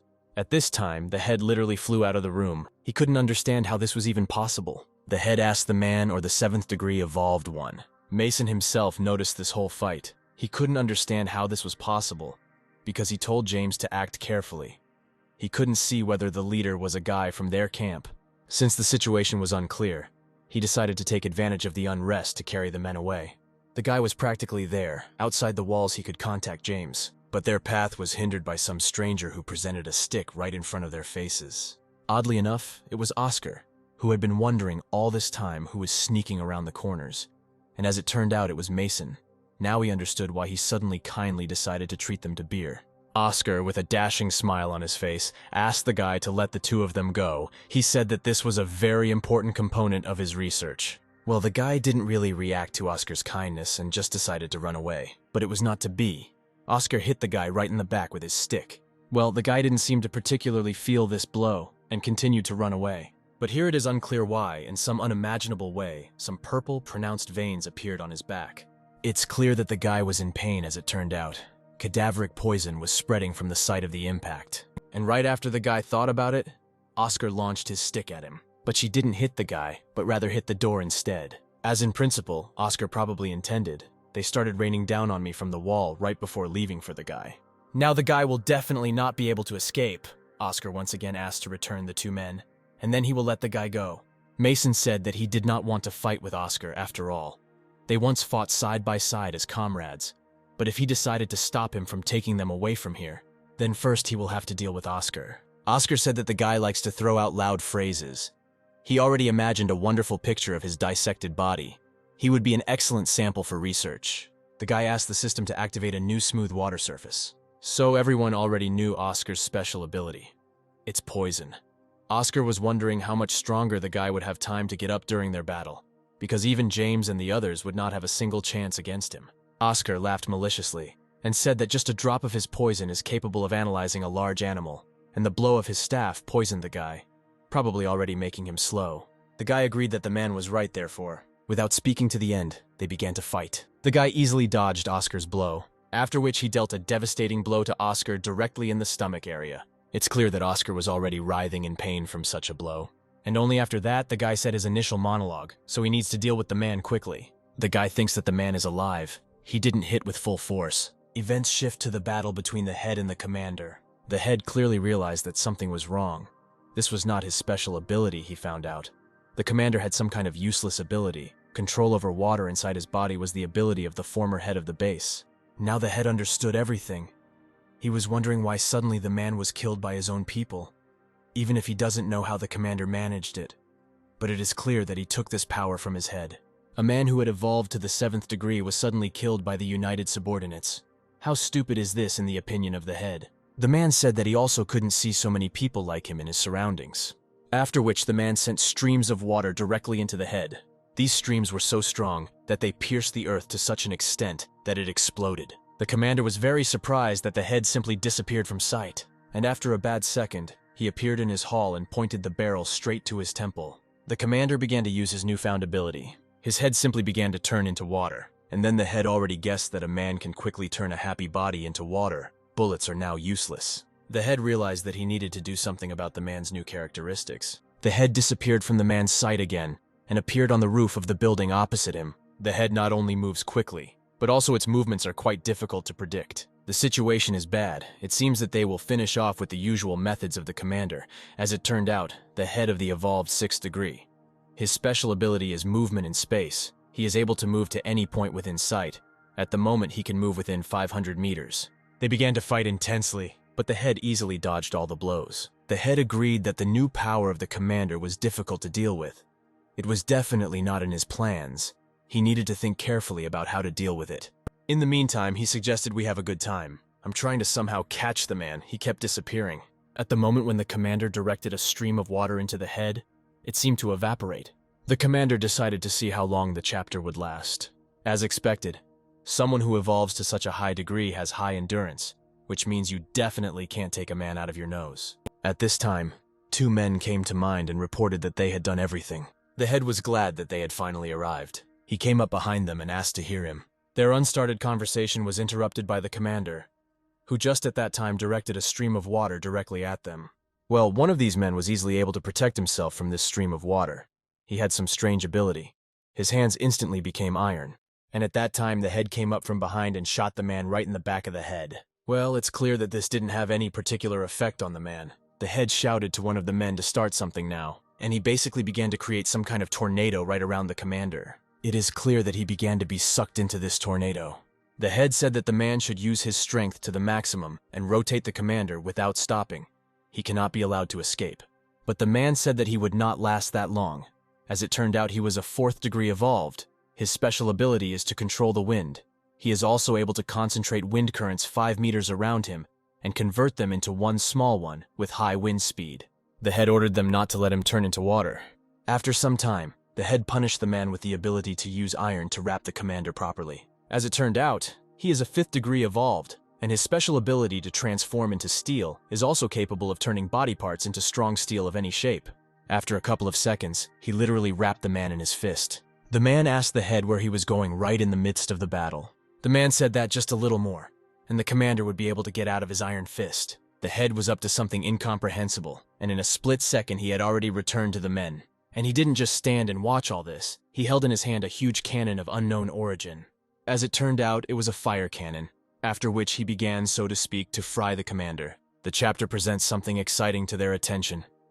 A man roasted alive. Mason at that time, as if nothing had happened, was simply carrying the men. He had clearly already crossed the threshold of the base and was somewhere in the forest. He jumped out from behind the bushes and saw James and the woman in front of him. James immediately noticed and recognized my rank, and told the woman that he had saved Robertson. The guy said that he pulled Robertson out of some box in Oscar's laboratory. He tried to make the guy feel, but it didn't work. He needs to be examined as soon as possible and find out if everything is okay with him. The guy asked not to thank him, because Robertson and his friend would have saved him even if they had not asked for it. After the partners picked up the head, at first they did not recognize him and asked who he was. But after some time, James still recognized the man. Without properly explaining, the guy simply ran away from his friends. Well, the guy said that the girls were still inside, and he had to help them. He said that his friends would be without him. James didn't understand what to do with the man. At this time, she didn't find her sister. The sister asked the girl if there were any clues to find Robertson. It's clear that they didn't know that the guy had already saved him. Mallow didn't say that there were no leads, but she thinks that her sister also noticed that the guys from the 17th camp had already broken through here. Right now, the head of the 17th district was surrounded by several more people and attacked the commander. The situation is very bad. The sister said that with the current forces of the base, it would not be possible to defend their territory. They need to run away from here. If the people from the base find out that they are here, they will definitely not let him go. The girl agreed with her sister's words, but asked what to do with Robertson. Right at that moment, Mason came into the room, and they immediately asked him about the guy. To which he replied that he had already pulled him out of here, and said that he needed to quickly leave here. And at this time there was panic and devastation on the city streets. People of the 17th district simply mocked civilians. All this mess was noticed by my gnome. One of the residents was bleeding from his knee. The man was bored in pain. As it turned out, once upon a time the people of the 17th camp attacked the girls' base and killed every single one of them in the same way. And according to the girls, it will be the same with this base. Some child was crying and calling his sister for help. One of the men grabbed a girl and told her that she was his type, and invited her to have a little fun. There he simply dragged her into some room by her hair. Then he hit her. He asked, or should he take her, and then outside, if she wants him to survive, she should obey him. He told her to take off her clothes, otherwise he would feed her brother to a zombie. He asked whether she would obey now. It's clear that the girl started crying because of this. But then, out of nowhere, a blow from some kind of frying pan landed on the guy's head. Slightly recovering from the shock, the girl raised her eyes. The stranger covered her with some kind of blanket. She was trembling all over with fear. As it turned out, it was my son who saved the girl and asked her if everything was okay with her. After which, the girl's brother himself ran into this alley. Mason advised the girl to hide here and not go out anywhere. Brother asked sister who he is and why he saved her, to which she replied that she has no idea. After which, the girl remembered that she even forgot to thank me for saving her. And while the guy was saving the girl, Melanie was dealing with the rest of the enemies at the base. The girl's blows were clearly strong because the man had already lost consciousness. Becca said that here the people of Camp 17 were finished. Her sister agreed with this, but said that in other areas they also abuse ordinary local residents. My son said that it is because of this that they will drive the people of Camp 17 out of this base. He also added that the commander kidnaps people and experiments on them. This behavior is far from a good person, so he doesn't want to help. The 18th camp mocks innocent people, and not only entered the city and immediately began killing everyone. Like some bunch of psychos. We can't let these crazy people keep killing people left and right. The guy will kick them all out. At this time, the head of the 17th camp continued to mock the commander, but out of nowhere, a subordinate of the commander appeared and approached one of the men. But the partner noticed the danger in the form of a man in time and warned his friend. Using his ability, he threw the man away. Lariska someone cut the tube that was connected to this strange gun in the hands of the head. As it turned out, it was the brother of a subordinate commander. The head was furious when he found out that his cannon was broken. He tried to turn it back on, but it was unsuccessful. He told the entire base how the guy dared to ruin his flamethrower and promised to kill him. The man told the boss that the commander was no longer moving, and it seemed that he was already finished. But the other man didn't think so. He noticed that something strange was happening. The head also noticed that something was wrong here. The body seemed to be drying out. The man told the boss that the commander began to absorb the water around him, which is why his body began to dry out. At this time, the same girl who obeys the queen approached Oscar. She reported that the Supreme Witch told her to take him away. Apparently, he failed again. She reported that his experiment result was now simply squeezed, but he objected to this and said that there was no need to worry and that everything would be fine with him. If he had not been able to cope with some brats from the 17th camp, then the Supreme Witch would have been waiting for the end of the experiments with such impatience. And yet the commander managed to escape from the steel fists of the man, and a powerful explosion was heard at the base. Mason also heard this explosion and realized that it was said and where the commander was. The two men were thrown several meters away by the blast wave, and they were heading straight into the wall. It is clear that the head was also nailed to the wall from such a powerful explosion, but after the smoke from the explosion cleared, it was clearly not a commander who appeared before them, but some creature whose body was literally made of water. After some time, it was no longer made of water, but of some unknown material or leather. From the reaction of his head, one could understand that he was very scared and surprised by what he saw. The two subordinates were also very surprised when they saw the commander in such an image in front of them. He looked less like a human and a powerful creature and more like some kind of zombie. Meanwhile, the girl and Oscar continued to run away somewhere. I decided to stop and scout out the situation outside. He saw the commander in front of him in this appearance. As in principle, it was probably expected. Oscar would be happy about this. He shouted out joyfully that everything worked out. It was an artificial zombie. The fear because of the eyes of the head still did not go away. He understood perfectly well that this creature did not do anything good. He told his partner that they needed to leave quickly, but they were outraged by this. How could they just leave if they wanted the territory with such difficulty? If they take it now, they will lose it all. But the head was very angry at the reaction of the men. He repeated once again that they needed to run away from here as quickly as possible. And at that time, the commander, for some unknown reason, sat down on his knees, clearly preparing for an attack. Basically, as expected, he first attacked the two men. He grabbed them by the neck. The first thing that came to mind was to start shooting, essentially. But he probably forgot that the man's special ability is to turn body parts into water. The bullet mark on the man's face began to sharply heal. The commander grabbed one of the men with a strong steel grip, so to speak. But they were lucky that the man had his ability, and thanks to it, he cut the commander's hands in half. The head ordered his subordinates to run away, while he took care of the man. But not having time to run far, the commander formed some kind of vacuum from the water around the men. One of the men immediately began to choke. My partner had a similar situation. The head was furious after seeing all this with his own eyes, and was ready to do anything to deal with the commander. A split second later, either a hand or some other part of the commander's body pierced right into the man's chest. The head was unable to react to this. He could only endure this unbearable pain. The commander wounded him while he was moving at such a speed. In his opinion, this was impossible. And after some time, the commander simply threw the man a few meters away from him, and he began to mock the men further. The twins noticed that the man was sucking water out of his opponent, and at the same time drowning him. One of them was not sure whether it was still the commander, or whether he had really turned into a zombie. They decided to see if he would attack them. He hoped that the commander still had the same one-time use. After some time, the commander, so to speak, released the man, and they simply fell to the floor. The twins shouted to the commander, or he recognizes them. But without hearing a single answer, the commander was ready to strike the men, which is exactly what he did in a split second. Again, some incomprehensible part of the man's body pierced the twins' chest. And just at this time, Mason began to approach the commander. But without any problems, the commander was able to dodge the roof of Mason's blow. You yourself were surprised that the man could dodge. He couldn't understand how this was possible. It felt like this zombie had eyes in the back of his head. After which the man himself began to attack the guy. Well, the speed. The man is many times faster than the previous chapter. And this despite the fact that the guy used a skill, the smooth surface of the water, to increase his speed. He couldn't understand where this damn monster even came from. All this time, Oscar watched their battle as he expected. The man did not disappoint him. The girl also agreed that this was really impressive. The Supreme Witch would definitely be happy when she found out about it. This mutant, obtained through the fusion of an evolving only 4th degree and 7th, was based on Oscar's evolved 4th degree, so that the Corpse King corresponds to approximately the 4th degree. But still, this is already a great success.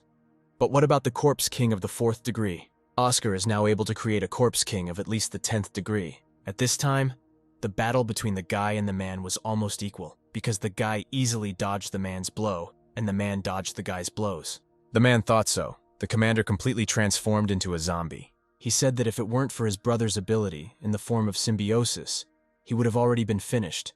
As it turned out, his brother's name is Jackson. His special ability is symbiosis. Can only be used once. Selects an object with a similar power. After that, while one object you alive, the second cannot die.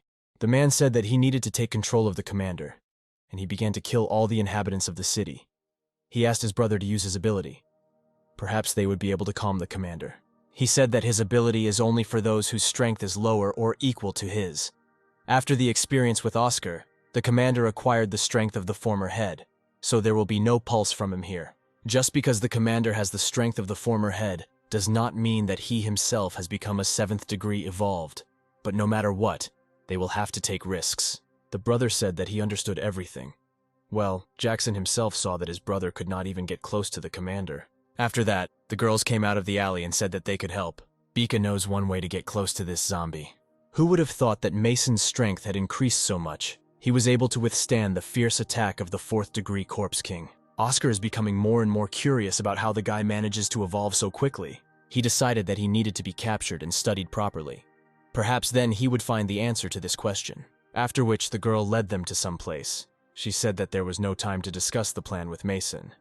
But fortunately, Mason was just distracting the zombies from this. She will calculate the moment when the zombie will open up, and at that time her sister will throw the man to him. It's clear that the man was surprised how the girl could throw it, but she didn't ask you because she would have sent things heavier than him, if with her aim everything was fine. The girl didn't know how long Mason could hold out, and so they needed to act now. She started scanning. She said that it was about to be opened. She told her sister to get ready on her signal, which is basically what my sister started doing after the girl's words. As it turned out, Oscar and the girl noticed a group of people, but they could not understand what they were doing there. Oscar said that it would be better if they did many things from here, and did not blame him if they died at the hands of the Corpse King. He wondered a little about what they had actually decided to do. But then it suddenly dawned on him. He remembered Jackson's special ability. He clearly began to get nervous, because he had apparently been discovered. He began to be indignant, and say that you should not even think of harming his creation. And at this time the girl had already finished scanning, and she told her sister to leave the man. At this time, Oscar took out some kind of whistle and began to whistle it. As expected, the commander immediately stopped and stopped fighting with the guy, and he sharply turned his head and looked somewhere into the distance. As it turned out, he was looking at a group of people. They were discovered. The girl started yelling for everyone to start dodging. Some kind of unimaginable huge water ball flew towards them. Parts of the man's body were already almost near the girl, but the guy realized in time and climbed onto the man's back and began to break his very wings. Mason advised the man not to relax when fighting him. He hooked his legs behind his back and was ready to do something incredibly decisive in this battle. In a split second, he was already in the air, with these wings in his hands. My sons mockingly asked the man who called him a spider, what would he do without his paw? But he clearly forgot and did not expect that these wings, or rather paws, suddenly turned into water, and it's clear that he began to fall down because of this. After which there was a guy in this vacuum with water. The girl couldn't understand how this was possible. His severed claw could move, what kind of creature it was. But the man said that the abilities of this zombie are much higher than those of the previous chapter.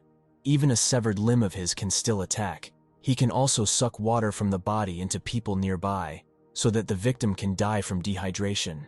After which Melanie immediately grabbed the gun in her hands. Apparently she also forgot that bullets simply do not harm a man. Even the man said that it was useless. The bullet simply passed through him and could not hurt him. Melanie asked her sister to quickly come up with something. If this continues, the guy will simply die in this fight. How did the guy simply disappear from sight of everyone present? In principle, he could have guessed this simply in front of everything together in due time. It was close. He was lucky that he could be transported here. Just a little bit later, they would have been over. The cat was also very surprised that the guy simply disappeared. He even thought about the fact that the guy had 2 special abilities. Such a thought drove him not only into rage, but also into fear. The guy couldn't just run away and be in his time. He had to quickly return back, because he hadn't finished anything yet. In a matter of seconds, the guy was already in front of the commander. It is clear that everyone was very surprised when he appeared again. But the commander didn't care about this. He immediately began to attack the guy without rest. The guy, jokingly even asked for forgiveness, explained this by saying that he had taken a short time out. This time he would not allow himself to be caught so easily. And they again continued the fight, which looked hopeless. The guy figured out that dodging forever is clearly not a solution. His abilities related to liquids, which means the guy's abilities related to electricity can cause him damage. If he uses his concentration on it, it will likely result in a large amount of thermal energy being generated. Since he was able to defeat the 3rd degree Corpse King with 1 hit, he believes that this zombie will not be a problem either. But the energy for this blow has been accumulating for quite a long time. So far it has not accumulated even half, and he is already about to kill him. Oscar assumed that the guy had the same ability as the head of the 17th camp. Well, the girl said that there is still a difference. The head's ability allows him to move quickly as he wants, but this guy simply disappeared, then reappeared in the same place.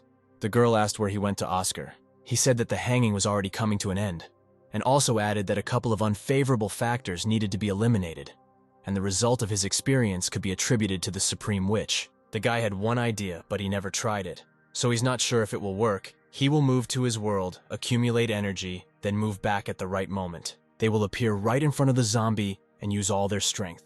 If it works, then after one hit, he will definitely be finished. And after the commander struck the guys again, he disappeared again. The girls were slightly perplexed as to how and where the guy was disappearing all the time. Sorry, I have no idea how to describe this. The girl asked her sister if she was okay. And then Oscar appeared and said that they should worry. It's just an anesthetic. Who's to blame that they interfered with his plans? Especially Jackson. The man decided that he would take him too. He would certainly be an excellent material for experiments, and the girl at that time was simply silent and looked into the distance. It's unclear where she took out some very huge machine gun, and Becca noticed it too. What about the fact that she will be able to get out of here? Immediately after these words, the guy himself appeared. He was glad that he was able to do what he had planned. At this time, the man focused his attention on something incomprehensible. In a matter of seconds, the girl fired from her machine gun. It's clear that the guy immediately heard this shot and turned around. He saw how the girl sacrificed herself, shielding him from a bullet flying oddly enough right at him. The girl fell to the floor. The guy immediately became furious at what he saw. Two sisters were lying unconscious and possibly dead. The guy was clearly not sure that they were alive. Oscar was clearly frightened by the guy's gaze and did not know what he should expect from Mason. The guy angrily shouted Oscar's name. Then he pushed away from the building and approached Oscar. Within seconds, he grabbed Oscar by the throat and with anger in his eyes asked what they had done. He couldn't understand why the hell the guy's fists had so much strength. How could someone evolved of the 4th degree have terrifying strength? Oscar immediately began to deny it and say that everything was fine. He said that this girl is not dead yet. If she doesn't calm down, they will have time to save her. And at that time, the girl was lying unconscious and with blood on her breasts. Oscar said that she herself ran into a bullet. They had no thoughts of killing her. He asked to let him go because he knows how to stop her bleeding. Since the guy didn't really have a choice because he wanted to save the girl, he really let Oscar go. But at this time, the commander tried to attack the guy. He was already close to dealing with the guy, but then Oscar remembered that he had almost forgotten something, after which the man began to blow his whistle. And, strange as it may seem, the commander immediately focused his attention on him, and he landed right next to the man, calm and without aggression. Oscar said that he was so obedient, which means the experiment with genes was also successful. And after that, the guy realized that this zombie was listening to Oscar. He couldn't understand what the hell was going on here. The man told the guy not to worry, because the zombie wouldn't touch him again. They both didn't need it. After some time, Oscar touched the girl's shoulder, and again some purple veins began to run through her body. He said that the anesthetic he injected into her could stop the bleeding for a couple of hours while the guy could find a doctor to remove the bullet. As for the rest, they too will wake up in a couple of hours. Oscar decided that he would tell the guy out of the kindness of his heart that the city is a complete mess right now, so he is unlikely to find a doctor, and it would be better for him to do everything himself. But despite all this, the man told the girl that it was time for them to go, which she naturally agreed with. The guy could only look into the distance at the departing opponents. At this time, the doctor who was treating the guy himself was standing in her office and heard some kind of scream coming from the street. He entered the room and told the girl to be shot, and the anesthetic would soon stop working. She needed to be saved as soon as possible. The woman told the guy to quickly put her on the bed. The guy immediately asked whether everything would be okay with her, but the woman said that the guy had better come out so as not to disturb her.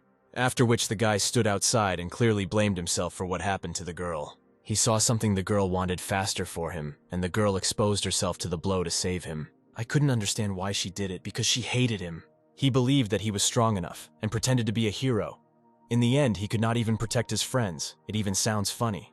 And the woman at this time worked painstakingly and diligently to save the girl's life. She had already removed some parts of the bullet from her body. Well, here she was nervous because there were too many bullet fragments.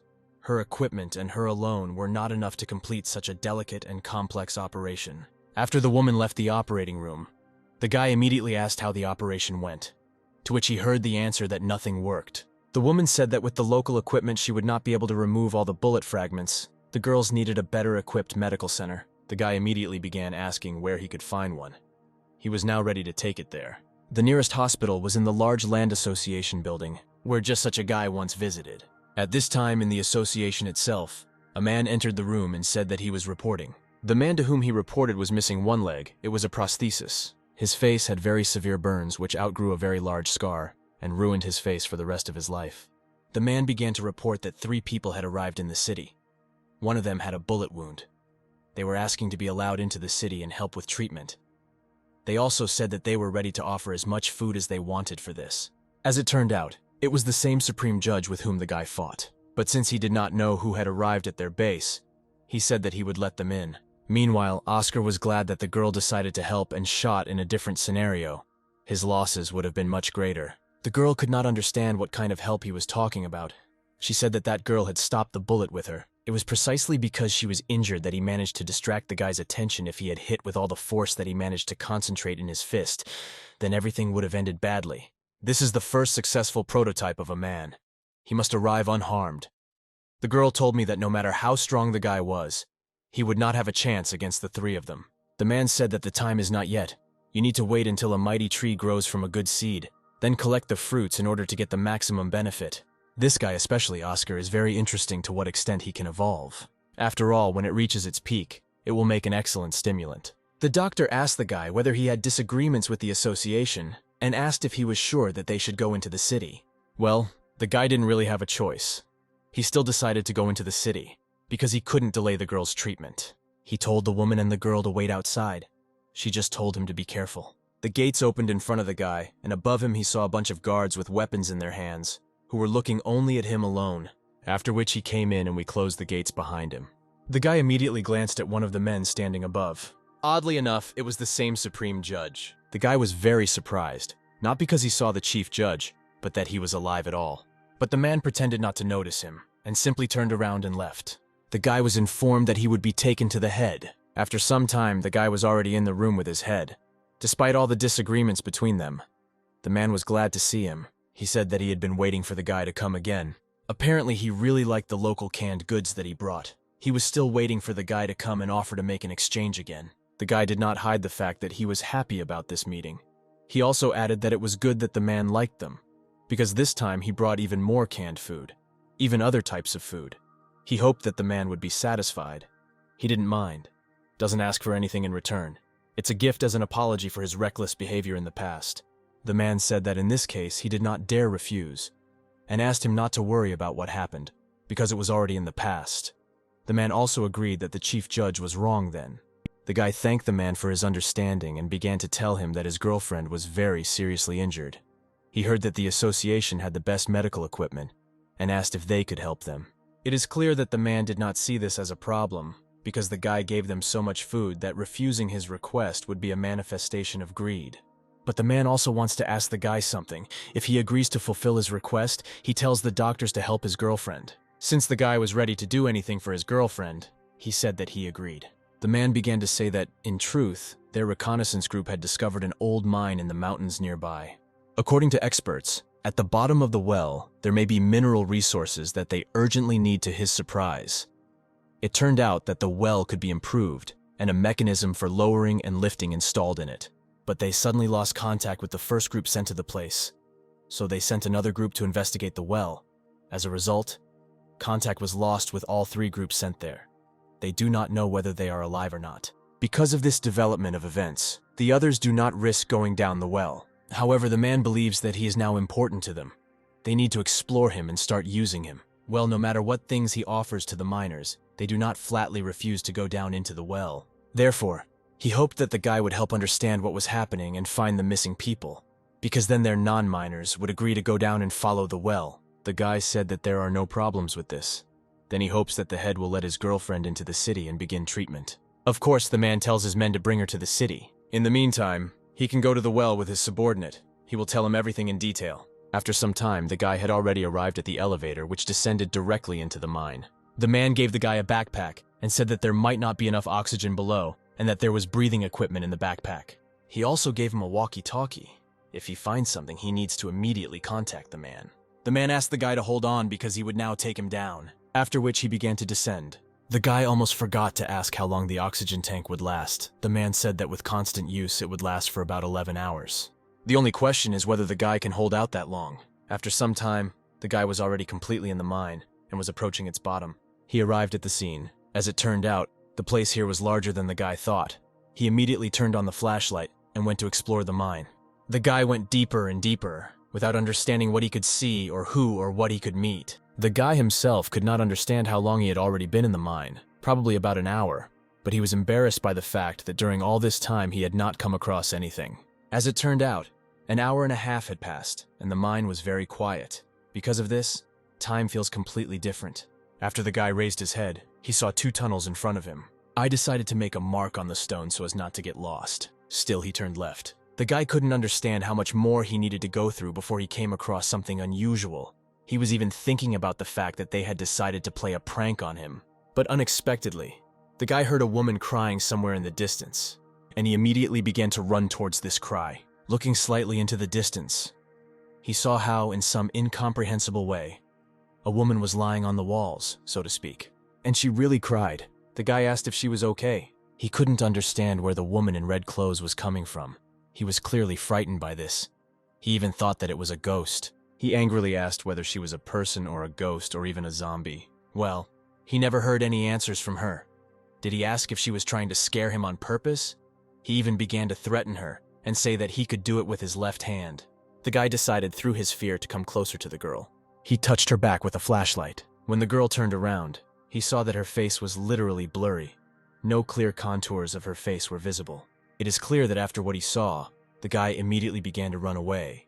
But the girl tried to stop him and said that he was a person. After these words, the guy stopped. The guy nevertheless returned to the girl.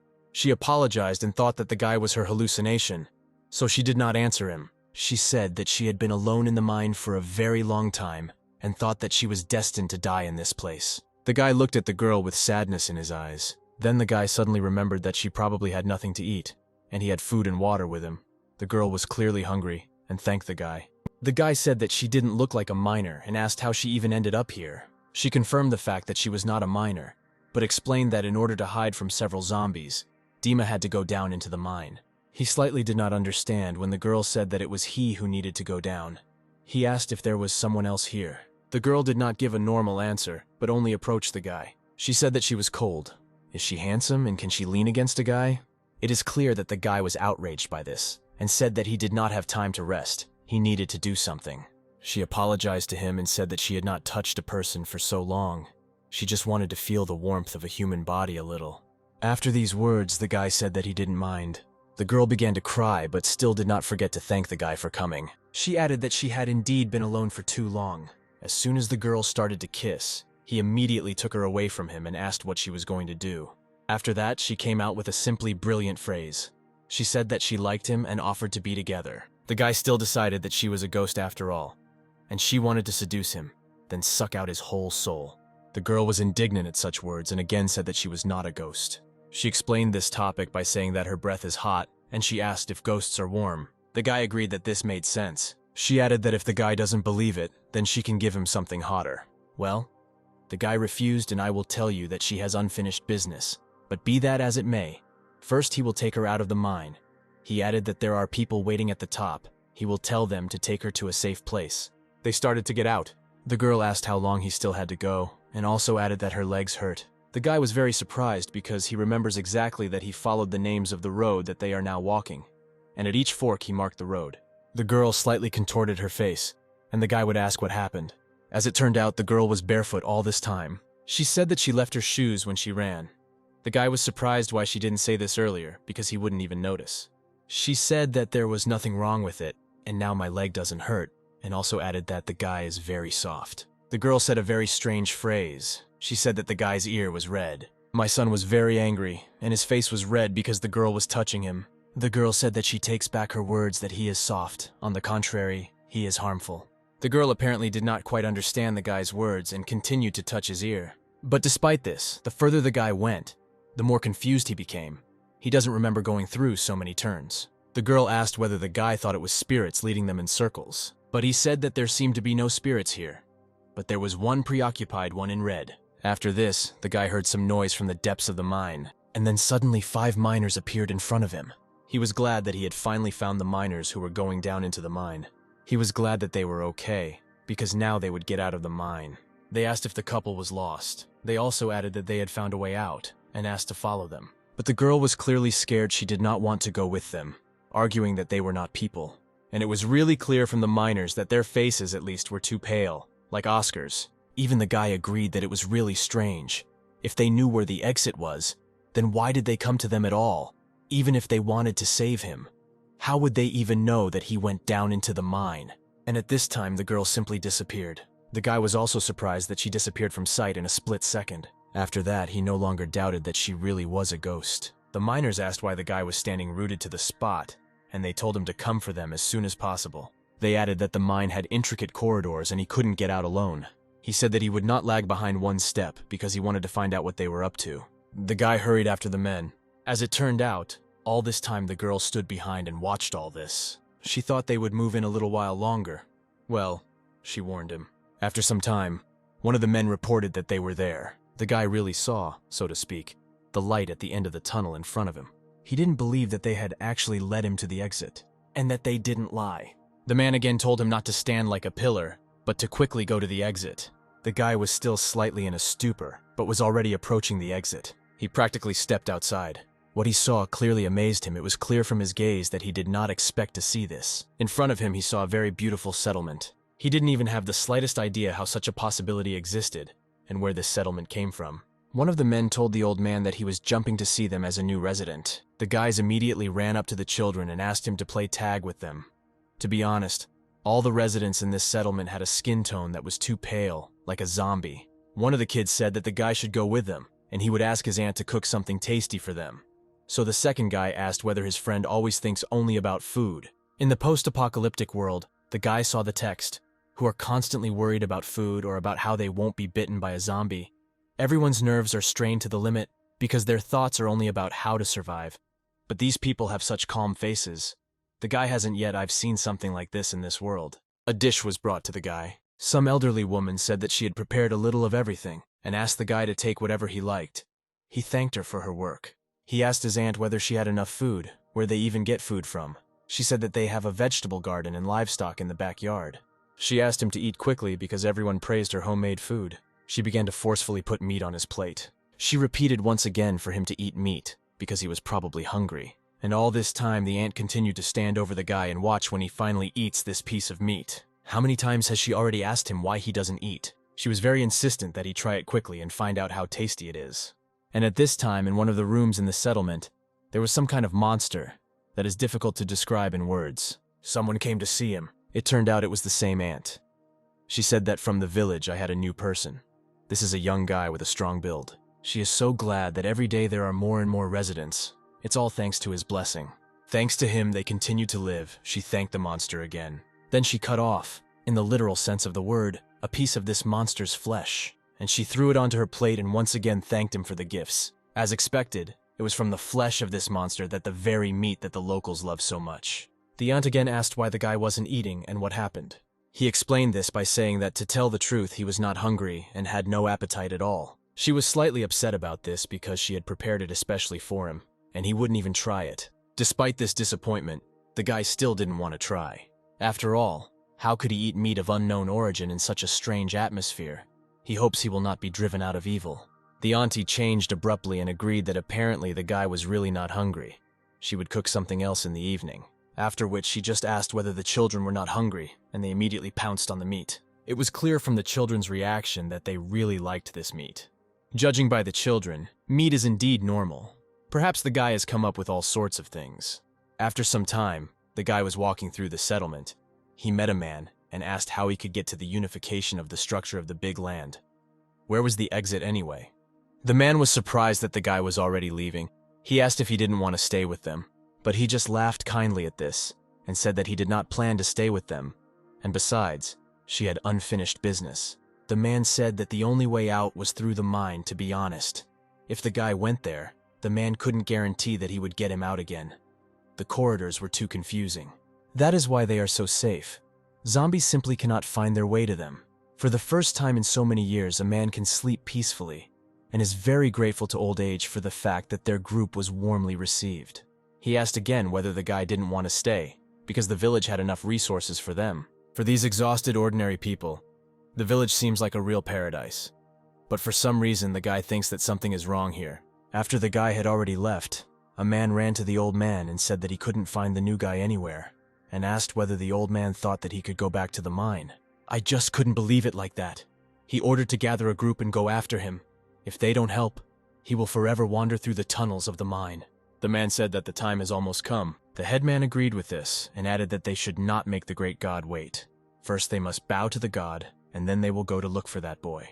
As it turned out, it was their great god. The whole village came to worship him and make a sacrifice. They did not hope that he would continue to protect them and provide them with food.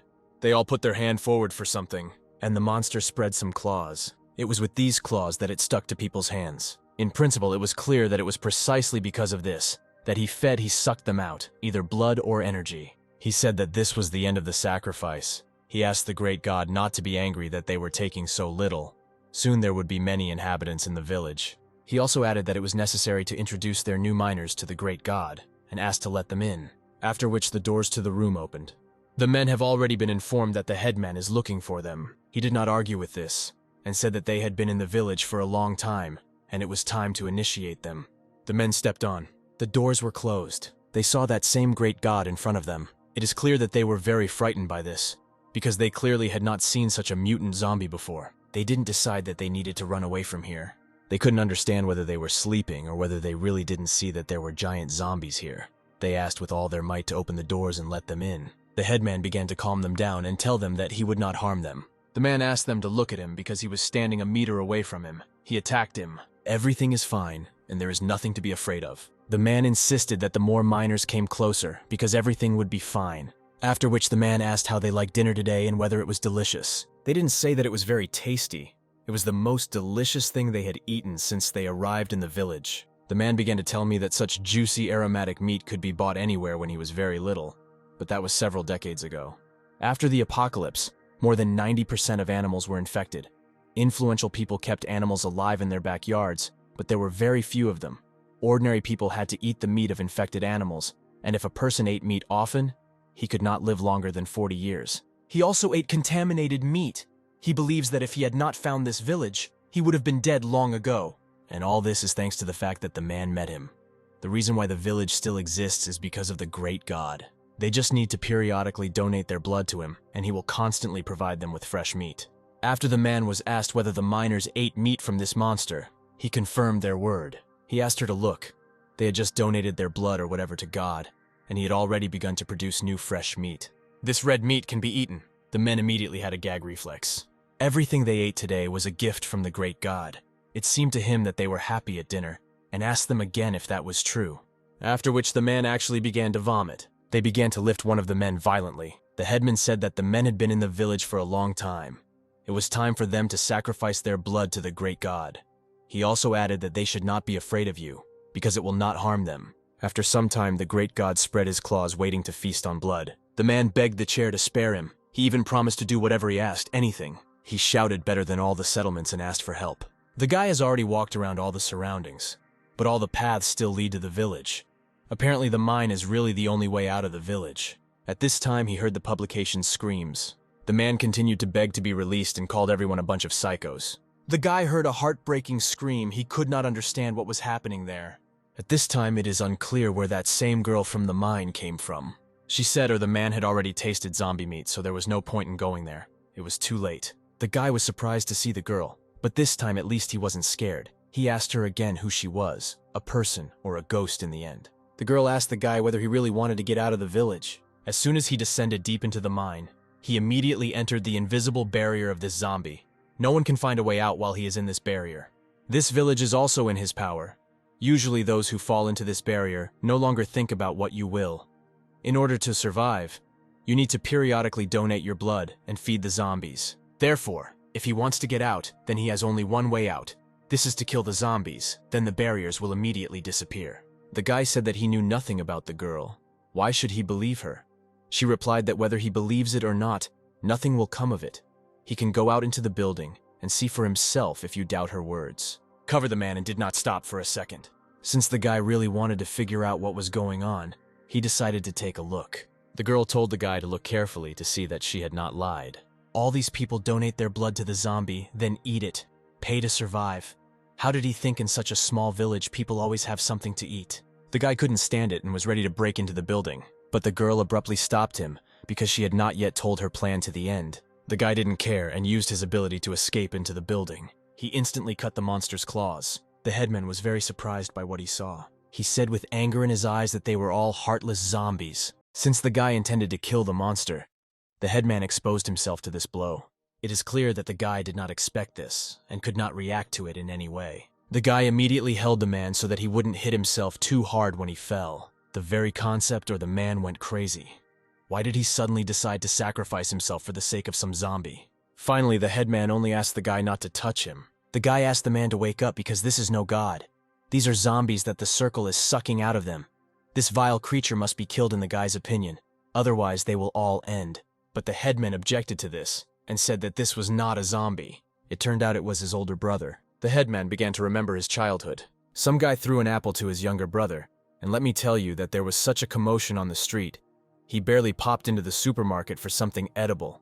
He asked the guy to eat this apple for now, but he wouldn't cook anything at that time. The younger brother asked when mom and dad would contact them. The brother said that his favorite cartoons were on TV. He also recalled how there were a bunch of zombies in some building in Brazil. Meanwhile, the brothers were sitting outside the doors and trying not to make too much noise. The older brother tried to calm down the younger brother and asked him not to be afraid because he was nearby. Then the two brothers were heading somewhere, and they decided to take a break because they had been hiding all day. The younger brother asked what they should do if the crazy people caught them, but the man said that everything would be fine because he was with him. The younger brother ran in fear and shouted that there were zombies here. The zombie flew with a bat right in the face. As it turned out, it was the older brother who protected the younger one, but they were about to break through. As it turned out, the older brother had already been infected, so he delayed them until he lost his mind. He asked to take his younger brother with him.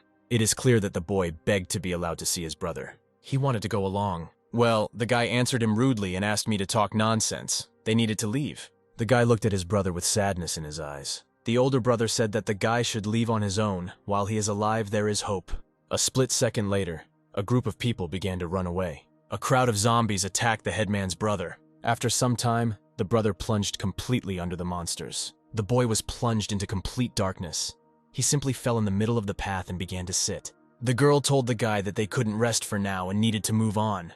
Otherwise, the same thing would happen to them as to his brother. The boy was in complete hopelessness. He even asked to leave him to go on his own. It was logical because few people can quickly recover from the loss of a loved one even in such a situation. It is clear that the girl began to object to this and could not understand what he was saying at all. The guy needed to get up, otherwise they would have fallen behind the others. The guy no longer has a mom and dad. His brother was now also a burden. If it weren't for him, you would be their brother. That's exactly how the guy reasoned after losing his brother. For some reason, he believed that it was he who killed them. He even came to the conclusion that he was the one who really deserved to die. Without coming up with anything else, the girl simply gave the guy a strong slap in the face. She began to motivate him. She asked if he had forgotten his brother's last words. She reminded him that he said that as long as my brother lives, there is hope. The guy not only has to survive, he has to live on for the sake of himself and his brother. 10 years later, there is a heavy rain. The zombies outside will not last long. They will soon explode, and if the corpse poison gets on them, they will be finished. It is better to wait out the rain inside in a group of people. This guy's name was Jacob. He was 20 years old. He was a doctor of the research group. He was telling someone that the bone was damaged. They should return to the camp, and there the strangers would apply the plaster again. They all thanked how lucky they were that they had a doctor, Jacob. Otherwise, they would have been in the other world long ago. One doctor saves at least 3 evolved. When they return to the camp, some stranger will thank Jacob well with alcohol. A group of people looked wary. At this time, a crowd of zombies attacked them, whose intentions clearly were not the best. One of the men was very surprised by this because he walked around the entire building and did not see any zombies. Jacob ordered everyone to run away, but they didn't have time for things. They had to run away. Jacob came to the sick man's defense and ordered him to be taken away. There were too many zombies. One guy clearly couldn't escape. And now, one of the main zombies, so to speak, almost got to the guy. Opening his eyes, the guy saw that some kind of zombie stood in front of him. There was suddenly deathly silence. He could not understand what had suddenly happened. that all the zombies had calmed down so much. It was clear from the guy that his face was frightened from misunderstanding. As it turned out, the guy was saved by his brother, who was in the form of a zombie. From what the guy saw, he became even more confused about this situation. After some time, the guy returned to the settlement, and everyone immediately noticed it, since he also came with excellent food. Everyone immediately ran up to him and started helping him put things away. A man approached one of the boxes and noticed that the box was heavy, and also asked what was in there. The guy immediately ran up to him and said that this was the last one and offered to remove it himself. In addition, he told the man to hurry up to his comrades and drink something with them. It is clear that the man had no right to refuse a vacation and invited the guy to join too. A few months later, the guy stood in the room with Jacob the doctor and asked if it was possible to save the patient. The guy was very sorry, but he did everything possible, but could not save the man. He said that the stranger could go, but for now he would take the patient to the morgue, which he basically started doing after a few seconds. At this time, he was glad that at least this month he had found someone suitable. He believed that apparently his zombie brother was incredibly hungry. He said that the previous bodies were already completely dead. He simply did not have time. Even though in a post-apocalyptic world people die every day, it is still difficult to find a suitable body. The brother stepped on the ground. The guy said that due to his illness, the patient would not live to see the evening. Continuing to treat him would be like prolonging his suffering. At this time, the brother was clearly happy with the food that his mouth was already drooling. The guy gave him a dose, enough to make him sleep soundly. He wouldn't feel the pain as accurately anymore. He said that his brother could eat. He opened his mouth very wide and was ready to eat the food. A crumb of the corpse landed on Jacob, right on his face. After some time, a man came to the guy and said that he needed to ask him something. As it turned out, the man was informed that the number of corpses did not match the figure in the guy's answers. He asked whether the guy could provide information about all his patients. The guy began to deny that he could simply have made a mistake in the number, because he had been very busy lately, because there were really a lot of patients. The man agreed that there was such a mess all around that there was no time to worry about such trifles. In addition, he said that he would deal with incorrect reports himself. The guy thanked the man, who was the head physician. Going into the morgue again, the guy said that his brother had too much of an appetite lately. If things went on like this, the management would clearly suspect something. But he asked not to worry about his brother, because he would definitely come up with something. He had already begun to turn back into the very monster that Mason had seen. At this time, the guy noticed that someone entered the morgue. In principle, probably, as expected, it was the chief doctor, who immediately realized that the dissimilarity in the reports was not just that. It was the guy's doing. And, as luck would have it, pieces of the murdered body were lying right under the guy's feet. The guy asked the man to listen to him, and he would explain everything. He said that the zombies would not harm them. But the man didn't even listen to the guy. He ordered everyone not to let the zombies leave the building, and to call security as soon as possible. It is clear that the guy came to the defense of his brother, and tried with all his might to persuade the man to listen to him. But apparently my brother didn't like it too much. He decided to instantly kill the two doctors in one fell swoop. After which the guy saw two dead bodies of men in front of him. The death of the head doctor did not allow the guy to escape. Everyone in the camp knew about his and his brother's secret, so as not to be killed, rather than run away and take refuge in the mine. It is because of this that the zombie did not do anything wrong. Everything he did was to protect the headman. He once again asked not to touch the zombies. If not for his brother, none of them would have survived. How did the girl fit in here? She asked how many people the headman deceived into the village, not giving her the opportunity to get out, and let him not try to deny that it was all so that they would become food for his brother. But the woman said that they did it of their own free will, which clearly confused the girl. She agreed with what the headman said, because if it weren't for the great God, they would not have been able to survive, and it was their decision to stay in the village. The girl laughed slightly at the woman's words. Did she ask, or had they already forgotten how they had just forced the miners to donate their blood? But she said that this is the first sacrifice, and it always happens like this. Then when a person gets used to it, he no longer needs help. All of them in their own way worship the great God. If she doesn't believe, she can ask each of them. The guy said that since they are doing this of their own free will, he cannot interfere. But they do not want to stay here forever. The headman said that since they had no desire to stay, they would not insist. He would ask his brother to let them go. After which he basically did this. He asked his brother to deign to go. And at this time, some inexplicable portal began to be created right inside the zombie. The portal was really huge. As it turned out, the girl had been looking for a way out of the mine for many years, and all this time he was inside the zombie itself. Finally, the guy just asked if any of them wanted to leave this place with them, but the only answer he heard was silence and strange looks from the residents. After which he asked whether the miners also did not want to go anywhere. They admitted honestly, they don't mind staying. They just need to donate their blood sometimes. But they will no longer live in a world where there are zombies and hunger. The girl realized that this was pointless because they would not leave. But he had to go. And at this time, the guy reasoned that if you kill this zombie and forcefully save everyone, then these people will lose their only island of safety. Taking these people with you without their consent is the same as adding to their suffering. The apocalypse has endowed some people with amazing abilities, but the majority literally live in hell, hunger, fear, hopelessness. This world made them want to be isolated, to become slaves to the zombies that tortured them with their blood, and never to return to endless purgatory. After some time, the guy already left the portal, but he was indignant because he only came out alone. And where was the ghost girl? And at this time, the head was informed that the guy had arrived and was asking for a meeting. It's clear that this was in the man's interests, and he said that the guy could come in. The man immediately asked how the guy was doing. The guy slightly upset the man by saying that for certain reasons he could not fulfill his request. It's clear that the man didn't like it. He said that these were not the terms they agreed on, and their conditions were such that he fulfilled the request, and the head at that time helped his girlfriend. As a result, the head just saved the guy's girlfriend, and then he says that he will not fulfill the request. He decided that the guy wants to deceive him. The guy said that he would give him compensation. The man can ask for anything, and he will get it. He will do anything. But the man said that the guy had already violated the contract, and even compensation could not fix this. And since he did this, it means that he could break the contract, returning his girlfriend to a dying state. It's clear that the guy's expression immediately changed after he heard that his girlfriend could die because of him. But the man started laughing loudly and said that he was just joking. He will simply take this case into account, so now the guy owes him doubly. He will think carefully about how the guy should repay this debt. After which the man said that the guy could go and visit his girlfriend. At this time, the girl was lying unconscious in the ward. The doctor said that the bullet particles were removed from her body, given the speed of regeneration of the evolved. In a week, she would be able to move fully. That's when the doctor whispered that the guy's girlfriend was very beautiful.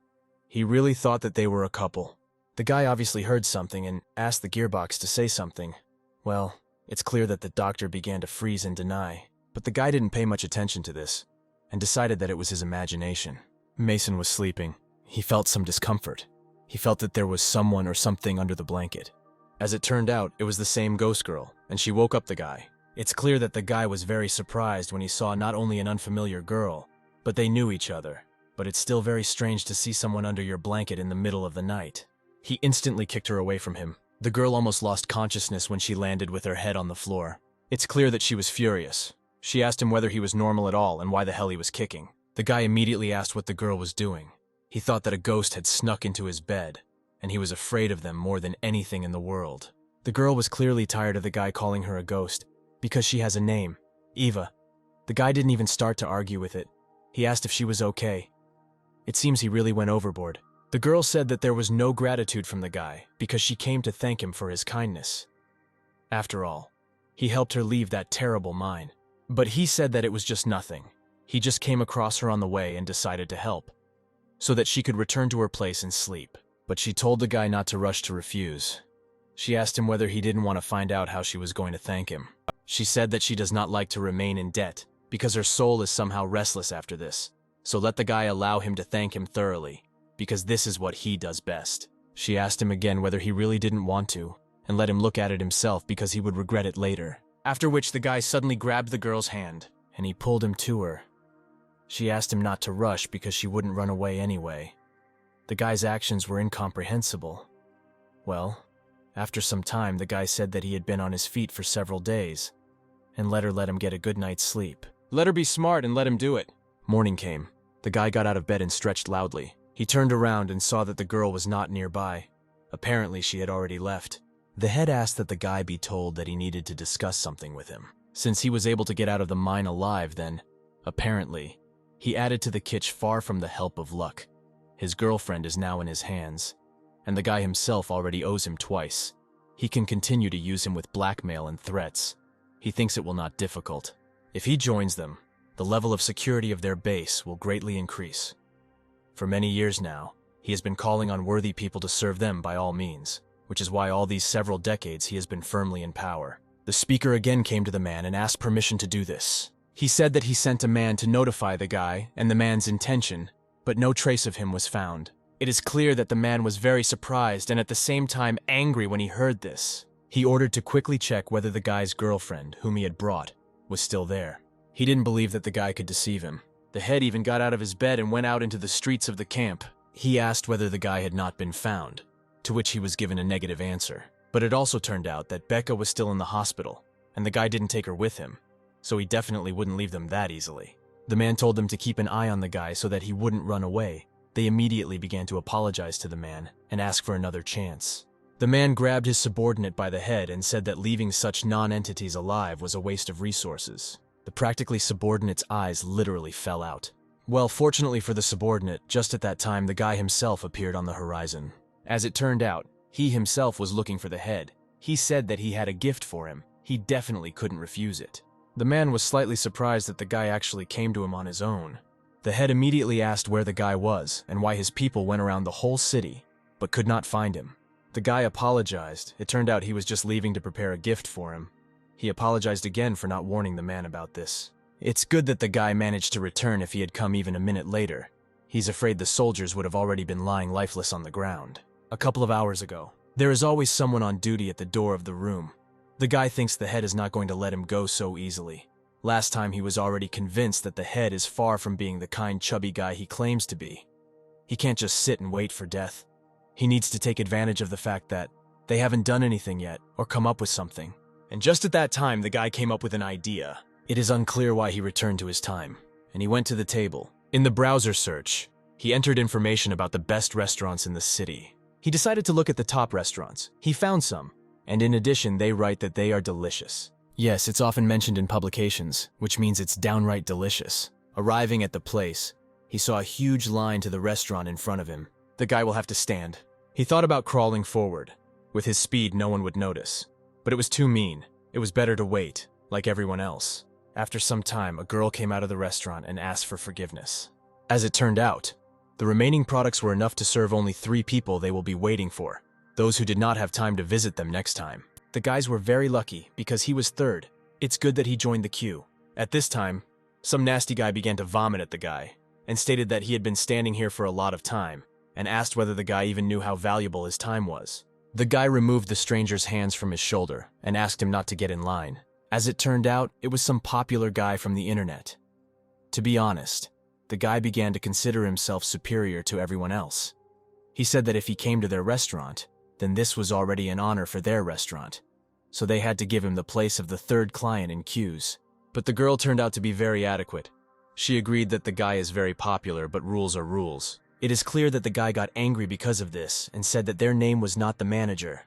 He told him to fire the girl right now. I couldn't get through the line. Now they're lashing out at the girl. Mason couldn't wrap her head around how the guy just became popular. At this time, the girl asked the guy to go inside while she sorted it out. But apparently the guy didn't want to end the argument and immediately ran up to Mason. The guy with a very mysterious and very angry look looked at the stranger and told him to remove his hand. The guy was clearly frightened by Mason's gaze. Mason did not have time to enter the building when the manager of this establishment came out. He said that it was better to discuss everything with him, and there was no need to quarrel. The guy was glad that an intelligent person had finally arrived. He stood in line for a long time, but the girl said that she had no right to enter the restaurant. He asked what the manager would order to do in such a situation. The man apparently recognized the couple immediately. The man said that they simply had to set aside a table for such a precious visitor as a guy, and asked him to sit down. Meanwhile, Mason asked the girl to bring him a signature dish. But only then did he realize that probably one dish would not be enough, and he needed to order something else. At this time, the manager scolded the girl. He said that she needed to learn to act based on the situation, he asked, or did she understand that a little did not add to their problems? He said that the girl would ask for forgiveness from their visitor. She apologized to the manager and said that she would immediately apologize to the guy. Pouring tea, she began to apologize for what happened. She didn't want to make him angry. She would pour him tea, and he would relax a little. But something went wrong, and the girl spilled tea right on herself. The guy immediately began to get angry with the girl, but in due time she began to apologize and said that she would now bring another kettle. The guy immediately dialed someone and said that he was in a restaurant, and he also complained that, in his opinion, there was such a clueless waitress in this establishment that he was simply furious. He also added that he joked with her a little, and now you can say, and not in calculation. He also began to talk about the situation with the teapot. He said that he was not in a very good mood anyway, and the girl just helped him let off steam. These words completely enraged Mason, and he was not ready to tolerate this statement towards the girl, and grabbed the guy by the collar. And he lifted the air. The guy immediately began to be indignant. And Mason, copying the guy's words, said that he was simply not in a good mood, and he wanted to let off steam. It's clear that the guy didn't quite understand what Mason was talking about. A split second later, Mason shot the guy right in the jaw. It's clear that the guy immediately began to say whether Mason even dares to touch him, and whether he even knows who he is. But Mason didn't really react to the guy's words, but only asked to be quiet. It would be good for me if they ruined everyone's lunch. Then Mason realized that I needed to attract attention, otherwise he would not get his dish. He had better go where there was no one. After which we started hitting the guy on the back and saying that he would now go apologize to the waitress. It is clear that the guy did not like this behavior, and he began to get angry at such a demotion in his direction. Despite this, Mason led the guy by the scruff of the neck straight to the manager and the girl. The manager was very surprised when he saw the guy in this image, and immediately asked if everything was okay with him. The guy began to apologize to the girl. For what happened a few minutes ago, he will pay her all expenses in the hospital. But the guy had to say something else. As it turned out, what he ordered had to be packaged by Mason and given to him. After some time, the guy was at home and was still angry that Mason had hit him, and said that he wouldn't just leave it like that. The guy wrote a post on a social network with a call to find this guy and deal with them. The guy was confident that he could make Mason regret his action. At this time, the guy could not understand why he began to sneeze sharply. Apparently, someone was scolding him. And at this time, the head really liked the dish that Mason brought, because he had never tasted something so tasty. He was simply delighted with the guy's gift. The guy was glad that the man liked his gift. He decided to please him as a thank you for everything he did for him. As the man basically expected, the guy turned out to be a skillful guy. He invited him to stay to work for him, and promised that he would not be deprived, wealth, girls. He would give him everything he wanted. The guy fell slightly into a stupor after such a proposal. A man will appoint a guy to the position of assistant chief of guard if he shows himself well. Then in the future he will receive an even higher position. He would like the guy to become his right hand. The guy believed that the man just wanted him to do his dirty deeds, and it was because of this that he said that it was an honor for him to earn the man's recognition, but he could not accept his offer. It is clear that the man could not understand why the guy was rejecting his offer, because he would give him everything he would regret. But the guy began to explain that the man had already offered a lot. He was just used to working alone. He was afraid that he would not cope with such a position. He would definitely thank him for such an offer, and tomorrow, he would bring so much food to the city that the man would definitely stay happy. The man abruptly stood up from the table and sadly put his hands on the table. The man suddenly changed his facial expression and threateningly asked the guy whether he thinks he can pay for what happened with one meal. But after that, the man laughed and said that he knew that such a proposal could be immediately blocked. It would be wrong to expect this from the guy immediately. In any case, he thanked him for the delicious dinner, but the guy should think carefully about his proposal. He's been working hard for several days now. He now needs to rest. The man said that the guy should have fun in the city for a couple of days. And then the guy realized that the man was not going to let him go so easily. He could easily run away. But Becca was in their hands. The man left the room, after which he made the guard keep an eye on the guy. In front of him, the man noticed many dragonflies. As it turns out, dragonflies are now so rarely seen in this world. The garden is carefully guarded and looked after, because water that does not contain corpse poison is used for irrigation. You just need to create a suitable environment and provide the necessary resources, and then even the impossible will come into his hands. It's exactly the same with people. At this time, you are the best guard or guy somewhere. Several girls immediately ran to the guy, after which they dragged him into a room where it was already clear what they had started doing. The guy complains that the girls were just wild. He couldn't resist the temptation. He probably learned everything that night. At this time, it turned out that 2 guards were looking for him. The guy clearly thought that they were dragging him again to that building with the girls.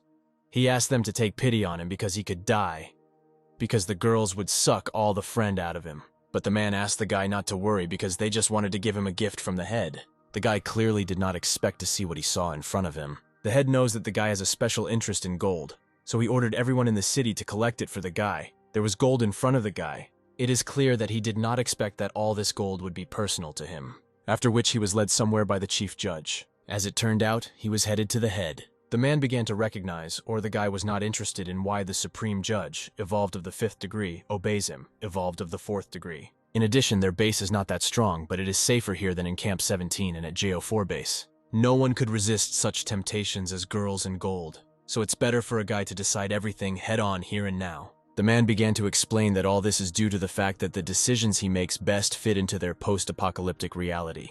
One day a guy managed to use the energy of a golden core, which is usually only subordinate to those who have evolved to the 10th degree, as the guy thinks how many varieties of zombies can resist this. If several zombies evolve to the 10th power fight, then not all of them, but most of them will be able to defeat them, and people will continue to live a normal life. And the man decided to drop this topic for now. It's better to talk about the pressing issues. The man asked what the guy thought, why he just laughed when he learned that he had not fulfilled his request for the mine. This is all due to the fact that the man met the zombie there and decided to spare him. As it turned out, the man was aware of what was happening at the bottom of the mine. In fact, the man sent the guy into the mine wanted to give him some kind of test. He suddenly agreed that the zombie would protect people, but for some reason he didn't trust him, the man. It is clear that the guy was very surprised by such words and came into a stupor. Then the man remembered the situation with the hanged girl. Once a guy had a conflict with their base, he thought that since the girl wanted to get medicine for her grandmother, then her crime did not deserve death. But the amount of medicine in the city is limited. Maybe they will save the grandmother, but lose a strong and young person. The man took out some kind of folder and handed it to the guy. Even zombies take people's blood in exchange for help. So is it really possible that everyone in his city should receive everything for free? The man said that the guy treats the post-apocalyptic world too simply. Although this is understandable, because for the guy and her, the world is just a game from which you can run away at any moment. The man was sure that the guy probably had the opportunity to travel to other worlds or to other times. The food that the guy brought had expired decades ago, but it was not spoiled. He probably brought it from another time. A person with 2 special abilities is almost never seen. A head named Michael, a 4th degree evolved, who has 2 special abilities. The first ability is the detective class, the second ability is fire. Once again, he invited the guy to join him. He would be in charge of food, and the man would be in charge of trade. The guy asked what would happen if he refused. Happiness did not fall with him. Even if this man knew the peculiarities of the system, the guy would not allow himself to be taken advantage of so easily. Honor, but his answer will not change. He is used to acting alone, and does not want to be limited. The guy asked whether the man was going to force him to give a positive answer after he saw the Supreme Commander outside the door. Apparently the guy will really have to fight. The girl is now being guarded by several people. If the guy breaks into her room, he will have little chance of winning. But first, the guy needed to deal with the man while he had the opportunity. At this time, the man said that the contract had been lying on the table for half a day, and asked whether the guy was sure that he did not want to look at it. Who knows, maybe after reading the contract the couple's answer will not change. The guy asked if it was really true and picked up the contract. Something in this agreement confused the guy so much that his facial expression changed dramatically, and the head was really right. After reading the contract, the guys agreed that the man had won and accepted his offer. But first the guy needs to go to one place specified in the contract. The guy couldn't understand how this was even possible. As it turned out, there was another person who had the ability to travel. In his time, the contract contained a text about the death of the owner of the ability to travel in time. At this time, the guy was met by the doctor and Melanie. The guy said that the girl will come back to health in a few days. Now she is being treated in the association of the structure of the mainland. The doctor was a little embarrassed because they had a conflict with the association. Since they decided to help the girl, it means they will definitely demand something in return. At this time, the head, Ethan, said that the man is not as simple as it seems. He probably did not let the guy out of the city just like that. But the guy decided to talk about this later. He asked how things were going at the base. The man said that Robertson saved all the residents of the base, but they don't trust Ethan yet. Of course, after all, a man and 7th degree evolved people also have a bad reputation. Without proper training, not a single person at the base can stop him. After which the guy asked what was wrong with the man's body. He began to say that the organization in which Oscar belongs is somehow incomprehensible. First, he suggested that he increase his strength, and he just needed it for certain reasons, so he agreed. First they went to the very west. The man could not understand how he, being only evolved to the 5th degree, could kidnap him. But when he woke up, he was already at the JO4 base. He also influenced him once again. He became the same killer as they saw him the first time. The guy took out a map and pointed his finger at some desert and asked, "I say the man is talking about this place." After which the guy added that he just needed to go there to find out something, and asked if the man would go with him, to which he received a positive answer. The girl said that she also wanted to come with them, to which the guy began to explain that now there was no one to look after Becca. He would worry. It was better for the girl to stay here and from time to time tell him information about the girl. Any such information would be helpful. The men were driving through the desert, from which zombies were possessing right out of the ground, trying to get living flesh. The guy asked again or the man's strength would return, after which the man just began to use his power. He asked whether there were any side effects after the core was removed from him. At first he was in slight prostration, but then everything returned to normal, which means this time they can go their separate ways. But the man doesn't think so. The guy asked, or the man wants to say that, for an evolving 7th degree there is something impossible, to which he replied that the guy was too frivolous about their road. He shouldn't have gone. Now a man can go all out. Well, the guy said that even they managed to deceive him and defeat him. He could not understand what all this show-off was for. The man didn't quite understand where the guy was going, but he began to explain that first he needed to settle something for the man. It would be as easy as shelling pears. As it turns out, the guy wants to let Michael know that he is now acting with Ethan. Then he will definitely be more careful. Climbers Assistance Union. The man told her in her head not to worry, because this time she would definitely be able to solve that underwater problem. At this time, Oscar was apparently training the commander. He literally tore the core right out of the zombie and handed it to the man. Oscar said that there was little left, but it was not clear what exactly there was a little left for. He said that we could proceed to the next stage of the plan. At this time, the same girl who burned the guy in their shower was teasing him and asking whether his ass had come to its senses and whether he could handle it this time. But he asked not to worry because he brought an assistant in the form of Ethan. The head asked whether everything would definitely be fine with them, but the guy asked not to doubt it. And at that time, the man had already jumped off. The guy made a similar movement, but in some incomprehensible way, he suddenly ran into the water in the literal sense of the word. The man got furious and told the guy not to interfere with him, and using his ability, he pushed the guy out of the water. Apparently, the man slightly miscalculated his strength, and perhaps he did, but the essence remains that the guy landed so hard that the asphalt on the dam cracked. It's clear that the guy was furious at the man's words about not disturbing him. Well, the man seemed to calm the guy down and asked him not to underestimate him. Literally raised all the water from the reservoir upward. The guy was clearly surprised that the man literally completely emptied the entire reservoir. It was precisely thanks to this that a view of all the monsters at the bottom was open. You man needs to pay the water as much as possible and sell her the shape of the swords, which is exactly what he did, and oddly enough he pointed these swords right at the monsters, and it was clear that it really began to work. And then quickly send them down to create steam, after which the man landed next to the girls. The girl asked the guy where he brought such a deity to them. He asked her whether she would believe it if he said that he took it with him on the way to them. He then said that he remembered some things to do, so it was time for them. If they needed food, then they should just contact him. He also said that there is no need for gratitude and now they are even. The guy asked, or the man became stronger during their fight, and he didn't see this. Then the man's mind practically did not obey. The place of the fight was unfavorable for him. Besides, they fought against his ability with all their intentions. He should not have underestimated the commander because on his own, he made his way to become assistant to the head of the base. Ethan and the guy should feel safe, but the guy couldn't understand why he felt so uneasy. City Special Unit. There was a girl named Alice in it. She handed some papers to the commander and said that Mason, who had recently been attacked by fans of the internet star, had disappeared. He managed to find out that he had exchanged gold of unknown origin at the bank, and they were still hiding it. The man's name was Gibson. An authentic Picasso painting was also found in the guy's apartment, but it looks several decades older than it should be. The other original belongs to an oligarch, and his painting looks less shabby. It is unknown where the picture came from. It was clearly interesting. The commander said that the girl should return her to her place and settle the situation. I would not wait for Mason to return. The man believed that in the near future, they would have something to do. In the meantime, it's best not to make any noise. And at this time, the men were driving through some kind of desert. The guy asked the man if he meant it by going all out. In his opinion, he has a bottomless well instead of a stomach. In the back seat, there were 2 bottles of some kind of potion which Ethan was taking. No wonder Oscar was able to kidnap a man the last time they were here. The man said that he didn't remember something about this green grove, and they needed to be on their guard. Since the area was full of zombies, the man was not sure that it was better for them to take a different route and go around this grove. But the guy suggested finding a road where there are fewer zombies. He thought this grove would be more dangerous than a bunch of zombies. The man said that then it would be better to come here, but he would have to leave the car. As it turned out, they only had a couple of kilometers to go. They would soon be there. I didn't speed up my pace, to be precise. I actually ran. At this time, they moved around the city where zombies walked the streets. The man said that the wind here is just as violent. The guy suggested first.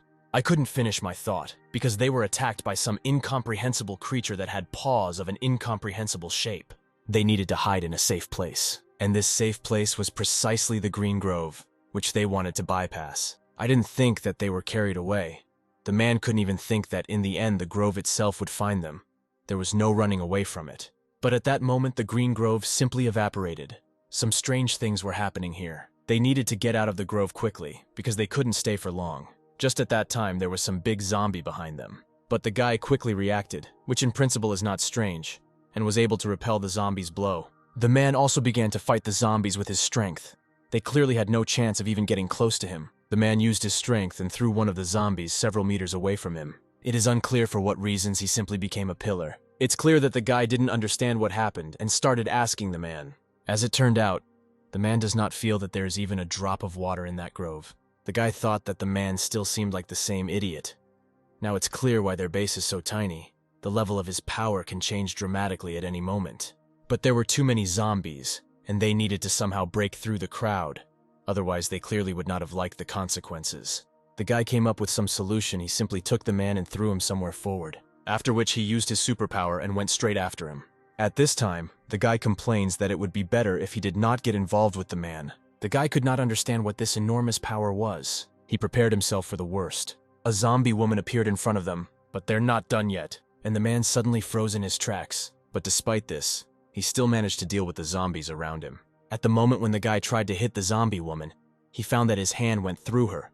All because of what I was doing was completely out of water.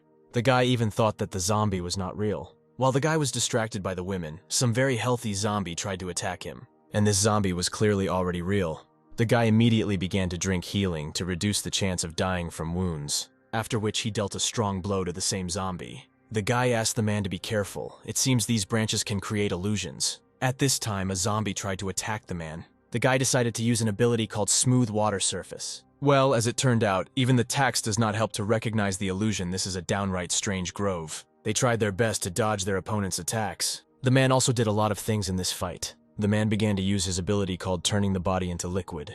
Ethan said that there were invisible zombies next to them, and they needed to be on alert. And the guy at one time said that he had practically found out what the power of these branches was.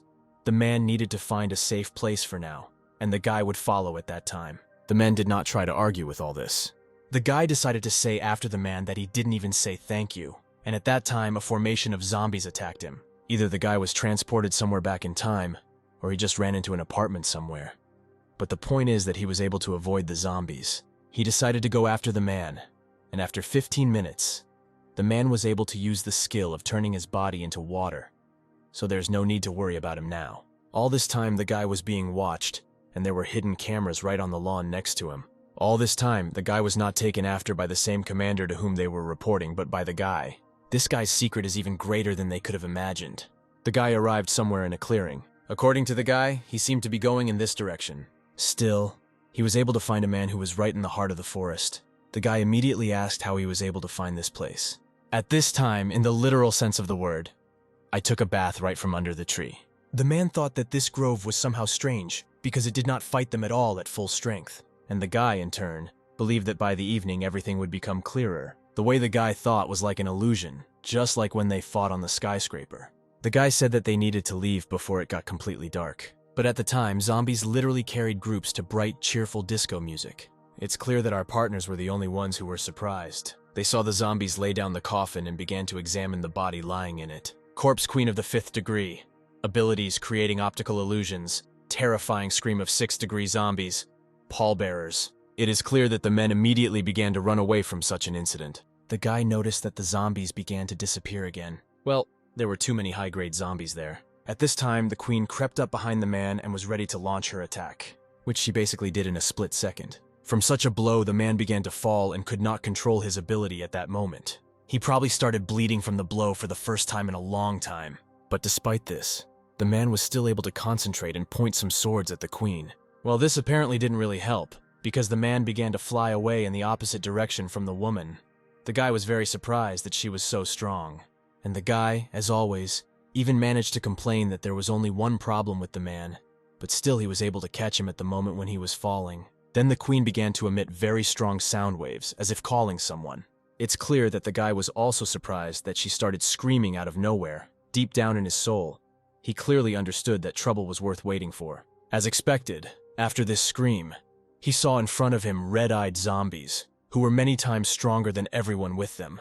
It's clear that in order to somehow escape, the guy began to run away with a man in his arms from this crowd of offending zombies right after them.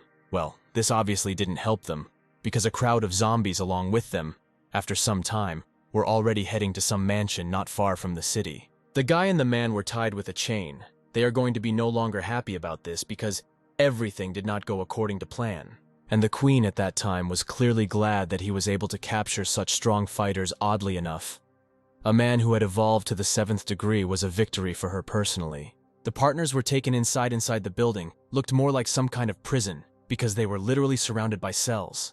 The queen lay down on the sofa and asked who knows how many more people they need. In her opinion, this is already enough. You guys guessed that the queen is not a zombie, an ordinary person. She said that every time someone asks about this, and she is not obliged to explain anything, after which she ordered them to be taken away from her eyes. A split second later, they were already in the cell. The warden left the men's cell. They were clearly not stupid and were able to easily get out of the chains, and the guy handed the man some kind of jar and said that it was penicillin. Kino said that these handcuffs contained a corpse, but with the help of his ability, it was easy to get rid of him. If it weren't for the guy's penicillin, they would have already disappeared. But the guy still couldn't shake the idea that the corpse queen was actually a person. The man, on the contrary, was glad of this. Otherwise, they could have become zombies long ago, of course, and still you won't envy. But it could have been much worse. Apparently, they are very confident in themselves. There is not a single guard outside. They should wait until it gets dark outside and then run away. The man said that he seemed to have never been here, but for some reason this place seems familiar to him. The guy said that he had already been to the desert nearby, if the place seems familiar. Could there be something behind it? Oscar. In principle, the guy was right. Immediately after they were placed in the cell, the woman went to Oscar. She said that the 2 they captured were enough for his experiment, but he just needed a couple of people. Now he can begin his unknown experiment. The man told the woman that it seemed she needed to find another person, because Mason could not be touched for now. It was clear that the woman did not understand why this was happening. Oscar began to explain that this was all, because he would become their most valuable result of the experiment, and they couldn't throw away such specimens like that. At this time, the man and the guy were also able to escape, but Mason sneezed very loudly right on the street. The guy didn't think that he would be able to discover his own people, so he offers to find out here what secrets this fortress hides. They entered some kind of warehouse. The guy immediately noticed that it was so huge, but at the same time empty. But the guy believed that something was definitely wrong in this warehouse, and they needed to find a secret passage or something like that. The guy asked what the man thought. What if they deliberately placed this warehouse so that escaped prisoners would wander here? But in reality, there is nothing here. Also an option, if you think about it, no one would hide something in such a suspicious place. What if they deliberately placed this warehouse so that the escaped prisoners would be mistaken by the ship, and in fact there is something here? The man did not particularly react to the guy's speculations and said that everything could be possible. The guy still managed to find the secret entrance. I asked the man to help. The hatch in the floor finally opened. At this time, Oscar flew out of this hatch and asked them who was knocking here non-stop. It's clear that, like Oscar himself, the guy and the man saw each other very strongly. The man immediately began shouting that the prisoners had escaped. But before they could somehow react to this, the man and the guy had already fled from the warehouse. The woman said that if the lens is found out together, they will have a lot of problems. They need to be killed. Who would have thought that they would accidentally wander in here and discover them? He asked. Or had they already escaped? The woman had been watching the cameras all this time and said that this time they headed straight for the exit. Now they know their location. The girl asked if this would not slow down the execution of the Supreme Witch's plan, to which Oscar answered in the negative. I argued this topic that they do not know what exactly they are doing. At this time, the woman asked someone to hide, because she has the abilities of a ghost. They are him. Moments later, the same girl from the mine who had been seducing the guy all the time appeared. She began to argue with the fact that the woman was also pretending to be a zombie. She also only had the abilities of a zombie. She asked to stop pretending to be a real walking corpse. The girl thought that this young man was quite interesting and offered to win him over to their side. Noska said that they were not on the same path with him. The girl had been following him for a long time.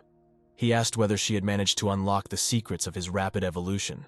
In general, we didn't manage to find out this secret, but she found out his other secret. For example, now she knows his second ability. After these words, the face of the girl and Oscar instantly changed to one of surprise. And the guy and the man were already somewhere in the desert at that time. The guy believed that they were able to break away. Apparently, most of the zombies are in the vicinity of the fortress. Unless a person is captured and dragged to them, he will not even realize that an entire fortress is hiding behind the crowd of zombies. The guy noticed that something was wrong here. They were discovered, but he couldn't understand why they managed to escape from there with such ease. To which the man replied that there were no high-level zombies inside. No one outside attacked them at all. And then the guy realized that this could be a trap. The guy used concentration. The guy was sure that this was definitely a trap, because how else could their behavior be explained?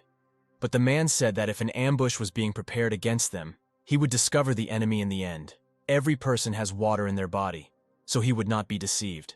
Well, if the man is so tough, how did he manage to let them fall into the clutches of zombies? It is clear that he explained this by the fact that there is no liquid in the body of a zombie, and their circle is similar to the real one.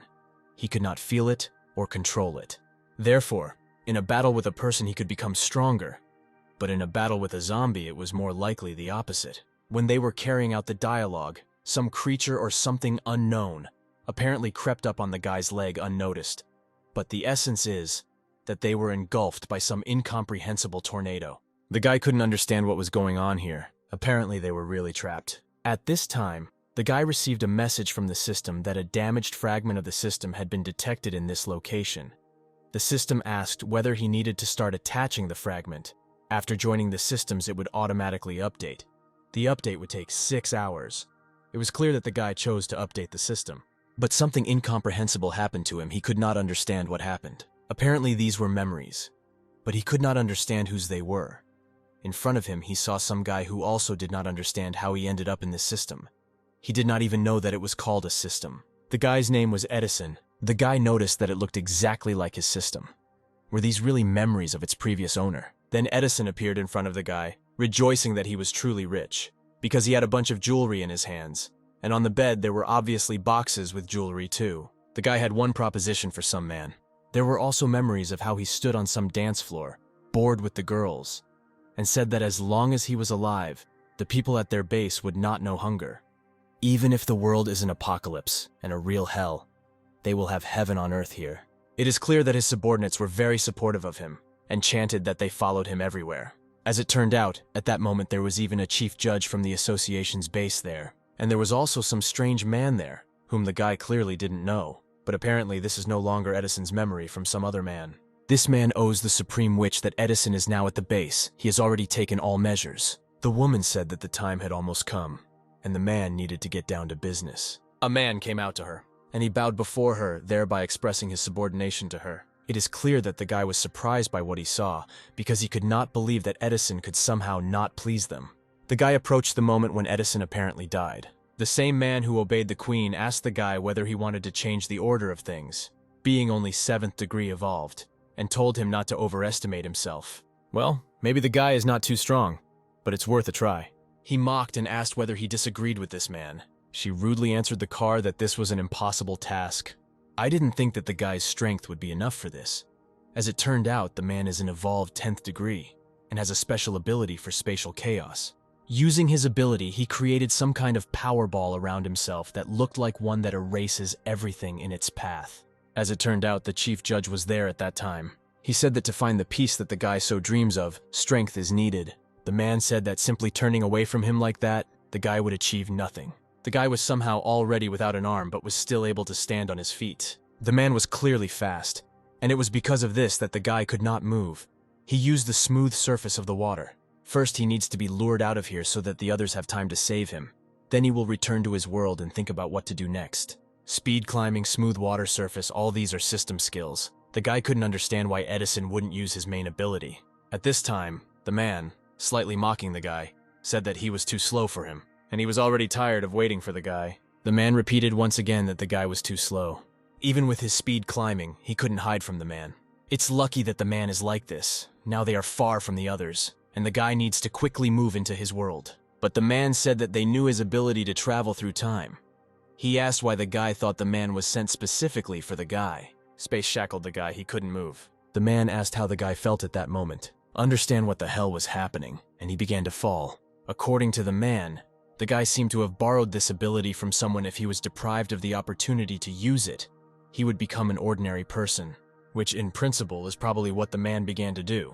There was no living space left from the guy. The man literally flattened him into house molecules. Then the guy realized that apparently the man was able to break the connection between the system and its owner. Edison's abilities depended only on the system, but he was unlucky. The update has been completed. The guy was very surprised that it had already passed at 6 time, had clearly passed quickly for him. The guy felt himself being filled with the energy of the golden core, which means this is the kind of power that awakens the evolved of the 5th degree. A bonus wheel appeared in front of the guy. The cost of one attempt was as much as 100 skill points. The guy's eyes really lit up with this number. The guy had a negative reaction to all this. He was indignant because it was a whole crystal. Well, then the guy began to think, because if you think about it, it's not that much. He was wondering what he should do better. From the guy's reaction, one could understand that he was very upset that he lost. The guy's ability to transform was activated. The previous owner had evolved to the 5th degree. The level of the ability was 5th, but the guy believed that this was a kind of ability because it just helps to slightly change his shape.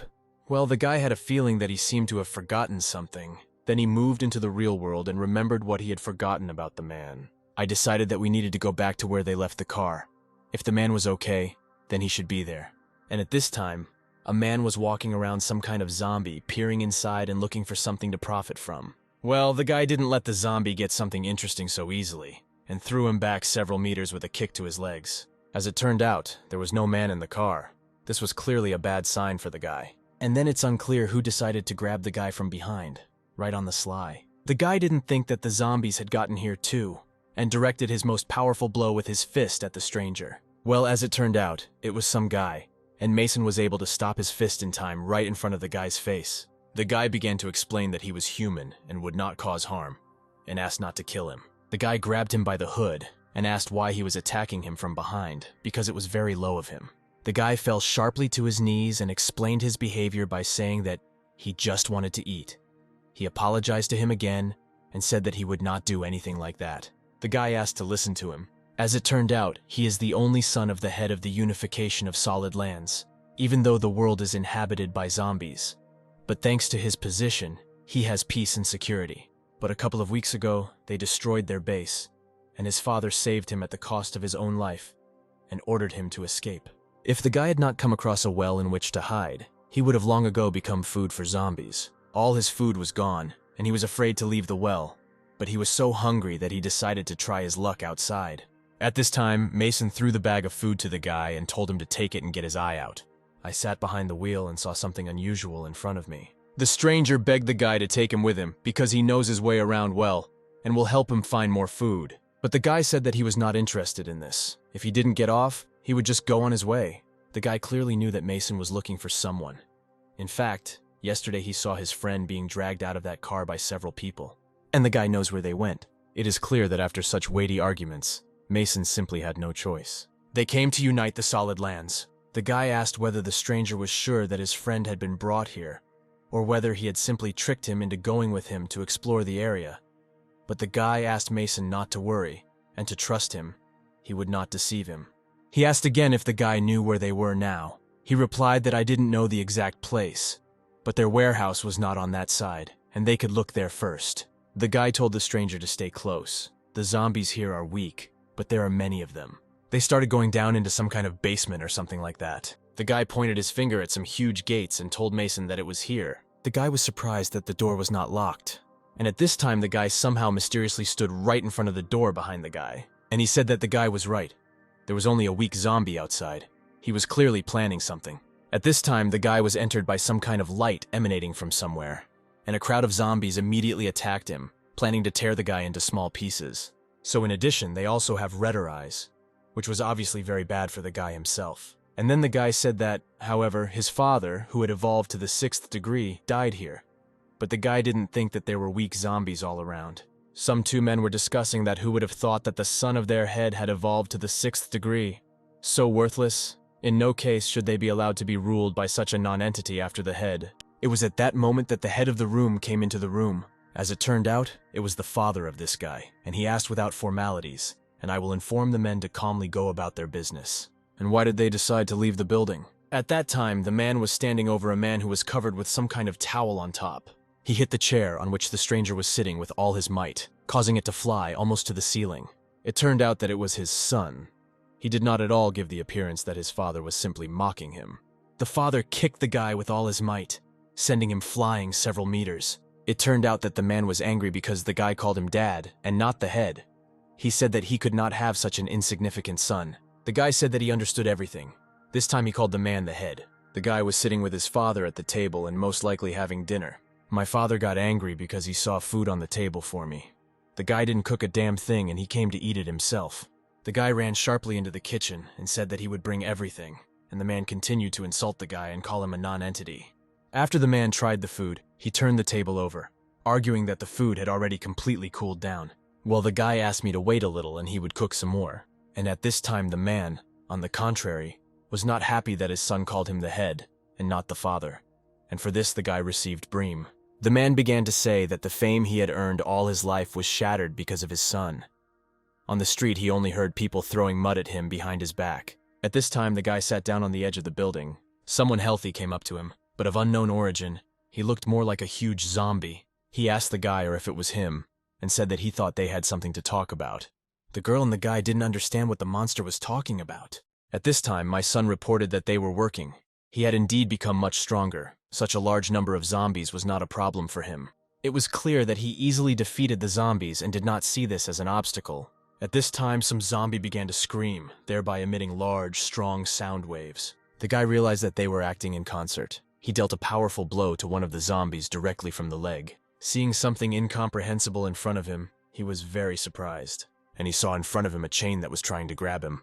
In principle, she almost succeeded because he was fighting off his feet because of it. But on top of that, someone used a weapon and shot him. Mason had only one question in his head, since when did zombies learn to handle weapons? Well, I didn't have much time to think, because a bunch of zombies were already approaching him. Then, fortunately for the guy, a man appeared and dealt with the remnants of the zombies. During the contraction, the guy asked where the man was yesterday and why he wasn't in the car. He began to explain that after the sand in the desert separated them, he was able to get out and return to the car. He didn't know when the guy would return, and there were few supplies left in the car, so he decided to follow the guy who brought him here. Initially, they did not plan to attack him, but then he found out about his power. They stopped avoiding him, and to be honest, he was a little puzzled by this. And when he was about to leave, they returned and began throwing sand and bottles of gasoline at him, as if they realized what his weak point was. He managed to escape, but he lost his way when he found the car. He saw that the guy was talking to an acquaintance who had arrived in search of the man. The guy decided that the man decided to make him a bait in order to follow the stranger and find out what the hell was going on here. But the man began to explain that they could cope with a maximum of the 6th degree evolved. So against the two of them, they had no chance, as they thought they weren't. The guy asked him to listen. He doesn't act together with the man. Doesn't it seem to the man that the guy is somehow involved in this? The guy decided that he needed to get to the person behind all this as quickly as possible and sort out this mess. For some time, the zombies were affected by some kind of sound wave. As it turned out, after this sound wave, the zombies began to abruptly run away from the scene, and it is clear that the guy tried to prevent him from doing this. At this time, the same guy who met Mason in the desert came into the room. Ethan asked whether the guy wouldn't run away from me, but it was unclear what prompted him to ask such a question. But the guy said that last time he had a chance to get out, but definitely not this time. He also said that I had no plans to run away.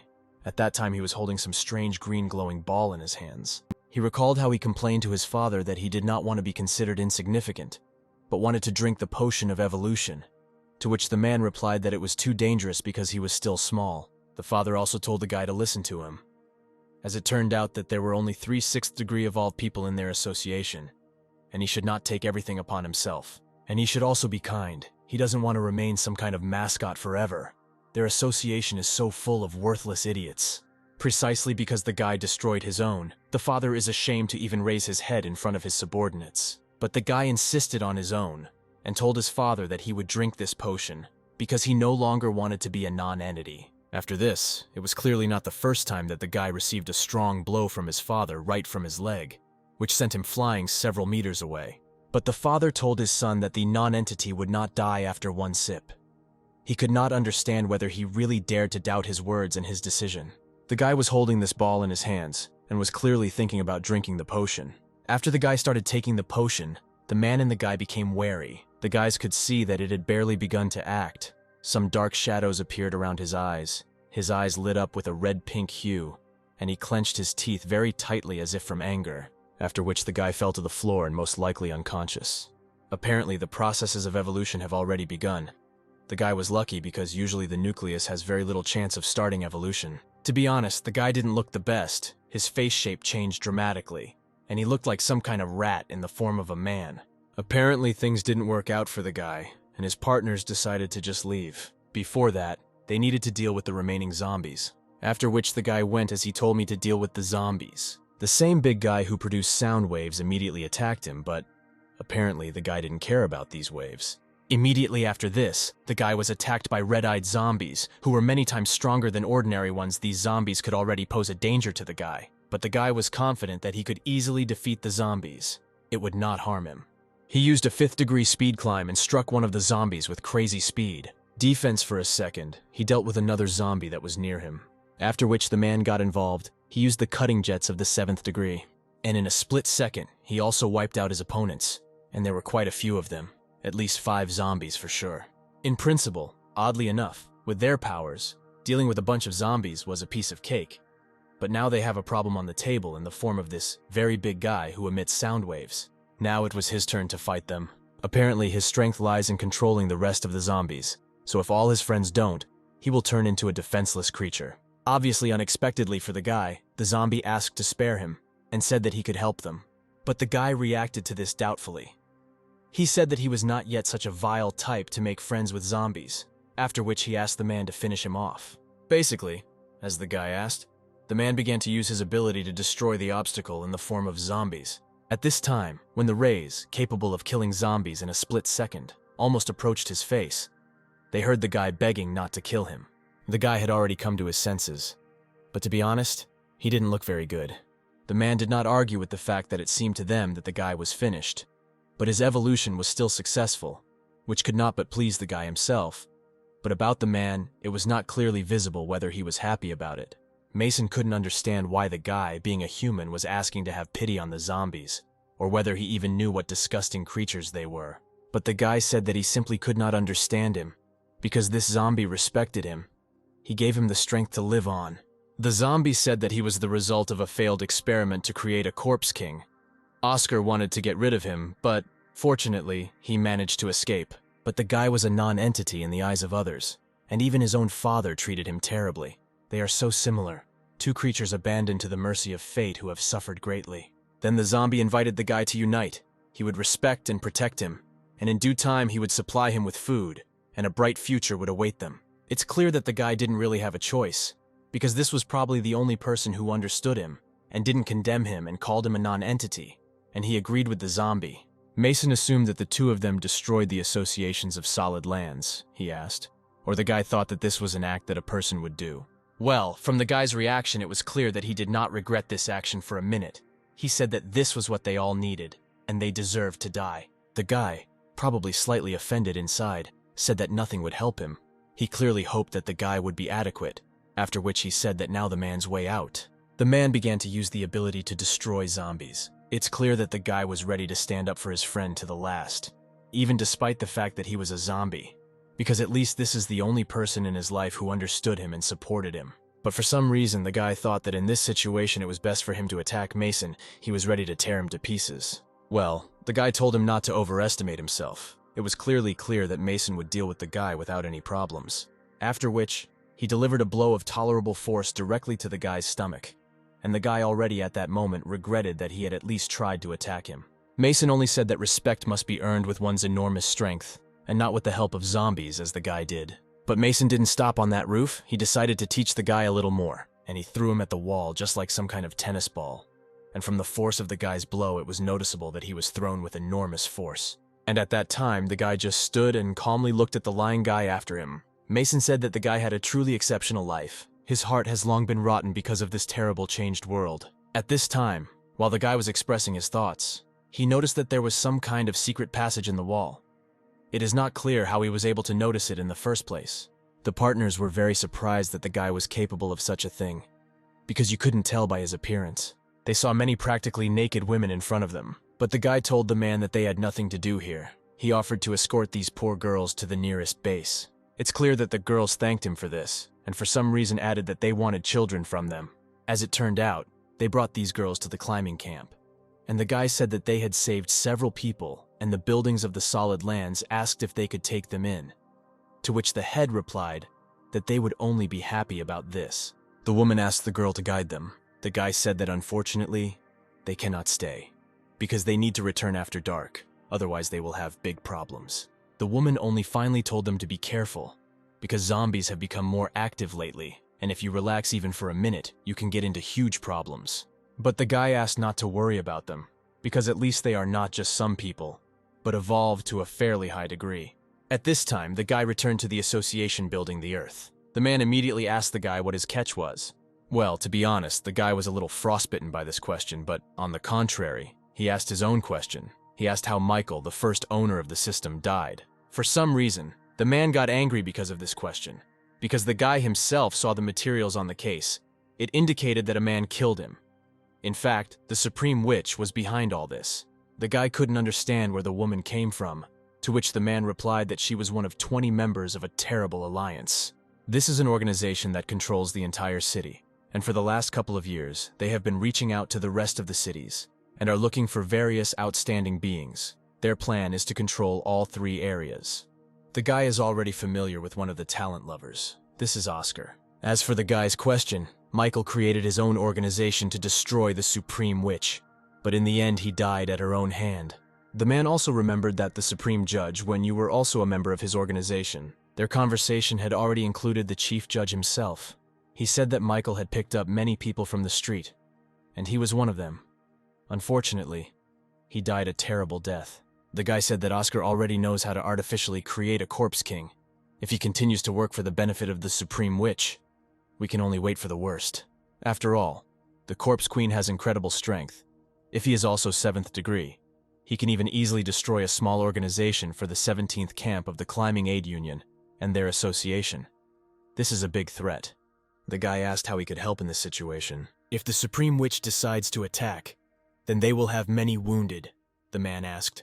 Or the guy can provide them with medicine. The guy assured the man that he could rely on him for this, after which the guy went to the ward with the nearest girl in it. As it turned out, the doctor said that in a couple of days, she would have to talk about something, so she was fine. But the guy was worried that if the plans of the Supreme Witch included capturing all 3 regions, then these events would definitely affect his friends. Perhaps they would be made slaves by corpse kings, or maybe even killed. He could not allow this to happen. He finally understood why Michael decided to create his own organization in this chaotic world. He probably also met those whom he later wanted to protect. The guy's main goal is to become stronger and protect all these people. And the girl blushed slightly and asked why the guy was looking and smiling like that. He said that he just suddenly thought how cute the girl was and was staring at it. But the girl's reaction was very strange. Instead of thanking the guy, she hit him with all her might and told him not to do that again. After which the guy decided that he needed to rush to get medicine, and began to be transported to his world. But at that moment, someone grabbed him by the shoulder. It's clear that his reaction was fine. He immediately grabbed this man and threw him over his back. As it turned out, this was the same girl who reported to the commander about the guy. The guy fell slightly into a stupor, because he clearly did not expect to see at the moment when he was transported into his world some girl who grabbed him by the shoulder. She introduced herself as the Space-Time Police, and it's understandable that the guy was surprised that such a thing even existed. And that guy guessed that this was apparently somehow connected with his system. And apparently they found out everything about him. He had already begun to have thoughts that they wanted to capture him and use him for the sake of science, and ours began to sweat from such a thought. And then the guy abruptly approached the girl and said that since everything had turned out this way, all he could do was clearly do something bad. Well, as it turned out, the guy simply tied the girl up on a chair standing in the room, and he took out a pen from somewhere. His smile was like that of some maniac. In principle, it was clear what he was going to do. As expected, he began to torture the girl with a feather. thereby tickling her legs. Sooner or later, she had to give up and not stand it. Indeed, it was as if some kind of interrogation began. The first question was for what purpose she came to his house in the first place. But here it is unclear for what reasons it began to beg for him to let her go, arguing that she did not want to do anything bad. But he said that she snuck into his house and installed a camera everywhere.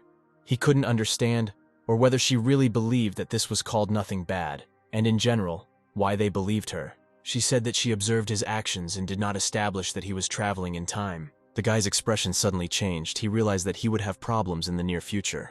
Why he took the knife in his hands for some unknown reason. But the guy himself understood perfectly well that he would not kill an innocent girl, just because I don't know his abilities. He horribly asked the girl whether she knew that sometimes the less you know, the longer you will live. But she asked to listen to her first. She said that she was from the first department of the space-time police. They only watch such guys and do not interfere in their affairs. She also added that they could help him. And the guy didn't seem to hear the girl and pointed his knife right at the girl. But again, he himself understood perfectly well that he would not do what it all seemed to be. He stopped the knife blades right in front of her pupil. The guy said that adults are only interested in a profitable exchange and asked what they expect to receive from him in return for their help. She said that every action of a time traveler affects all of time and space as a whole. Their task is to protect the world from danger. To put it bluntly, they are afraid that he will become a villain, and that is why they are watching him. After the guy found out everything for you, he untied the girl. You guys just needed help right now. The girl asked the guy to remember that their goal was to save time and space from the danger that the guy could pose if he became a threat. They would immediately get rid of him. The guy noticed that the girl was far from strong, but said terrible things. At this time, all the neighbors outside gathered and shouted for the guy to leave his apartment. They were discussing something among themselves, and it was obviously about a guy. At this time, a woman sent a message to some guy and said that the guy didn't smell so good and that she really wanted to hug him. But it was clear from the guys that he clearly did not have the same opinion about the woman. And when they did their job, he needed to quickly leave, because he could no longer see this woman. When the guy finally left his apartment, this woman said that the guy would get it for offending some of their brother. But the girl told the guy to leave it to her. And a split second later, the woman received a strong blow from sleep, right in the cheek. The guy couldn't understand how the girl could take down such a huge woman with her left hand. He doubted that she was even human. In a post-apocalyptic world, a girl with only a weak second-degree evolution. But for this world, she is a real professional. Now it's clear why she didn't resist. She immediately realized that she simply couldn't cope with him alone. People immediately started filming all this. And the guy at one time said that the guy's girlfriend had hit a man, and he would post it all on the internet. He also added that he would not be able to wash away all this shame, and he would be behind bars. At this time, the girl began to divulge complete information about the guy.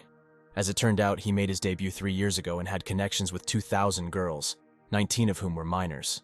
It was clear from the guy's behavior that it was really true, but he tried to hide it. He was really nervous. But the woman began to defend him and said that he made his debut 3 whole years ago and did not even take the girl's hand, and they would sue her for libel. But the girl at one time reported that they had already contacted those underage girls and collected data. There was enough evidence to put the guy in prison for life. The guy couldn't understand who the girl thought she was. He started insulting her and telling her to choke on the evidence. And Mason will tell you that the guy is still as proud as he was then in the restaurant. And apparently he didn't get enough last time. As expected, the guy struck him with a strong blow right in the jaw, causing him to fly several meters away. After seeing this, a crowd of people immediately began to run away from the scene. The guy said that there is no need to waste time chatting with such people. If they have evidence, let the law deal with it. He thanked for the help, but said that he had to go so they would see each other later. Now he needs to get the medicine as soon as possible. At that time in the square, some 2 men seemed to be pressing the girl. One of them told her to just try to run away. If she didn't agree to something, then she wouldn't get off so easily. The girl understood a little what they needed from me. She asked me to leave her alone. It's clear that the guy won't just stand by and approach the men to ask what was going on. As it turns out, one of them knows the guy. The man could not understand what the girl the guy was dating saw in him, but now it doesn't matter. The man will first deal with the guy and then with the girl. One of the men said that they were first-class soldiers, capable of killing a bull with 1 blow. The guy himself asked, since he decided to be insolent to the boss. They clearly didn't know that the guy had abilities that weren't here and easily repelled the man's attack and, in addition, dealt with all of them. And then the man suggested that the guy evolved by changing DNA. But he was sure that such a fool would not have enough money for such a thing. The guy couldn't understand, or the man was stupid with fear, because they live in a scientific world, they are in a science fiction one. And what is he talking about? Although if you think about his travels in just an apocalyptic world, it's also science fiction. Perhaps what the man is talking about already exists, and in his world, he is simply a person from the lower class, so he does not have access to such benefits. The man assumed that the guy bought fake cheese like this. The chance of survival after that is more than 1 in 10,000. He sacrificed his life for the sake of that girl. What a fool he is in the man's opinion.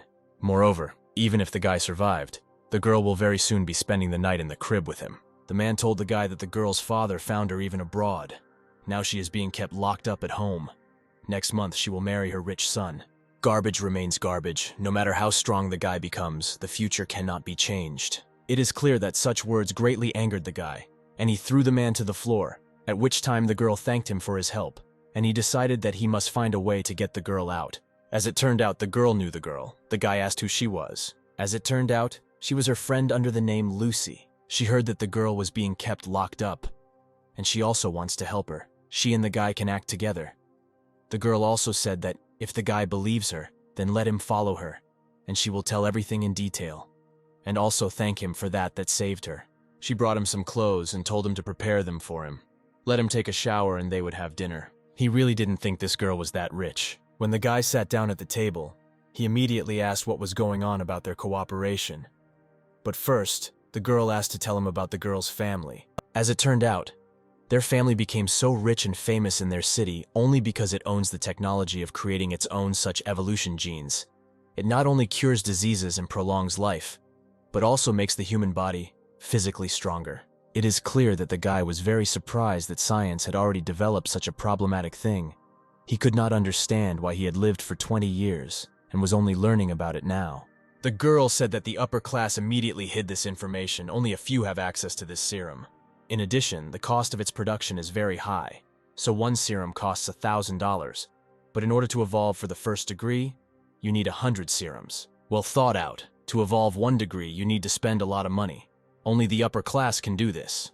Now it's clear why the guy hadn't heard about it. He was interested in how the first degree differs in this world, and in the post-apocalyptic one. That's how the girl's family became the most influential.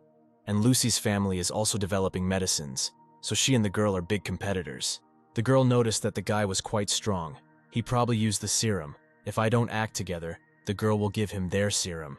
Then he will become even stronger and will be able to rescue the girl. After which the guy said that he was in business. If the girl helped him become stronger, he could easily help the girl. They went to some laboratory. The girl told the guy not to undress and lie down because first she needed to examine him for something. After which she literally tied him up for some unknown reason, as if he was going to run away somewhere. Even the guy couldn't understand what it was all about because it was just an inspection. After which, the girl injected the guy with some strange drug. Some time passed, and the guy woke up. The girl was tired. The guy again became convinced that, in his opinion, all girls were just demons. As it turned out, while the guy was sleeping, the girl conducted a thorough examination, but the guy complained that his arms and legs seemed numb. It turned out that the guy's body already corresponds to the highest level that she knows. Moreover, he is even stronger than many others who have undergone genetic modification. She could not understand how he achieved this. But the guy said that this is a secret, of course. Evolution in the post-apocalyptic world would be more virgin than the serum from the modern world, but the guy is not going to talk about it. The girl, unfortunately, said that her funds were not enough to make the guy even stronger, and apologized for this. But the guy said that there was nothing wrong with this, and it would be better for the girl to use these funds to search for Emmy's whereabouts, and he would figure out the rest himself. But the girl stroked his leg with her foot, and asked him not to worry because he had already helped her, so she will help him. Since the girl's family is engaged in the production of medicine, the guy asked her to make some medicine for him. If he goes to buy it himself, then problems may arise. To which the girl replied that you are not a problem there. She will do whatever he wants and in any quantity. Sometime later, the girl told the guy that everything was ready. As it turned out, this was a specially potent antidote that he asked for. She didn't know what it was for, but she hoped that it would be useful to the guy. The guy thanked the girl but said that he had to go. The girl begged him to stay for a couple more days, but the guy was afraid that she would torture him. After which the guy had already arrived in the post-apocalyptic world and immediately went to the ward with Becca. It is not clear why the girls seemed frightened by the appearance of the guy from their appearance. It was clear that they were not entirely happy to see him. The guy looked at the girl with a smile on his face, and she was glad that she could already stand on her feet and not just lie in a coma.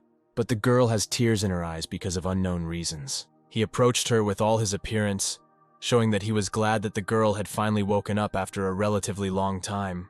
She immediately began to hug him, and said that she thought she would never see the guy again. Well, the guy kindly asked her if this is possible. He will never forget that she protected him from a bullet. She can ask for whatever she wants. He will do anything for her. The girl said that she had not even thought about it, and would definitely think about it. At that time, a subordinate entered their room and said that the head was calling the guy to his place, and this was an urgent matter, and the girls should also go with them. He said that according to the latest data, a crowd of zombies became more active and attacked large and small organizations. Almost half of the entire settlement was damaged, and this crowd was led by a corpse king who was actually a man. The guy said that he and Ethan saw her. She was created artificially. Of course, she is somehow connected with Oscar, but he only recently mastered the technology of creating a corpse king. He couldn't create a corpse king in such a short time. Most likely, she is not his creation. A few kilometers from the climbing aid union, there was really a crowd in this desert, and the zombies had green eyes. And this obviously did not mean anything good, because such a crowd of zombies could easily destroy some small base. And oddly enough, they were led by the same girl who was in fact a human. As it turned out, they attacked the climbing aid union.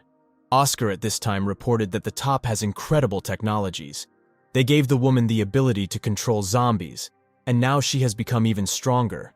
But she at one time reported that they were hurting her, so she is very angry. She would also like them to modify some handsome guy for her. Oscar told the woman not to worry, and he would arrange everything soon. He just needed to grab Mason during this raid.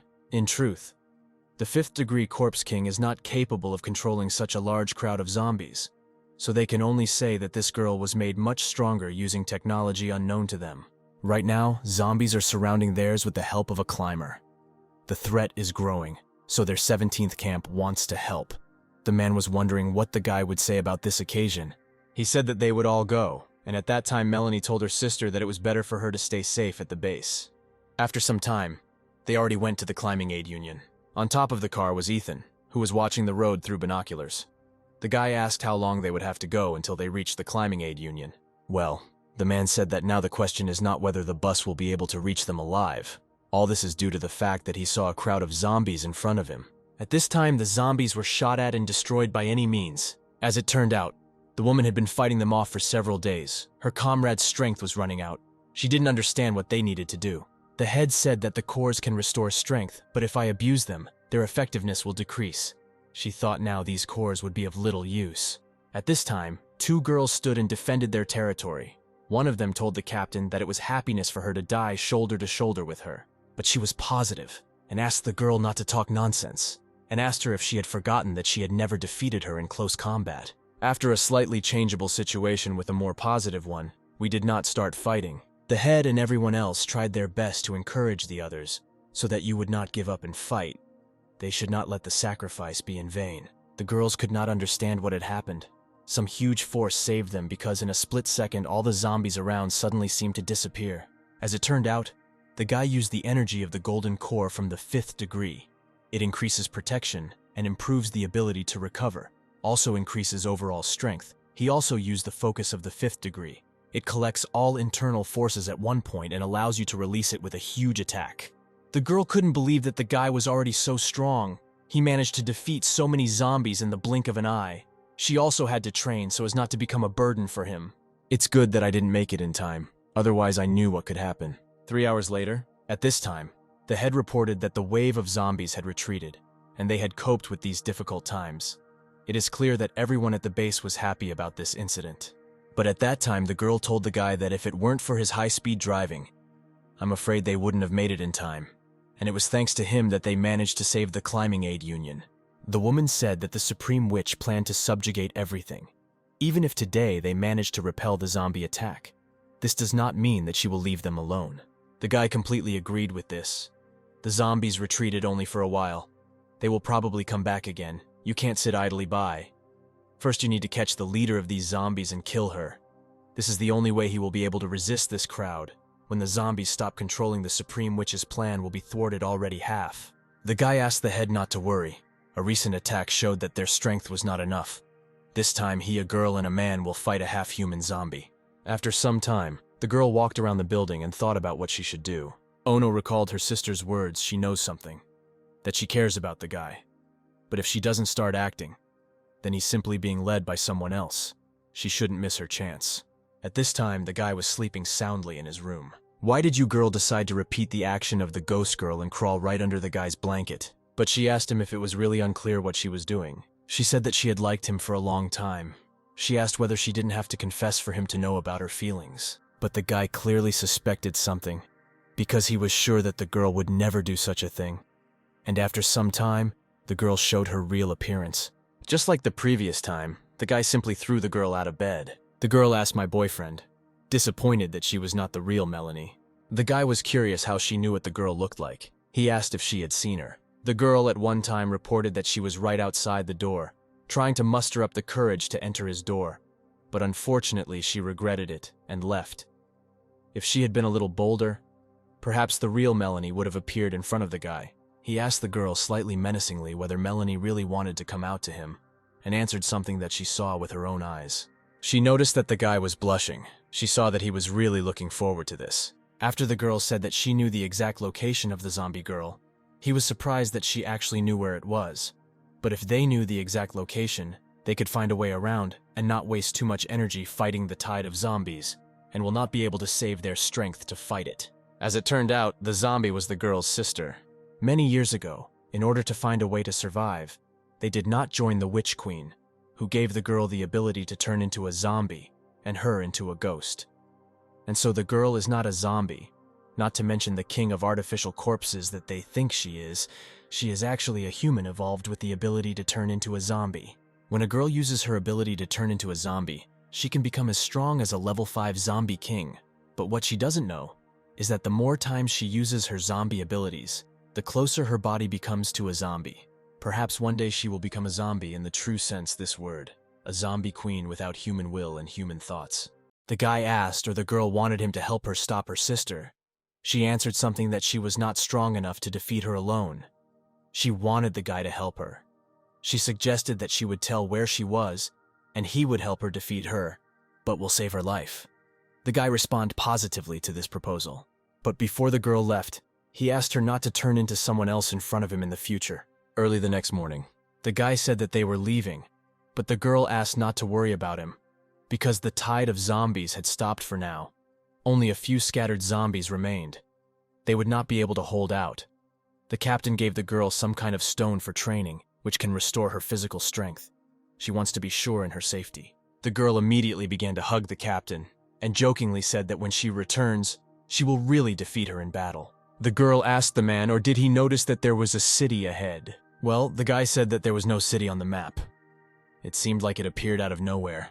The only way to get through this section of road, which is sharpened by enemies on both sides, is to cross the city. As it turned out, it was an illusion of a girl, and the guy can let him drive straight inside. The girl has a way to find a way out. Alice's talent is turning into a ghost. She can also turn into an invisible state of a ghost. She can choose the one who will see her. The guy couldn't understand how it was that this city didn't look the least bit neglected. It was very strange for him. The girl from above reported that a large number of people were seen ahead. Some women suddenly appeared in front of the car, glad that they had finally seen at least some living ones, because this was a very rare thing. At this time, the guy seemed to be transported to some other space. There was nothing around him except white. He saw Emma in front of him, who said that she had returned and asked whether he missed her. She exchanged it, and said that this time she was back and would not be together forever. And at that time the man saw his mother, who told him that he had matured very much. It's not clear how, but the guy abruptly switched from Emma to Melanie, who he told that she needed to say what she liked. And at that time the girls got caught by the captain, and the two of them had the idea of being together, after all. This is not prohibited, at least. It is clear that this was the work of a zombie, which apparently hypnotized all the people. Alice at this time noticed that the guy was enjoying this illusion, but she could not understand who this woman in front of him was, and she looked very familiar. The girl got angry because the guy was really enjoying himself and was simply ignoring her too. She also added that she might get angry because of this. When the guy finally realized that this was all an illusion, he suddenly woke up and dealt a powerful blow to the zombie. The guy immediately thanked the girl, but she asked him to say thank you to her ass, If he had not woken up, he would have simply been killed. After some time, everyone moved away from this illusion and decided that they needed to quickly destroy these zombies because they could pose a very big problem in the future. Well, the guy said that there were too many zombies here and suggested that we simply leave here. The guy asked Alice to tell him how to get out of this city. She directed him towards some wall. The guy came up with the idea that if an illusion appeared in the city, then the girl was nearby. He once again asked Alice to name the exact location of his sister, but Nam asked the guy to let her feel it. She began to navigate for them. She said that she was 300 kilometers from them. The journey would take about 2 hours. They needed to drive straight for 100 kilometers and turn right.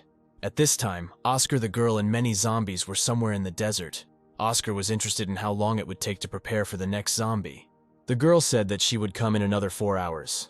It would take a lot of time to drive away the zombies from everywhere. The guy and his whole company arrived just in this desert. Oscar was really surprised to see the girl in front of him. He was angry with her and believed that she did it on purpose. But the girl began to teach in the cold and denied it. She said that she did not notice that Oscar was behind the stone. Oscar asked the girl to forget this, and he would not dwell on it. Thanks to her, they all ended up near him. He owes the queen the witch about this, and she will be well rewarded for this. The guy asked the girl whether she had betrayed him, but she didn't even really try to justify herself. She just said that the guy himself was to blame for his stupidity, and the girl at one time told them to give up the fight, because they are surrounded and they simply have no choice. And it was a good time to say that he took the guy back, his experiment will go smoothly, he will thank him for it, and he will know what it's like to gain power. And a group of people like that were really surrounded by zombies on all sides. The girl did not stand on ceremony for a particularly long time after the guy did not agree that they would surrender. She sent all the zombies to attack. It's clear that the guy quickly reacted to all this and began to fight the zombies to protect his friends, even resurrected. He noticed that the guy had improved his abilities again in such a short time, but he was not taken aback, and began to saw through apparently corpse poison. The guy said that it had such a paralyzing effect that they all needed to cover our mouths. The girl said that now that their mouth and nose are closed, they should have a better sense of hearing, vision, and touch. The girl used a flash of illusory light. It releases a blinding light that creates an illusion and lures enemies into it. Some very huge zombie appeared in front of a group of people. Oscar asked her girlfriend if she could handle them. I understand for what reasons the girl suddenly decided that it was time for her sister to end her life in this world. It is clear that the man did not expect to see this right before his eyes. Well, Alice said that I'm afraid my sister wasn't worried, because with her abilities she won't die, she can simply be immobilized. It is clear that everyone present was also surprised that the girl who betrayed them suddenly decided to take their side. And then the guy already admitted that he was afraid that the girl would not keep her promise. As it turned out that night, they agreed that if the girl follows his plan, then her sister will be conquered by them. She asked whether he wants to participate. If an accident occurs, he will die.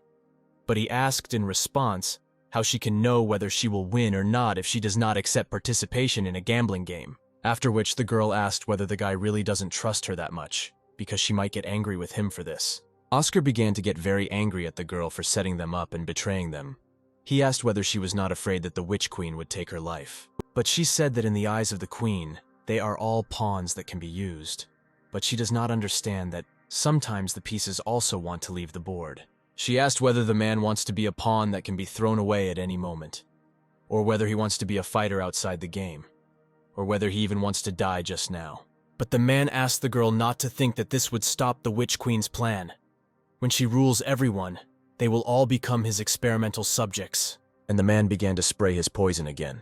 At this time, my brother came in with the keys. He was surprised at what she was still doing in the room. The girl said that this is a genetic drug that she recently developed, and he only needs to take 20 of these potions to raise his level to the first. The guy was clearly confused by hearing the number 20. The guy had to say that the girl was really something. Inside the family corporation's conference room, the head of the family was angry that the market share was not at risk because the share price fell this month. The subordinate told the man that their genetic market has been completely suppressed by the competing family, and the genetic drug is only $700 million cheaper and can force people to become level recipients. They need $1 billion. They can't compete in any way. The son told his father that he thought the root of the problem lay in the research and development department run by his sister. A long time had passed since the research and development department had created a more advanced genetic drug. If they can't reduce the cost, they won't be able to lower the selling price, and then they will definitely be suppressed by the competing family. The man also agreed that this problem is a matter of research and development. If I do research and development can create a cheaper genetic potion, they will be able to compete. Also, the guy will not remember that recently his younger sister said that a potion had been developed that only cost 200 million to become level 1. In order for everyone to see how stupid the girl is, he specifically asked her if she didn't want to show everyone this potion. Well, the man was clearly not happy that the girl opened her mouth. The head of the family already asked the girl whether it was true what her brother said, but the girl did not hide the fact that the guy was just a fool who wanted to get married and take the family's property. But in this case, she will not hide it. And this time, she proudly announced that she had developed a new genetic potion. 20 doses in a row will make you a first-class improver, for only 200 million. It is clear that in this case it had to be tested, but the man could not understand how it could be that the testing machine should be broken. He decided that he would buy a new device. After some time, the head of the family was brought a new device and decided to test it again. After they tested this potion, they saw that the purity was still 5%. The brother was furious and could not believe that she was actually able to develop it. The head of the family began to praise the girl and said that she had done a great job. This genetic potion saved their entire family corporation. After which he began to reproach the guy who only knows how to deal with internal disputes. But she admitted that in fact another person helped her in developing this genetic drug. During the medical examination of the guy, they discovered that his body was genetically strong, so they used it to improve the genetic drug. The man said that now their task is to prevent it from contacting this guy and delivering him to him. Even though the girl found out where the guy lives, he was not at home. This can be very difficult to do.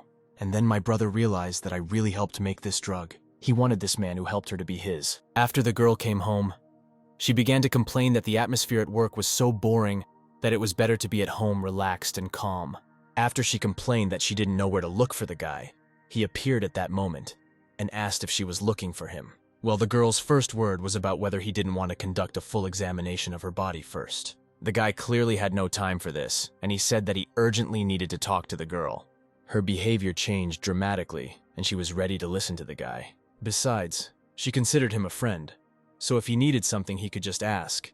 If it weren't for the strong genes in him, her position in the family would still be very low, but she should help him and thank him. He started telling me that he had a girlfriend. After the girl listened to the guy completely, she said that she understood him and that this friend was infected. And in the end, he needed a drug that would suppress the virus, but not kill the carrier. After which he held out a sample of her skin, which she could study. She said that it was easy and asked him to give it to her. She began to tell me that this is a strange virus. It seems that it is only afraid of penicillin. And when penicillin is ingested, the virus dies very quickly at a very incredible speed. She asked him to give her the improved penicillin that she gave him last time. She would improve it and make it more gentle. The drug can kill these viruses without causing harm to the body. After which she announced that she would begin conducting an experiment. And it really worked. The virus was completely destroyed. The leather tissue samples remained intact. The guy was surprised that the girl was able to do this if you look at it from the other side. Lucy's technical power is more powerful than those of those genetic experts in the apocalypse. But the girl said that there were many more things that she was still good at, and asked if the guy wanted to check it out. Well, the guy let me know so that the girl would forget about it because he was in a hurry. After which he simply jumped from her window, and then thanked her for her help and said goodbye. After which my boyfriend found himself in the apocalypse. He handed over a drug that suppresses the virus in the girl's body. It is administered subcutaneously and acts very quickly. And Melanie at this time was wondering how he managed to get this drug in such a short period of time. He said that he has a friend named Lucy who helped him. She has great abilities and is an excellent errand girl. No matter how far away she is always in touch. After which he began to talk about her. After finishing his monologue, he asked whether the girl understood where he got this drug from. They didn't expect that he had such powerful friends. If he had such a special ability, he must be of a high level. At this time, the girl's sister seemed to be healed and take on a normal human appearance. She clearly didn't remember anything, the girl began to explain. She said that she understood everything. If the guy had not saved her, she would have become an inhuman zombie. Then she thanked him with a kiss. He was clearly very embarrassed by this, and said that there was no need to thank him.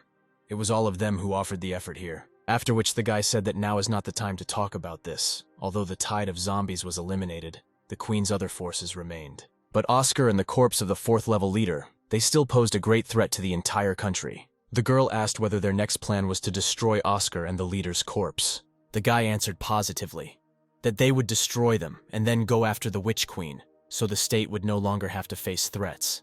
But at this time, a man called the guy and told him to come back quickly because Oscar and the zombie king of the 4th level had already appeared.